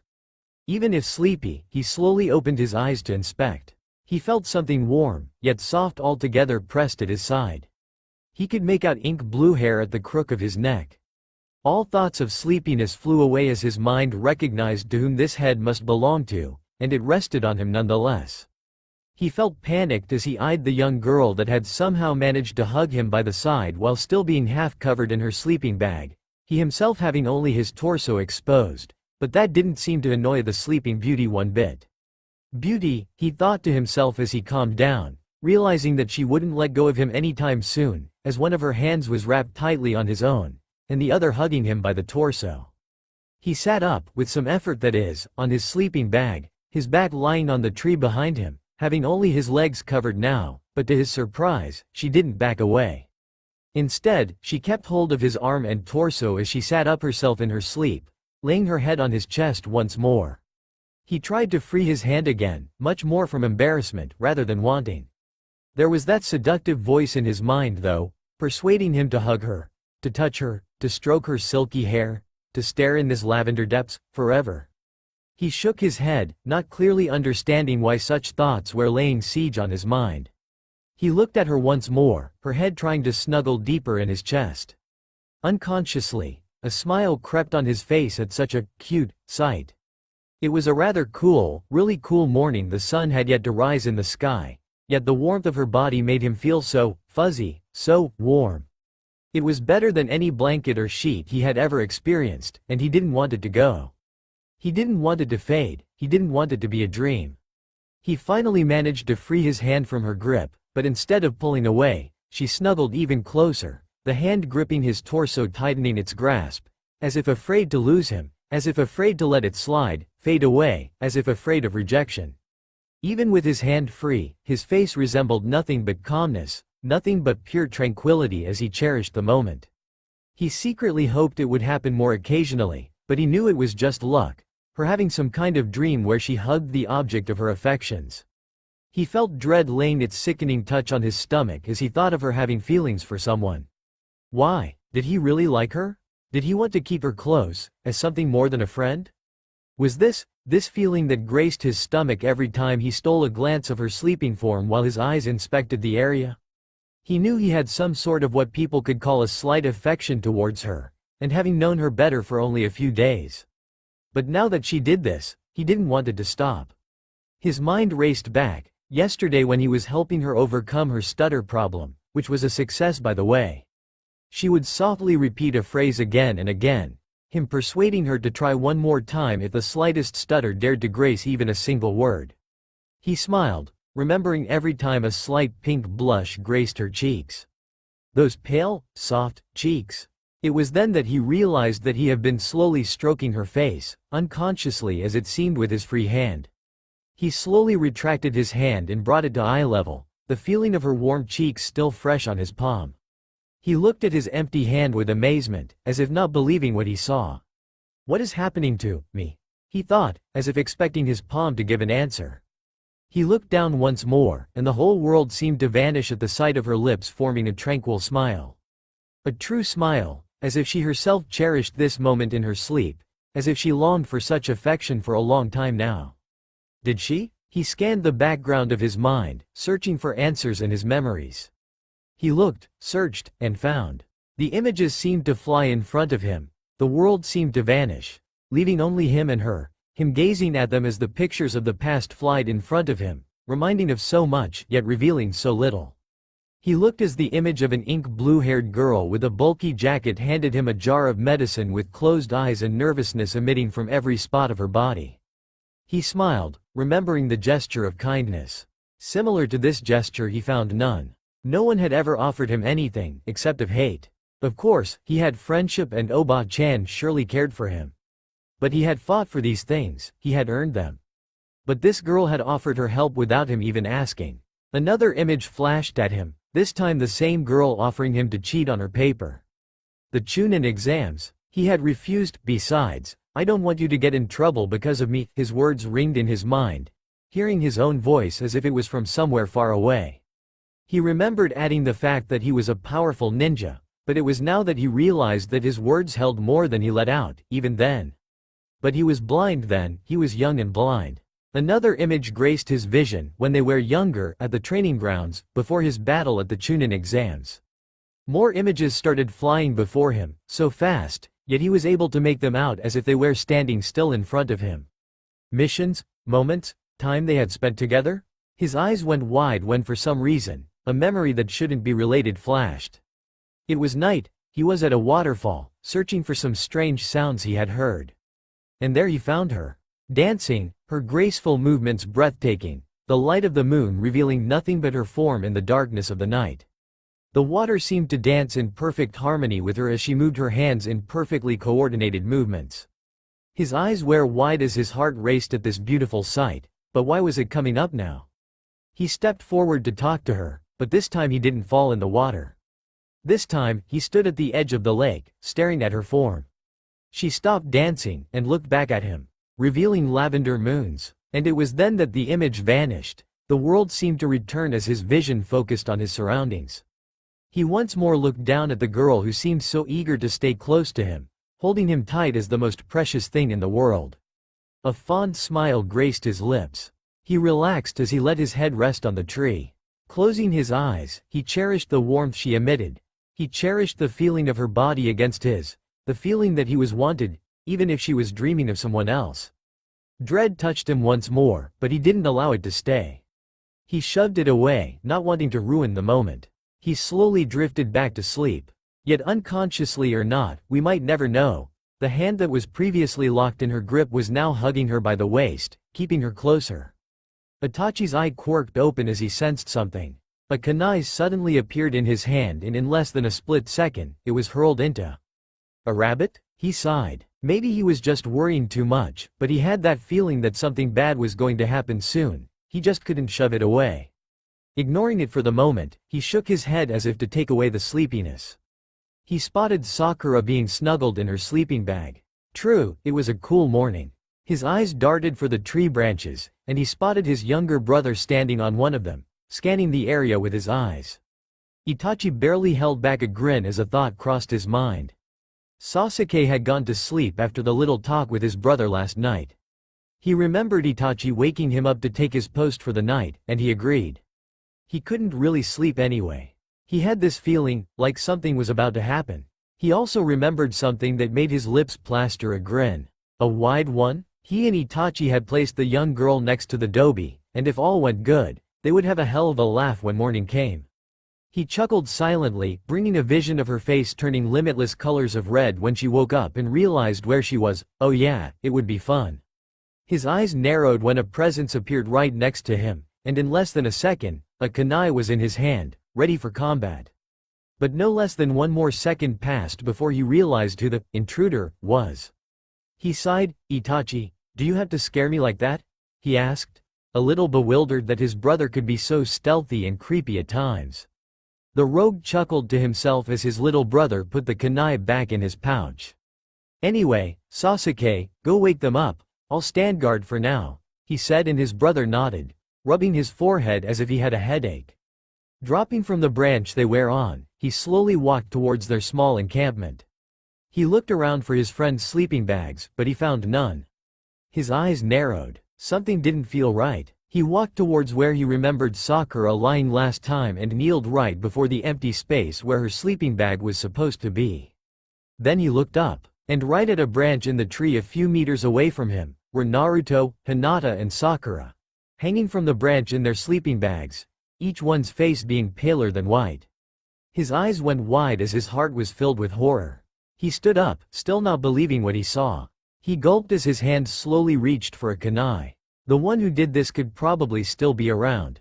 He felt like he wanted to run for his money when he saw their corpses grinning widely at him. And after a few seconds, they popped, a rain of candies washing him. Wait, what? Candies? What the hell was going on? A flash of light, and everything disappeared. He heard someone laughing his head off behind him, and slowly turning around, he saw his brother. Itachi could barely breathe between his laughs. It was just so funny. If Sasuke could at least see his face. Oh wait, he could. He had taken a picture with his camera, now where did he find it?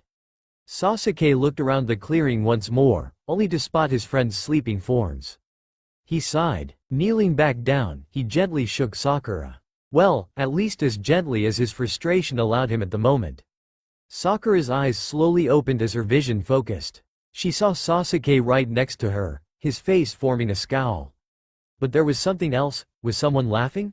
Sitting up in her sleeping bag, she looked around, only to spot Itachi still rolling on the floor, laughing his head off. She suppressed a giggle at the sight of the man. But remembering Sasuke's dark look, she held it back. Itachi, Sasuke said scornfully, poison in every letter. Itachi though didn't hear him as he kept laughing his ass off. Sasuke violently turned around, his eyes wide and flaming. Shut up! He shouted, and it was then that the older man finally started composing himself. Oh, I didn't have one of those in a really long time. If only you could see your face, he said, fighting hard to suppress another burst of laughter. Oh wait, you can, he exclaimed as he chuckled, handing the digital camera to his young brother. Where the heck did you find this anyway? Sasuke asked wonderingly, as if not believing that his brother could associate with technology. This cloak is useful for more than just clothing, Itachi said seriously now, and Sasuke only sighed and nodded. Pressing a few buttons, he found his picture. It was his face, painted with ultimate terror as a rain of candies surrounded him. Wait, photographs can't imprint genjutsus, he said incredulously. Itachi sighed. I put the candies in there, he said, pointing at his camera. The two teens still looked at him as if he was crazy. Itachi shook his head as a grin was plastered on his face. Never mind, it would take too long to explain anyway, he said as he motioned his brother to give the item back, which he did. It was then that Sakura noticed the absence of two specific people from the scenery. Looking around, she spotted. A squeal made both Uchiha brothers turn around with wide eyes. Thankfully, it was only Sakura, who had entered a squealing girl mode for some unknown reason. Sasuke's mind clicked. He had forgotten all about his little prank on Hinata. Looking towards where his two friends should be, a wide smirk crossed his face as he looked back at his brother, who wore a smirk of his own. Ah, they're so cute, Sakura exclaimed as she kept squealing. Naruto was sleeping with his back against a tree, Hinata being snuggled at his side, hugging him closely, her head rested on his chest. He himself had an arm wrapped around her waist, keeping her closer. Both Uchihas smirked while Sakura finally suppressed her squealing in a wide grin. So, let me guess, you put her next to him while she was asleep, nay? Sakura asked as she threw the brothers a knowing grin. They both nodded, their smirks never fading. A flash of light made the two teens go blind for a split second. They shook their heads and looked at Itachi, who held his camera with both hands, pointing at the two sleeping teens. Oh, my God. You know how they'll react if they find this out, right? Sakura asked worriedly. Itachi's and Sasuke's smirk though wasn't going to leave their faces anytime soon as it seemed. Believe me, one day they'll beg me for this picture, the older Uchiha said, shoving his camera back in his robe. It was then that they heard a sound coming from the two sleeping forms. Hinata was trying to snuggle even more into Naruto, moaning lightly while he rested his chin on top of her head. This scene, of course, made Sakura burst into squeals once more, mumbling, kawaii, over and over again. Sasuke looked back at his brother. Hey Itachi, take another one, he said with a smirk. Itachi's smirk returned immediately as he took out his camera once more. Sir, we've spotted their tracks. They took the road to Sanagakure no Sato, said a tall man with long black hair, his gray eyes gazing at his leader. He nodded, of course. Let's move on, we are sure to catch up with them in less than an hour, if they keep traveling normally, he said, and his squad of 9 nodded. They all disappeared in the forest in a blur of motion. You smell it? Asked a masked hunter Nin, looking back at his partner as they kept jumping from tree branch to tree branch. Yeah, there has been a fight here recently, the other masked Nin said warily as he stopped and dropped down to the clearing. There were marks of combat everywhere. Sword slashes on the trees, craters on the ground, burned bushes and scorched earth, clear signs of a devastating battle. Let's move on, they must not be too far from here, he said, and his partner nodded as they leapt away in the forest once more. So, are you going to keep them like this? You know how Hinata will react when she'll wake up. Sakura said once more, but deep inside her, she wished she could see how many shades of red Hinata's face can really resemble. Sasuke shook his head, though I'd love to. We must also stop Itachi and his camera, he said with a sigh as he pointed at his brother, who was still taking photos of the sleeping teens.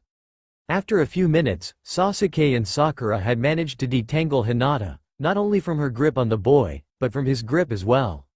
Once more, he felt the world returning to him, as he slowly opened his eyes. He felt as if something was missing, as if something wasn't where it was supposed to be. He felt cold. Then it hit him. The girl that was on his side was no longer there. He slowly looked around, searching for her form. And he found it. She was laying a few meters away from him, her back turned against him. But he didn't need to see her face to know who she was. The ink blue hair were all he needed. Groggily sitting up, he rubbed his eyes and stretched. Ah, it felt good. He was feeling as if he was sitting still there forever, and then it hit him again. Was it a dream? Was it just a delusion of his mind? Was it only a secret desire that lurked in his heart? He wished he knew. He spotted his 3 other companions, Sakura, Sasuke and Itachi, looking at something that looked like a digital camera? Where the heck did they find that? He slowly stood up, stretching his arms once more. Man, was he sore. He quietly walked towards his friends. Hey, this one looks good. Sakura commended as she pointed at the camera's screen. Both Uchihas smirked. I know, they both replied. They looked at each other with an emotionless mask on their face. Before they erupted in laughter. For better or for worse though, Itachi spotted the incoming Naruto just in time to put the camera away. The other 2 questioned his move for a second, before looking back to see their friend coming towards them, a questioning look on his face. What were you guys looking at? He asked as he eyed Itachi's robe. He had seen the man hiding the camera in there. Some photos I had from the past.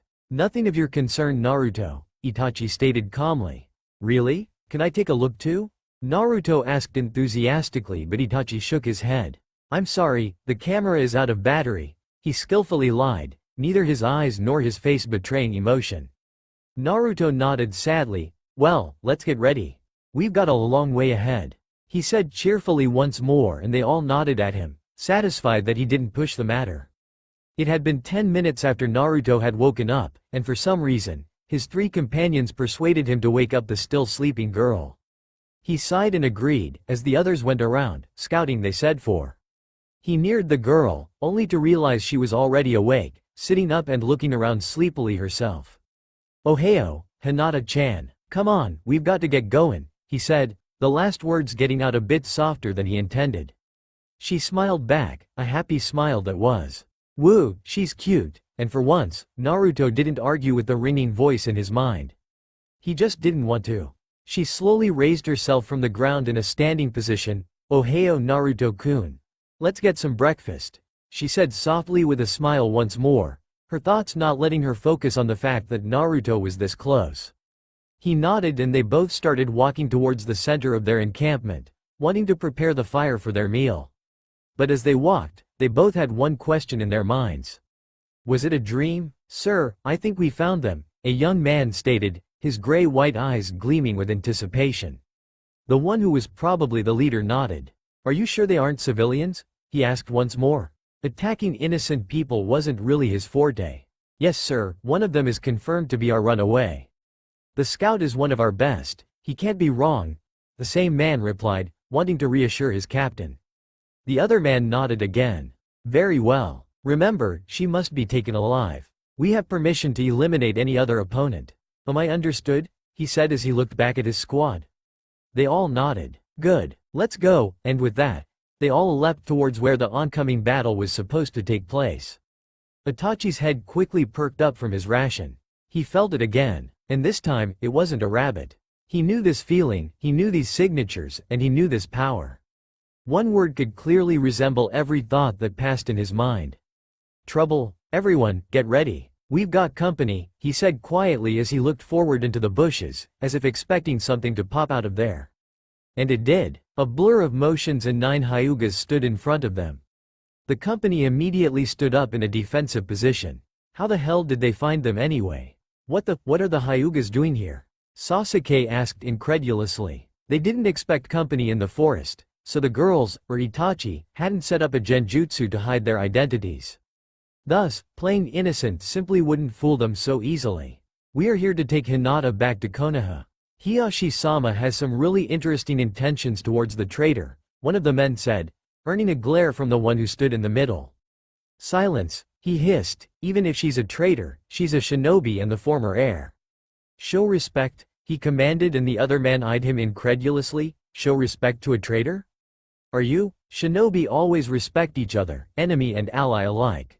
The leader said wisely once more. Yeah right, let's take this bitch and be over with it already.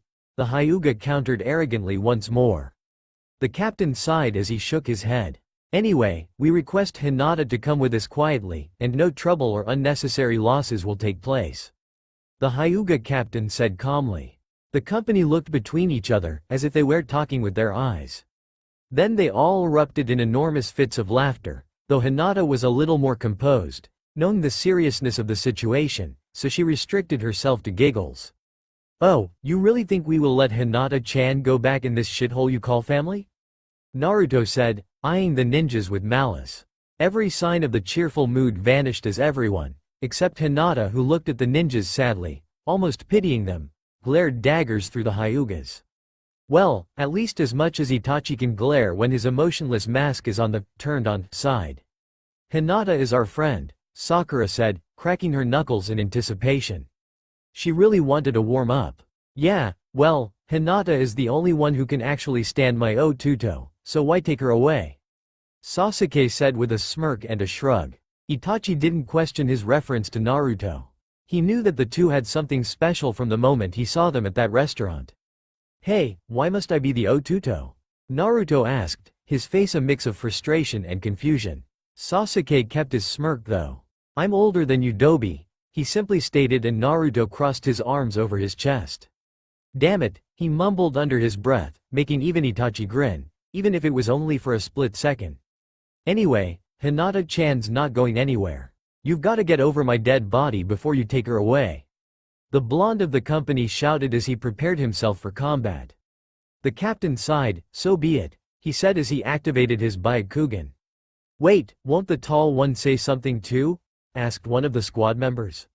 Everyone's sweat dropped, and it was that they really noticed what Itachi wore. You, another one said, pointing at the cloak, Akatsuki? Uchiha Itachi, he exclaimed finally, and a wave of terror washed over the nins. Itachi's emotionless mask didn't retreat as he closed his eyes. Reopening them, Sharingan, he exclaimed as the onyx color vanished. A blazing red taking place, 3 tomos around the pupil of each eye. A fully developed Sharingan, oh shit, was all one of the Hyugas could say before a kunai found itself in his throat.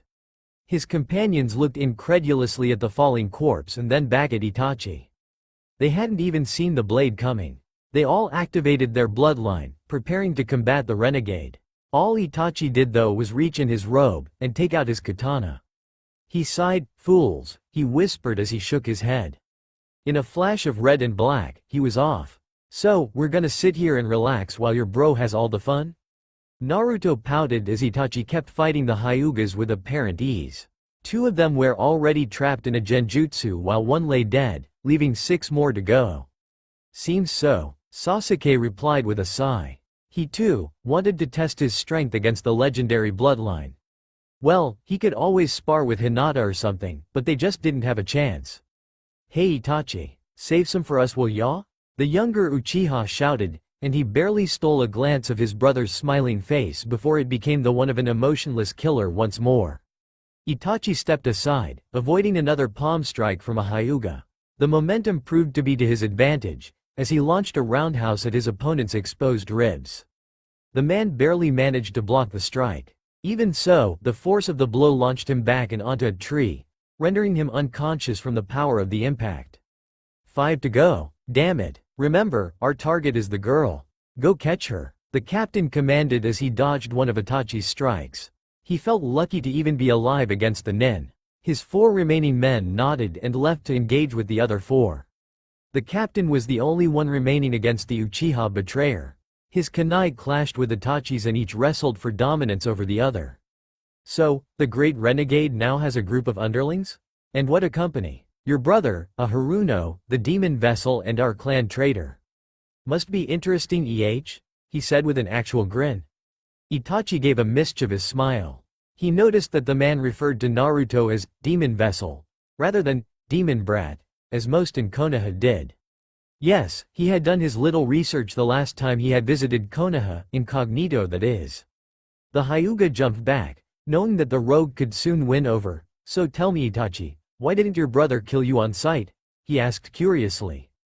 He knew that Sasuke couldn't easily defeat his brother, but he still couldn't understand why after so many years of questing for revenge, he finally came to terms with the Uchiha traitor. Yes, many in Konoha knew about Sasuke's purpose in life, which now seemed to have altered, considering what was going on. My brother simply has no reason to hate me anymore, Itachi said emotionlessly and charged, his blade clashing once more. They kept swinging their kunais, until Itachi finally managed to blow his opponent's weapon off, leaving him open for an attack. But, instead of killing him, his blade found itself clinging at the man's throat, ready to end his life. The man struggled to free himself, but to no avail. Itachi's grip was iron. He deactivated his Byakugan, knowing that this was probably the end. Do it, he said, not wanting to make this take longer. Itachi shook his head from behind him. Not yet. I have a few questions, he said emotionlessly, and the Hyuga once more felt fear. Kaden. Gokakyu no Jutsu. Sasuke exclaimed, and the Hyuga was burned alive, along with the 3 Naruto clones that held him in place. Nice work Teme. The real Naruto exclaimed happily as he appeared next to his brother. Looking behind him, he saw at least an army of clones battling with a Hyuga who desperately fought them off, though they just kept coming. If this are the best the Hyugas have to offer, I can't dare to imagine what the weak ones are like, Sakura exclaimed, leaving her own opponent hit the ground as she freed his collar from her grip. Naruto knew though, that even if his friends played cool, they were injured. He himself had some of his tenketsus closed, as did Sasuke and Sakura. Of course, they wouldn't admit it, not to play strong, but not to worry him. He actually smiled. These were his true friends. He then remembered Hinata. Spinning around worriedly, he found her locked in combat with her own opponent. Damn it, Teme, Sakura, can you take care of my opponent? Hinata-chan needs help, he said, and they both nodded. They looked back at the man who kept desperately fighting off clones, each puffing away in a cloud of smoke as his hands flied throughout them. They both smirked. Well, the weakling surely knows how to play tough, but for how long, the man questioned as he dodged a lethal strike to the head. Damn, this bitch was far stronger than what he had heard. But he also knew that playing with such emotions can usually break someone's resolve quite easily. He could already spot signs of insecurity in the young girl. He just needed a moment, one little mistake. He jumped away as his hands rained a hailstorm of shurikens and kunais at the girl. The speed of a Hyuga wasn't only for Juken. Hinata quickly activated the Shugo Hake Rokujuinsho as the deadly weapons neared. They were all deflected though as Hinata's hands formed the dome of chakra around her. I will admit, you're good, but not enough to defeat a rabbit, he said with a laugh. And you can't even defeat an ant. Another male voice exclaimed from behind him. He turned around, just in time for a Rasengan to find its place in his face. The man flied back, his head colliding with a tree. He fell motionlessly to the ground, probably dead. Naruto approached a slightly panting Hinata. Thank you, Naruto-kun. She said, but Naruto immediately stopped her, sensing the insecurity in her voice. Don't worry Hinata-chan, I'm sure you could kick his ass. But we just had to hurry up, he said with a smile, wanting to reassure her. He knew she would beat him, but they had to make haste and help the others. If they needed help that is. Plush, Somewhere in his mind, a tiny voice whispered, "You just don't want her to get hurt, do you? You can't stand the sight," and many more thoughts that seemed to trouble his thoughts. He shook them away, knowing it wasn't the time to contemplate on his feelings for her. For her, Sasuke fell to the ground, the tenketsus of his legs closed from the Hake Rokujuinsho of the Hyugas. Thankfully, he managed to dodge nearly all of the strikes with his Sharingan. Well, the poor man that was unfortunate enough to be his opponent was pummeled at least a kilometer away from a raging fist, coming from Sakura, that is. Amazing how much a ninja can stand. This man was fighting both an army of Narutos and the two of them. Sasuke felt his feet go numb, not able to support his weight anymore as he made an attempt to stand again, already knowing it would be in vain. Thankfully, their opponent wouldn't wake up anytime soon from such a punch. Hell, he doubted he would ever wake up. Sakura approached her fallen friend, examining him with what people could only call a medical stare. Sasuke just sat there, waiting for her to analyze the extent of the damage. She smiled. "Well, lucky you. You only have some tenketsus closed and a few bruises," she said as she brought her hands above his body, green healing chakra emitting from them. He grinned as he felt most of the numbness fade away and the pain in random parts of his body decreasing. Sakura had actually managed to create a technique to counter the Juken. During their training in Konoha, she and Hinata were working on this for hours. Sadly, she had yet to develop an instant use of the technique. For now, it took her a minute or two to heal the damage, rather than instantly vanish it. She sighed as she started working on her own injuries. "Very well then. Only because you showed respect to my brother's friends, you may live to continue your purpose," Itachi said as he retracted his kunai, and the man brought his hand to his neck, as if to make sure that he wasn't bleeding. "Thank you. But he will be here shortly anyway," he said with a smile. Itachi remained emotionless though. "Really? It will be a pleasure," he stated. They both started walking towards where they had seen the teens fighting last.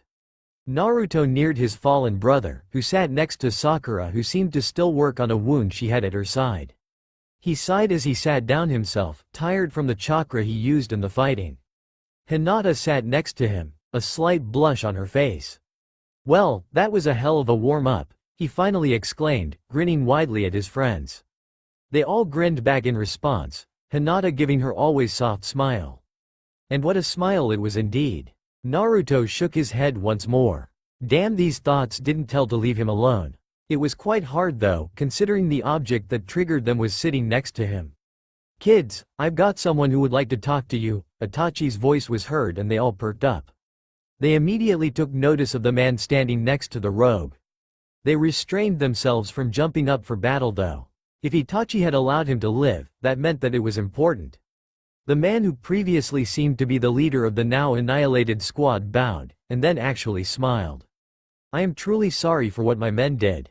Though I'm sure they feel worse than me right now," he said as his eyes scanned around, taking glances of the spread around corpses of his squad.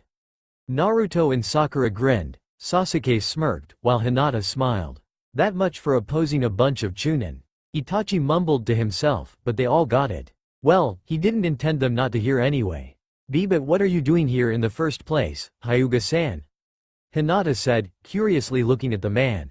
She knew that her father would want her back, but she didn't expect to be found that easily. The man's smile turned to a frown.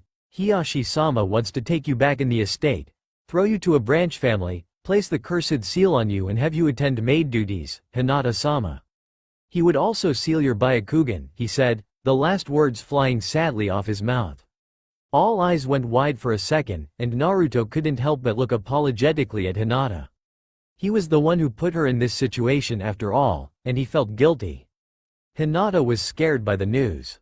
Sealing her Byakugan meant only one thing: you never see the world again. Her father would probably lock her up in the estate and let her rot, while attending to maid duties in the process. How could he be so cruel? "And how do you know of Hiyashi's intentions, if I may ask?" Sasuke asked formally. He didn't want them to take Hinata away. He knew what she probably meant to Naruto, besides a friend. The man grinned at them. "I asked him, of course," he simply stated, and Sasuke nodded, satisfied with the answer. "Anyo, why did you give us such information now?" Hinata asked once more, curious as she was. The man smiled at her, a genuine smile that is. But who wouldn't? She was just damn too cute for you not to smile at her. Damn it, they're here again. He shook his head, trying to push them back. It just wasn't the time. Hokage-sama has planned this Mia thing, am I wrong? He asked and they all nodded. Well, Danzo has information on what you are up to. Through him had Hiyashi-sama learned of your betrayal, he said as he looked at Hinata, and sent us on this mission. I don't know how, but Hokage-sama knew about this. She appointed me with this secret mission, he added and his smile was never fading. Wait, what kind of mission? Naruto asked curiously. The others nodded at the man in similar curiosity. Itachi in the meantime was as always gazing at the conservationists, his expression void of emotion. Well, to tell you this, we had to wait for someone. Oh wait, there he is, he said, grinning widely and pointing behind them. They all turned around, and their eyes couldn't be wider.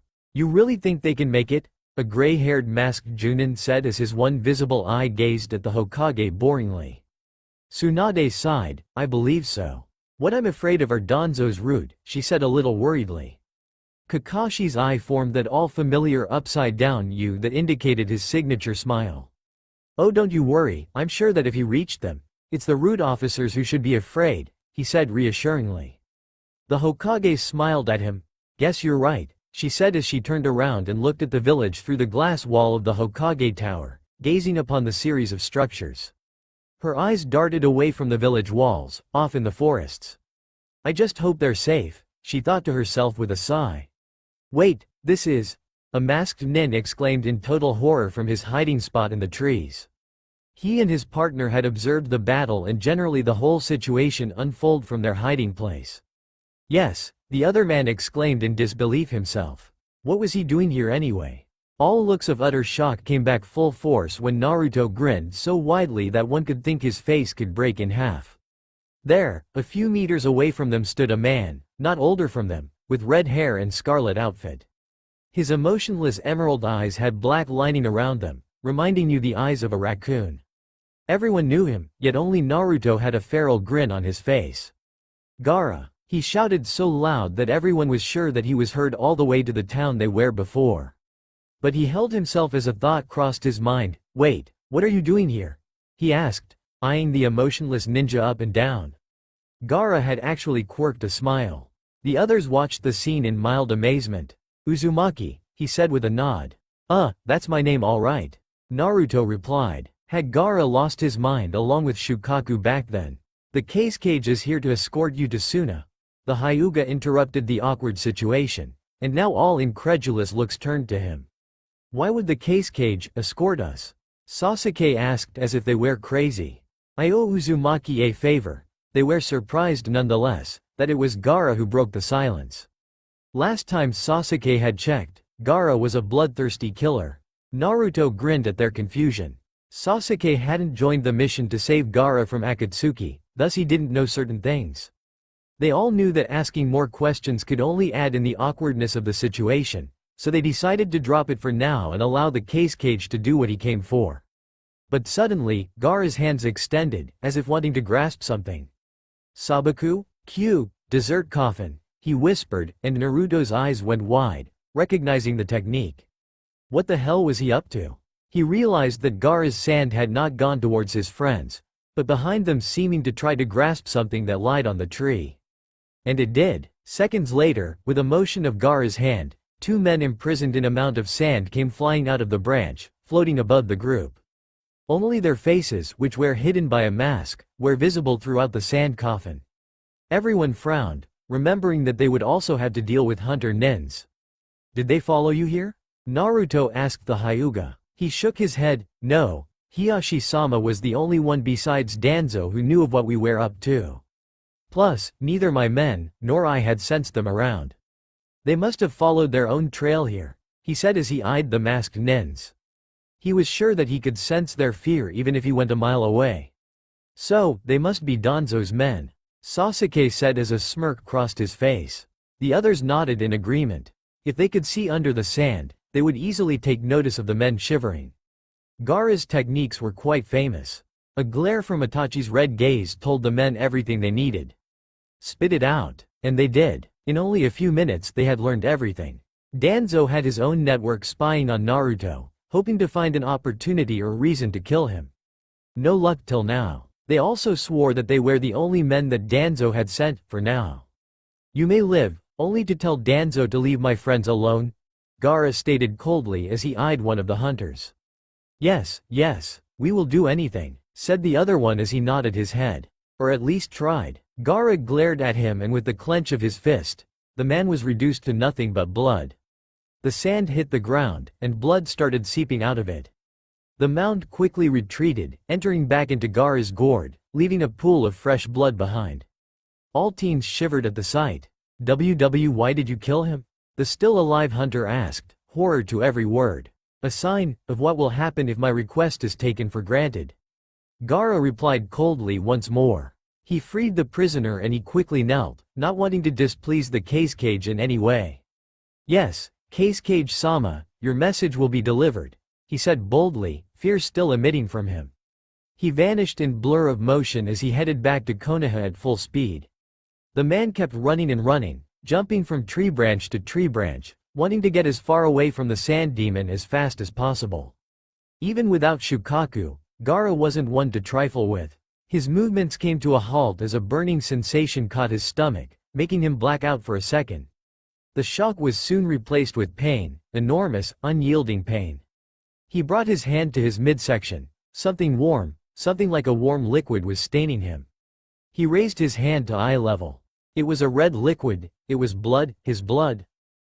How, he barely managed to whisper as he felt his powers leaving him. The blood loss was already taking over. He would be dead in less than a minute. He slightly turned his head, feeling the grasp of death already taking hold of his soul. And he met bright blue eyes, long white hair, and a black blade stained with his blood. Now, I couldn't let you deliver such news, now, can I? He asked, or rather whispered, his voice softer than one could expect. Who are you? The nin whispered, wanting to know his killer's name before passing on to eternity. The man smirked, a smirk that seemed completely wrong on his young face. Why, I'm your executioner, he said as he wiped the blood off his blade with a single motion of his hand, and sheathed it back at his side. The hunter fell to the ground, his powers drained, his soul claimed.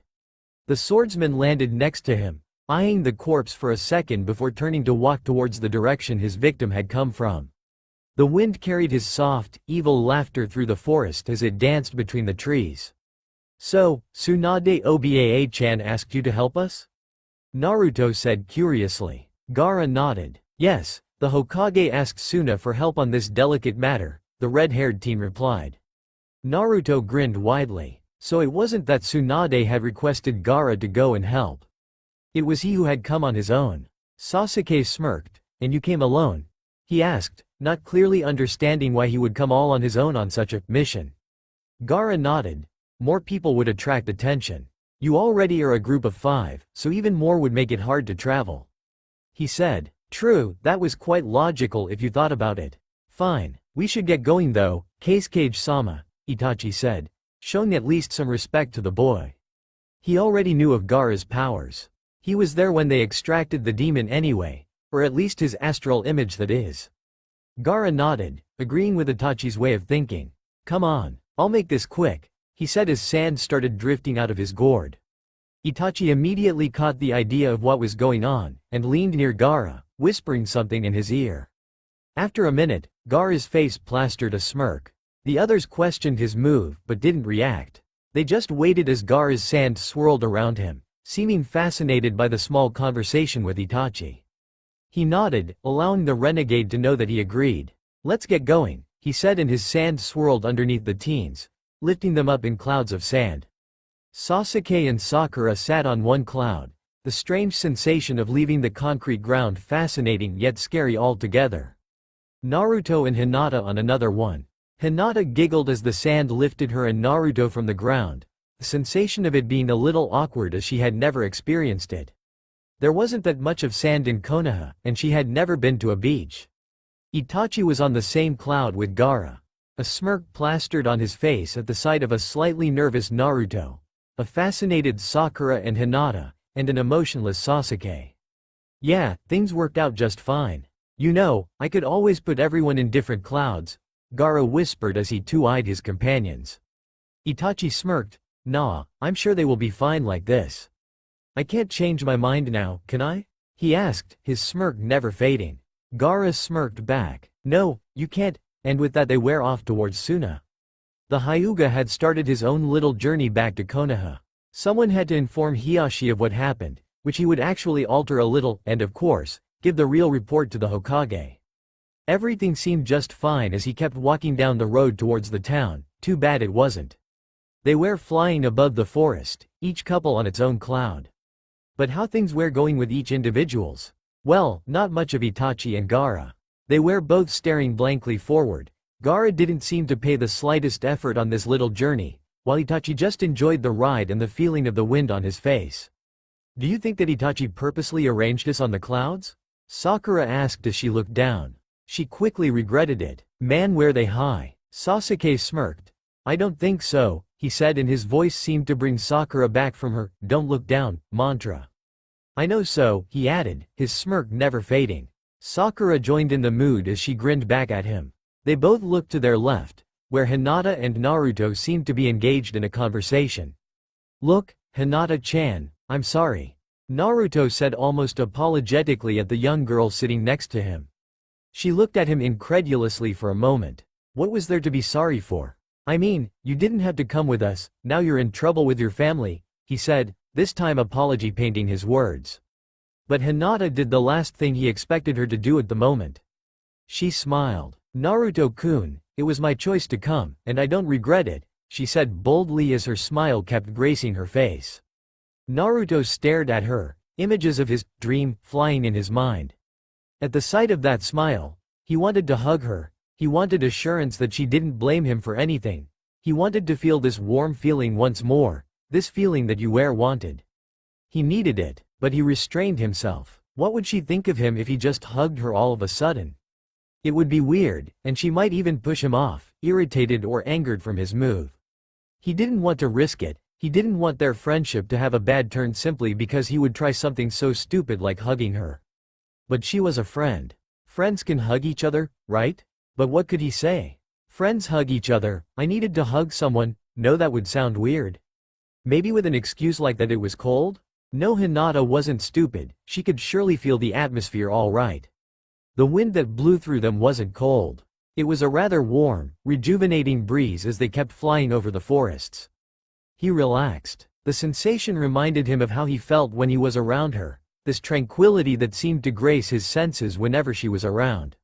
Even at their training days back in Konoha, he never had to yell, at least to her.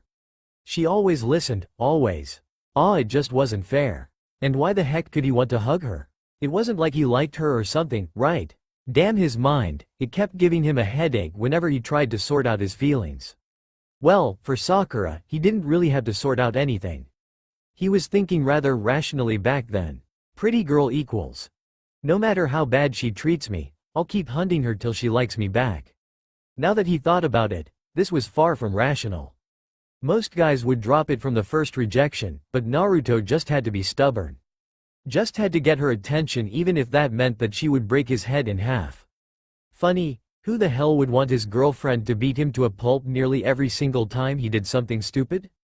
He sighed. Now that he looked back at his former self, he really couldn't understand why he liked Sakura to begin with. She was obsessed with Sasuke, for God's sake. 3 years ago, the only way that you could make Sakura to look at Naruto was to order her, or for him to say something bad about Sasuke. But who could blame him? He had no parents to guide him through such matters. Thus, he was unable to understand when the time came to move on. But now, he had. Finally, his mindless crush had faded away. And he liked it. It cost less strikes on the head this way. It was then that he realized he was lost in a trance. But something was amiss. There was a strange weight on his shoulder.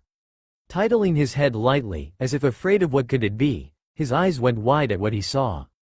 Hinata had leaned her head on his shoulder, her body's weight resting on him firmly. When had she done that? Hinata? He asked quietly, mostly feeling nervous on the situation. An of satisfaction was her reply as she seemed to snuggle closer. He sighed. She was asleep, yet he didn't mind, not at all. He didn't feel like pushing her away. It was awkward, but his hand seemed to tingle, as if trying to move on its own, as if wanting to embrace her. Why the hell did he react this way? But she was so warm, so soft, so purr.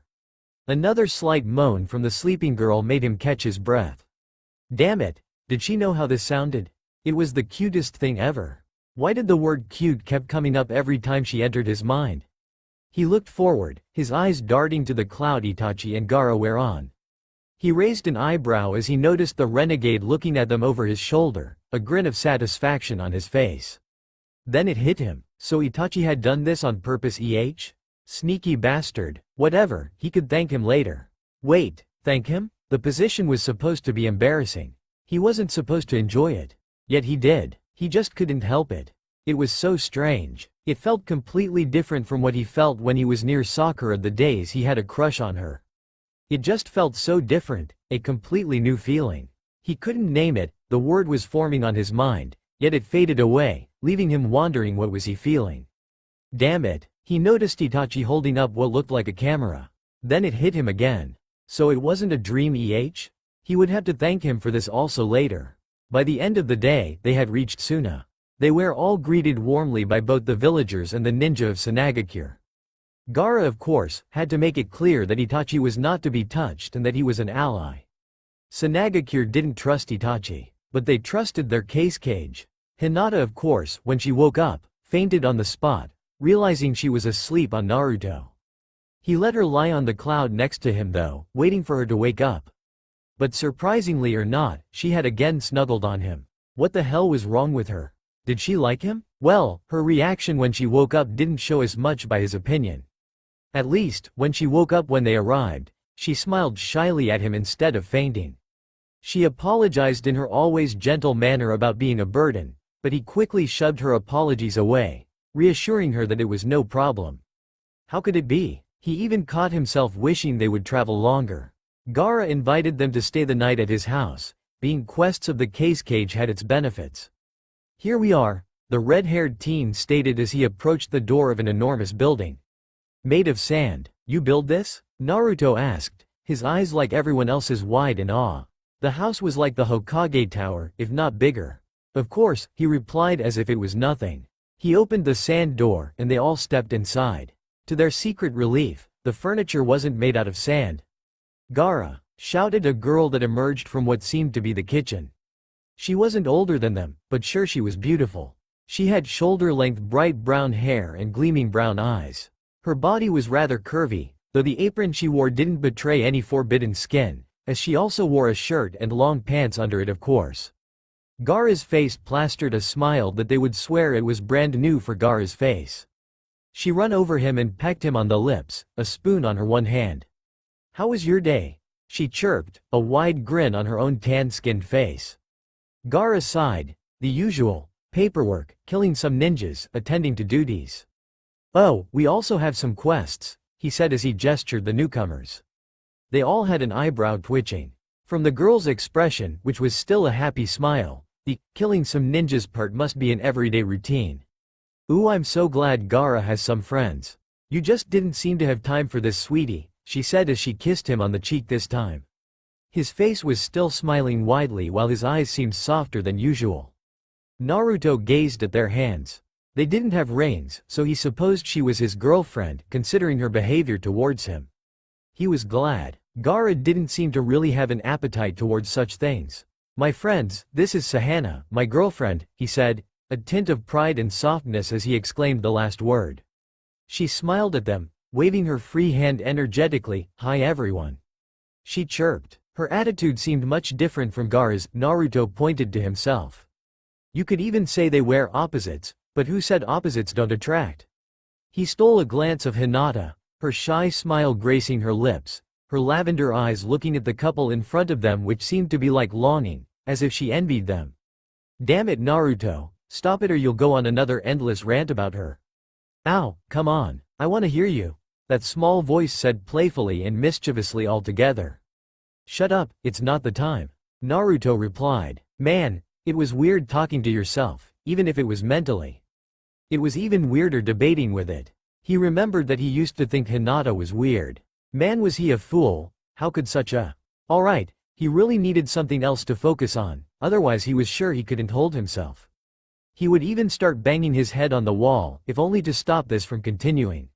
He wondered if the sand walls were hard enough. His trance was cut short as a simple phrase made him forget his trail of thoughts. "I've been cooking dinner. Please make yourself comfortable at the table. I'll be finished quickly." Sahana chirped again as she went back to the kitchen. Naruto thanked the divines. He had managed to forget about that thing. Oh shit, it was coming back. Quickly, think of something else. "Hey, she looks really nice, Gaara. Where did you hit something like that?" Naruto asked out of the blue, but the question seemed to trigger more interest than he intended. Sakura beamed to learn how this happened. Sasuke smirked, pretending not to be interested. Itachi looked emotionless and bored as ever, and Hinata seemed to have a sad smile on her cute face. "You can't get rid of me," his mental self said. He frowned. "Fuck you." Gaara had led them to the table, where more than 10 people seemed to fit. "Well, you ask how I met Sahana? Well, things are quite simple. She came one day at my office, requesting a mission. She had problems with Iwa ninjas, and as you know, we are on war right now. At least, at the end of it, as it seems. Iwa is crumbling, quickly. Anyway, after the mission was appointed, the proper personnel dealt with it. 2 days from then, we had heard of Iwa ninjas having infiltrated Suna. I myself went out on the hunt. I was feeling rusty," he said with a mischievous smirk. "Oh, poor Iwa ninjas," they all thought. "I managed to find the spies, and guess what they were doing? They were trying to capture prisoners of war, only to ransom them back to us. I caught them on the act, trying to rape Sahana," he said, his voice painted with poison as the last words crept out of his mouth. "I arrived fast enough to stop anything from happening, and that's how it began basically," he said, a smile replacing his previously dark look as his eyes glanced at the kitchen door. They all smiled. It was a rather strange situation to start a relationship, but by what they saw, they were sure that things were working out just fine. "So, I guess you guys are couples?" he asked rather curiously, eyeing Naruto and Hinata, and the other two afterwards. It was only the two first that turned completely red. Everyone else smirked, seeing the results of Gaara's teasing. What made you think of that?" Hinata asked, stuttering a little once more.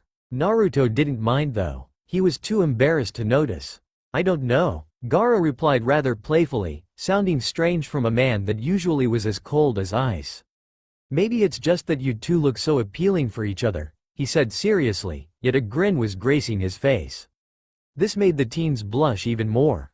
Thankfully, for Naruto and Hinata, it was then that Sahana entered the room. "Food's here," she chirped once more. Both teens sighed in relief, though Gaara secretly scowled that his girlfriend ruined the fun. Well, he would tease them later. Dinner was rather cheerful. Sahana sat next to Gaara, well, basically on his lap, her cheerful attitude making the atmosphere light and welcoming. Itachi and Gaara, along with the girl, were talking about different adventures of theirs. Itachi explained his situation and what had he done and for what reasons, and Gaara couldn't think of a reason not to believe him. If Naruto trusted him, so did he. Sasuke and Sakura were talking to each other rather cheerfully, if you can call Sasuke's smirk cheerful, that is. Sasuke mumbled something in her ear, and she giggled. "Okay, only if you pay," she said with another giggle and a grin, which made him grin back. Naruto caught that line though. When was the last time he heard it? Oh yeah, he grinned to himself. Sasuke Teme had scored. As for the last two, they ate in silence, secretly stealing glances of each other. They had similar thoughts running through their minds. "Do I like her? That's a question? Oh, shut up. Come on, I'm trying to help. You're irritating? Okay. Just know that if you love her, I was right. You were wrong. I am you, you idiot. Doesn't that make you an idiot too?" Ellipsis single quote. Yes, it was strange debating with yourself for sure. Does he like me? Maybe yes, maybe no. Anyo, who are you? Oh yes, sorry, wrong person. Weird. It wasn't long after that they all went to their rooms to sleep. They weren't the least surprised that Gaara actually had so many free rooms. His house was enormous anyway. They all bid each other good night, entering their respective rooms. Naruto could hear Sahana giggling as Gaara whispered something in her ear and then lifted her up bridal style as they entered his room. It seemed that the former Jinchuriki was up for some midnight fun. As his mind drifted in the world of dreams, the image of an ink blue-haired girl couldn't leave his mind. He once more questioned himself, but this time, he had an idea of what the answer could be. What is happening to me? That's all for now. If you enjoy, then please like, share and do comments.